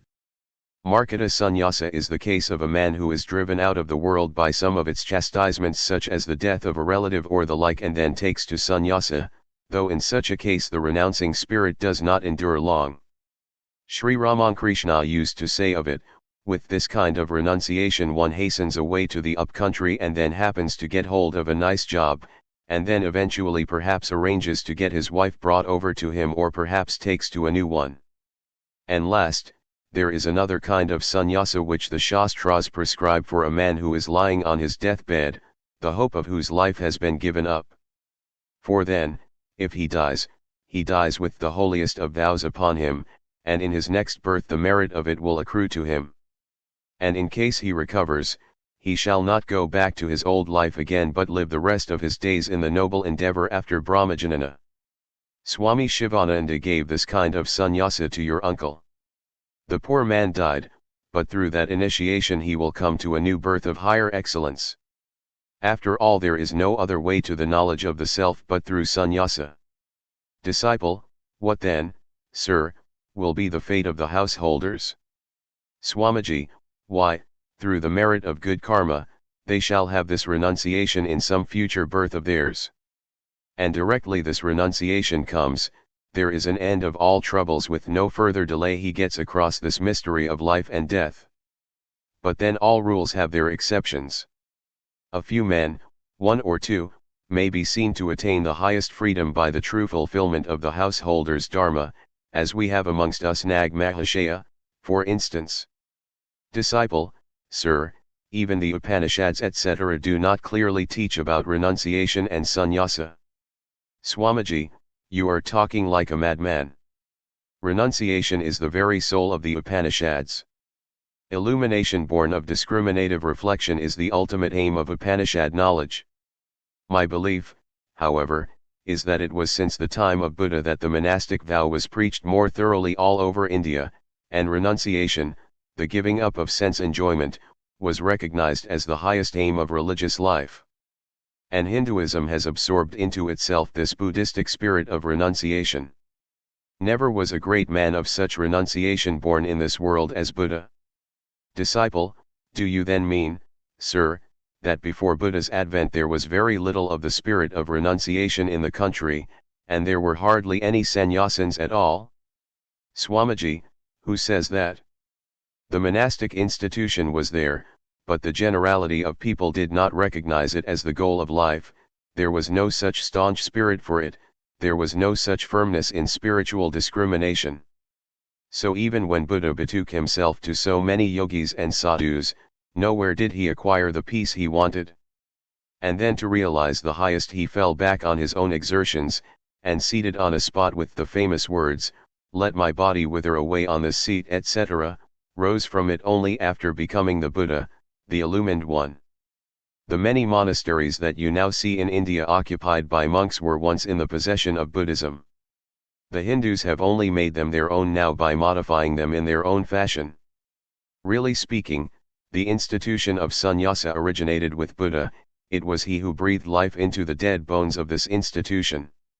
Swami Ramakrishnananda, a brother disciple of Swamiji, interposed, but the ancient law books and Puranas are good authority that all the 4 ashramas had existed in India before Buddha was born.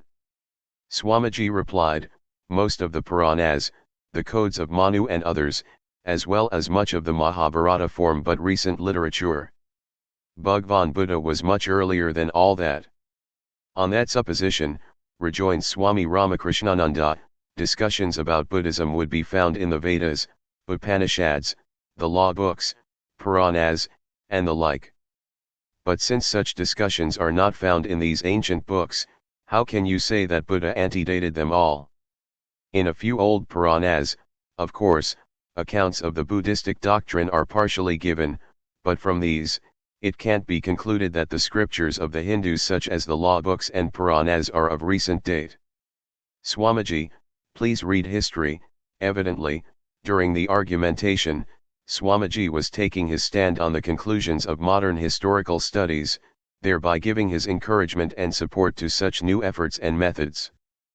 But we know from one of his letters to Swami Svarupananda, CW Volume V, that Swamiji broke off later on from the position of these modern scholars and worked out the pre-Buddhistic origin of much of modern Hinduism, and you will find that Hinduism has become so great only by absorbing all the ideas of Buddha.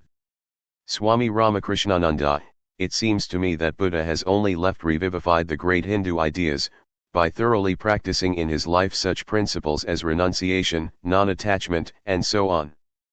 Swamiji, but this position can't be proved. For we don't get any history before Buddha was born. If we accept history only as authority, we have to admit that in the midst of the profound darkness of the ancient times, Buddha only shines forth as a figure radiant with the light of knowledge. Now the topic of sannyasa was resumed and Swamiji said, wheresoever might lie the origin of sannyasa, the goal of human life is to become a knower of Brahman by embracing this vow of renunciation. The supreme end is to enter the life of sannyasa. They alone are blessed indeed who have broken off from worldly life through a spirit of renunciation. Disciple, but many people are of opinion nowadays, sir, that with the increase of wandering monks in the country, much harm has been done to its material progress. They assert it on the ground that these monks idly roam about depending on householders for their living, that these are of no help to the cause of social and national advancement. Swamiji, but will you explain to me first what is meant by the term material or secular advancement? Disciple, yes, it is to do as people in the West are doing by securing the necessaries of life through education, and promoting through science such objects in life as commerce, industry, communications, and so on. Swamiji, but can all these be ever brought about, if real rajas is not awakened in man? Wandering all over India, nowhere I found this rajas manifesting itself. It is all tamas and tamas. The masses lie engulfed in tamas, and only among the monks could I find this rajas and sattva. These people are like the backbone of the country. The real sannyasin is a teacher of householders. It is with the light and teaching obtained from them that householders of old triumphed many a time in the battles of life. The householders give food and clothing to the sadhus, only in return for their invaluable teachings. Had there been no such mutual exchange in India, her people would have become extinct like the American Indians by this time. It is because the householders still give a few morsels of food to the sadhus that they are yet able to keep their foothold on the path of progress. The sannyasins are not idle. They are really the fountainhead of all activity.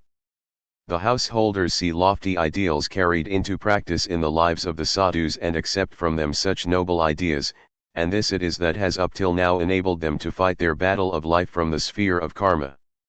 The example of holy sadhus makes them work out holy ideas in life and imbibe real energy for work. The sannyasins inspire the householders in all noble causes by embodying in their lives the highest principle of giving up everything for the sake of God and the good of the world, and as a return the householders give them a few doles of food. and the very disposition and capacity to grow that food develops in the people because of the blessings and good wishes of the all-renouncing monks. It is because of their failure to understand the deeper issues that people blame the monastic institution. Whatever may be the case in other countries, in this land the bark of householders' life does not sink only because the sannyasins are at its helm. Disciple, but, sir, how many monks are to be found who are truly devoted to the good of men? Swamiji, quite enough if one great sannyasin like Sri Ramakrishna comes in 1,000 years. For 1,000 years after his advent, people may well guide themselves by those ideas and ideals he leaves behind. It is only because this monastic institution exists in the country that men of his greatness are born here. There are defects, more or less, in all the institutions of life. But what is the reason that in spite of its faults, this noble institution stands yet supreme over all the other institutions of life? It is because the true sannyasins forego even their own liberation and live simply for doing good to the world. If you don't feel grateful to such a noble institution, fie on you again and again. While speaking these words, Swamiji's countenance became aglow. And before the eyes of the disciple he shone as the very embodiment of sannyasa. Then, as if realizing deep within his soul the greatness of this institution, self-absorbed, he broke forth in sweetest symphony. Brooding blissful in mind over the texts of the Vedanta, quite contented with food obtained as alms and wandering forth with a heart untouched by any feeling of grief, thrice blessed are the sannyasins, with only their loincloth for dress. Resuming the talk, he went on, for the good of the many, for the happiness of the many is the sannyasin born. His life is all vain, indeed, who, embracing sannyasa, forgets this ideal. The sannyasin, verily, is born into this world to lay down his life for others, to stop the bitter cries of men, to wipe the tears of the widow, to bring peace to the soul of the bereaved mother, to equip the ignorant masses for the struggle for existence, to accomplish the secular and spiritual well-being of all through the diffusion of spiritual teachings, and to arouse the sleeping lion of Brahman in all by throwing in the light of knowledge. Addressing then his brothers of the order, he said, "Our life is for the sake of our self-liberation as well as for the good of the world. So what are you sitting idle for? Arise, awake, wake up yourselves, and awaken others. Achieve the consummation of human life before you pass off. Arise, awake, and stop not till the goal is reached." 11. Translated from Bengali. From the Diary of a Disciple. The disciple is Sharat Chandra Chakravarti, who published his records in a Bengali book, Swami Shishya Samveda, in 2 parts. The present series of conversations and dialogues is a revised translation from this book. 5 dialogues of this series have already appeared in the complete works, Volume V. Place, the house of the late Babu Navagopal Ghosh, Ramakrishnapur, Howrah, February 6, 1898. Today the festival of installing the image of Sri Ramakrishna was to come off at the residence of Babu Navagopal Ghosh of Ramakrishnapur, Howrah. The sannyasins of the math and the householder devotees of Sri Ramakrishna had all been invited there. Swamiji with his party reached the bathing ghat at Ramakrishnapur. He was dressed in the simplest garb of ochre with turban on his head and was barefooted. On both sides of the road were standing multitudes of people to see him. Swamiji commenced singing the famous nativity hymn on Sri Ramakrishna, who art thou, laid on the lap of a poor Brahmin mother, etc., and headed a procession, himself playing on the call. A kind of Indian drum elongated and narrows at both ends. All the devotees assembled there followed, joining in the chorus. Shortly after the procession reached its destination, Swamiji went upstairs to see the chapel. The chapel was floored with marble. In the center was the throne and upon it was the porcelain image of Sri Ramakrishna. The arrangement of materials was perfect and Swamiji was much pleased to see this. The wife of Navagopal Babu prostrated herself before Swamiji with the other female members of the house and then took to fanning him. Hearing Swamiji speaking highly of every arrangement, she addressed him and said, "What have we got to entitle us to the privilege of worshipping Thakur, The Master, Lord. A poor home and poor means. Do bless us please by installing him here out of your own kindness. In reply to this, Swamiji Jokoseli said, your Thakur never had in his 14 generations such a marble-floored house to live in. He had his birth in that rural thatched cottage and lived his days on indifferent means. And if he does not live here so excellently served, where else should he live? Swamiji's words made everybody laugh out.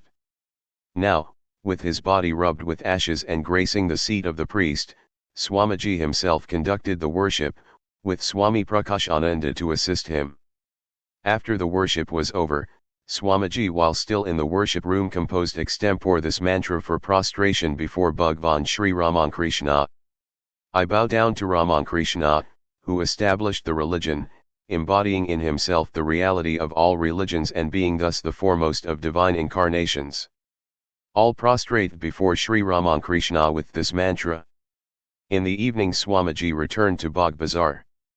12. Translated from Bengali. From the Diary of a Disciple.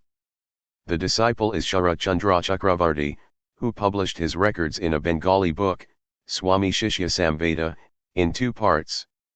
The present series of conversations and dialogues is a revised translation from this book.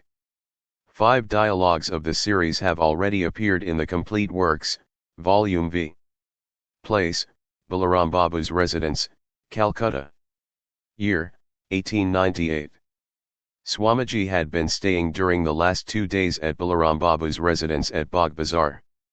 He was taking a short stroll on the roof of the house, and the disciple with 4 or 5 others was in attendance. While walking to and fro, Swamiji took up the story of Guru Govind Singh and with his great eloquence touched upon the various points in his life, how the revival of the Sikh sect was brought about by his great renunciation, austerities, fortitude, and life-consecrating labors, how by his initiation he re-Hindused Mohammedan converts and took them back into the Sikh community, and how on the banks of the Narmada he brought his wonderful life to a close. Speaking of the great power that used to be infused in those days into the initiates of Guru Govind, Swamiji recited a popular doha, couplet, of the Sikhs. The meaning is, when Guru Govind gives the name, i.e. the initiation, a single man becomes strong enough to triumph over a lakh and a quarter of his foes. Each disciple, deriving from his inspiration a real spiritual devotion, had his soul filled with such wonderful heroism. While holding forth thus on the glories of religion, Swamiji's eyes dilating with enthusiasm seemed to be emitting fire, and his hearers, dumb-stricken and looking at his face, kept watching the wonderful sight. After a while the disciple said, "Sir, it was very remarkable that Guru Govind could unite both Hindus and Mussulmans within the fold of his religion and lead them both towards the same end. In Indian history, no other example of this can be found. Swamiji, men can never be united unless there is a bond of common interest. You can never unite people merely by getting up meetings, societies, and lectures if their interests be not one and the same. Guru Govind made it understood everywhere that the men of his age, be they Hindus or Mussulmans, were living under a regime of profound injustice and oppression. He did not create any common interest, he only pointed it out to the masses. And so both Hindus and Mussulmans followed him. He was a great worshipper of Shakti. Yet, in Indian history, such an example is indeed very rare.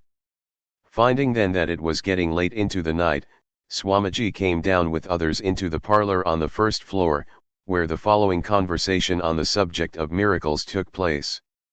Swamiji said, "It is possible to acquire miraculous powers by some little degree of mental concentration," and turning to the disciple he asked, "Well, should you like to learn thought reading?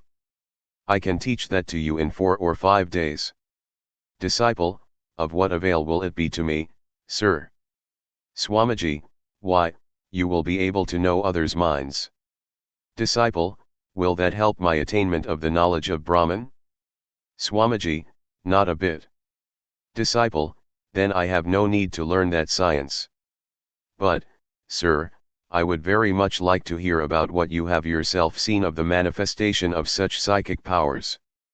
Swamiji, Once when traveling in the Himalayas I had to take up my abode for a night in a village of the hill people. Hearing the beating of drums in the village some time after nightfall, I came to know upon inquiring of my host that one of the villagers had been possessed by a devata or good spirit. To meet his importunate wishes and to satisfy my own curiosity, we went out to see what the matter really was. Reaching the spot, I found a great concourse of people. A tall man with long, bushy hair was pointed out to me, and I was told that person had got the devata on him. I noticed an axe being heated in fire close by the man, and after a while, I found the red-hot thing being seized and applied to parts of his body and also to his hair. But wonder of wonders, no part of his body or hair thus branded with the red-hot axe was found to be burnt, and there was no expression of any pain in his face. I stood mute with surprise. The headman of the village, meanwhile, came up to me and said, "Maharaj, please exorcise this man out of your mercy." I felt myself in a nice fix, but moved to do something, I had to go near the possessed man. Once there, I felt a strong impulse to examine the axe rather closely, but the instant I touched it, I burnt my fingers, although the thing had been cooled down to blackness. The smarting made me restless and all my theories about the axe phenomenon were spirited away from my mind. However, smarting with the burn, I placed my hand on the head of the man and repeated for a short while the japa. It was a matter of surprise to find that the man came round in 10 or 12 minutes. Then the gushing reverence the villagers showed to me. I was taken to be some wonderful man. But, all the same, I couldn't make any head or tail of the whole business. So without a word one way or the other, I returned with my host to his hut. It was about midnight, and I went to bed. But what with the smarting burn in the hand and the impenetrable puzzle of the whole affair, I couldn't have any sleep that night. Thinking of the burning axe failing to harm living human flesh, it occurred again and again to my mind, there are more things in heaven and earth, Horatio, than are dreamt of in your philosophy. Disciple, but, could you later on ever explain the mystery, sir? Swamiji, no. The event came back to me in passing just now, and so I related it to you. He then resumed, but Sri Ramakrishna used to disparage these supernatural powers. His teaching was that one cannot attain to the supreme truth if the mind is diverted to the manifestation of these powers. The layman mind, however, is so weak that, not to speak of householders, even 90% of the sadhus happen to be votaries of these powers. In the West, men are lost in wonderment if they come across such miracles. It is only because Sri Ramakrishna has mercifully made us understand the evil of these powers as being hindrances to real spirituality that we are able to take them at their proper value. Haven't you noticed how for that reason the children of Sri Ramakrishna pay no heed to them? Swami Yogananda said to Swamiji at this moment, "Well, why don't you narrate to our Bengal, lit. A man from East Bengal, i.e. the disciple, that incident of yours in Madras when you met the famous ghost tamer." At the earnest entreaty of the disciple, Swamiji was persuaded to give the following account of his experience. Once while I was putting up at Monmouth Babu's, Babu Monmouth Nath Bhattacharya, M.A., late Accountant General, Madras, place, I dreamt one night that my mother had died. My mind became much distracted. Not to speak of corresponding with anybody at home, I used to send no letters in those days even to our math. The dream being disclosed to Monmouth, he sent a wire to Calcutta to ascertain facts about the matter. For the dream had made my mind uneasy on the one hand, and on the other, our Madras friends, with all arrangements ready, were insisting on my departing for America immediately, and I felt rather unwilling to leave before getting any news of my mother. So Monmouth, who discerned the state of my mind, suggested our repairing to a man living some way off from town, who having acquired mystic powers over spirits could tell fortunes and read the past and the future of a man's life. So at Monmouth's request and to get rid of my mental suspense, I agreed to go to this man. Covering the distance partly by railway and partly on foot, we four of us, Monmouth, Alasinga, myself, and another, managed to reach the place, and what met our eyes there was a man with a ghoulish, haggard, soot-black appearance, sitting close to a cremation ground. His attendants used some jargon of South Indian dialect to explain to us that this was the man with perfect power over the ghosts. At first the man took absolutely no notice of us, and then, when we were about to retire from the place, he made a request for us to wait. Our Alasinga was acting as the interpreter, and he explained the requests to us. Next, the man commenced drawing some figures with a pencil, and presently I found him getting perfectly still in mental concentration. Then he began to give out my name, my genealogy, the history of my long line of forefathers, and said that Sri Ramakrishna was keeping close to me all through my wanderings, intimating also to me good news about my mother. He also foretold that I would have to go very soon to far-off lands for preaching religion. Getting good news thus about my mother, we all travelled back to town, and after arrival received by wire from Calcutta the assurance of mother's doing well. Turning to Swami Yogananda, Swamiji remarked, everything that the man had foretold came to be fulfilled to the letter, call it some fortuitous concurrence or anything you will. Swami Yogananda said in reply, it was because you would not believe all this before that this experience was necessary for you. Swamiji, well, I am not a fool to believe anything and everything without direct proof. And coming into this realm of Mahamaya, oh, the many magic mysteries I have come across alongside this bigger magic conjuration of a universe. Maya, it is all Maya. Goodness! What rubbish we have been talking so long this day. By thinking constantly of ghosts, men become ghosts themselves, while whoever repeats day and night, knowingly or unknowingly, I am the eternal, pure, free, self-illumined Atman, verily becomes the knower of Brahman. Saying this, Swamiji affectionately turned to the disciple and said, don't allow all that worthless nonsense to occupy your mind. Always discriminate between the real and the unreal, and devote yourself heart and soul to the attempt to realize the Atman. There is nothing higher than this knowledge of the Atman, all else is Maya, mere jugglery. The Atman is the one unchangeable truth. This I have come to understand, and that is why I try to bring it home to you all.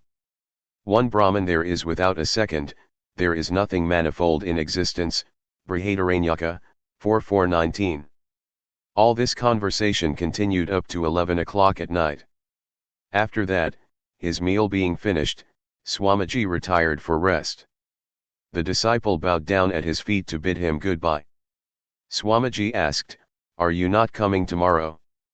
Disciple, yes, sir, I am coming, to be sure.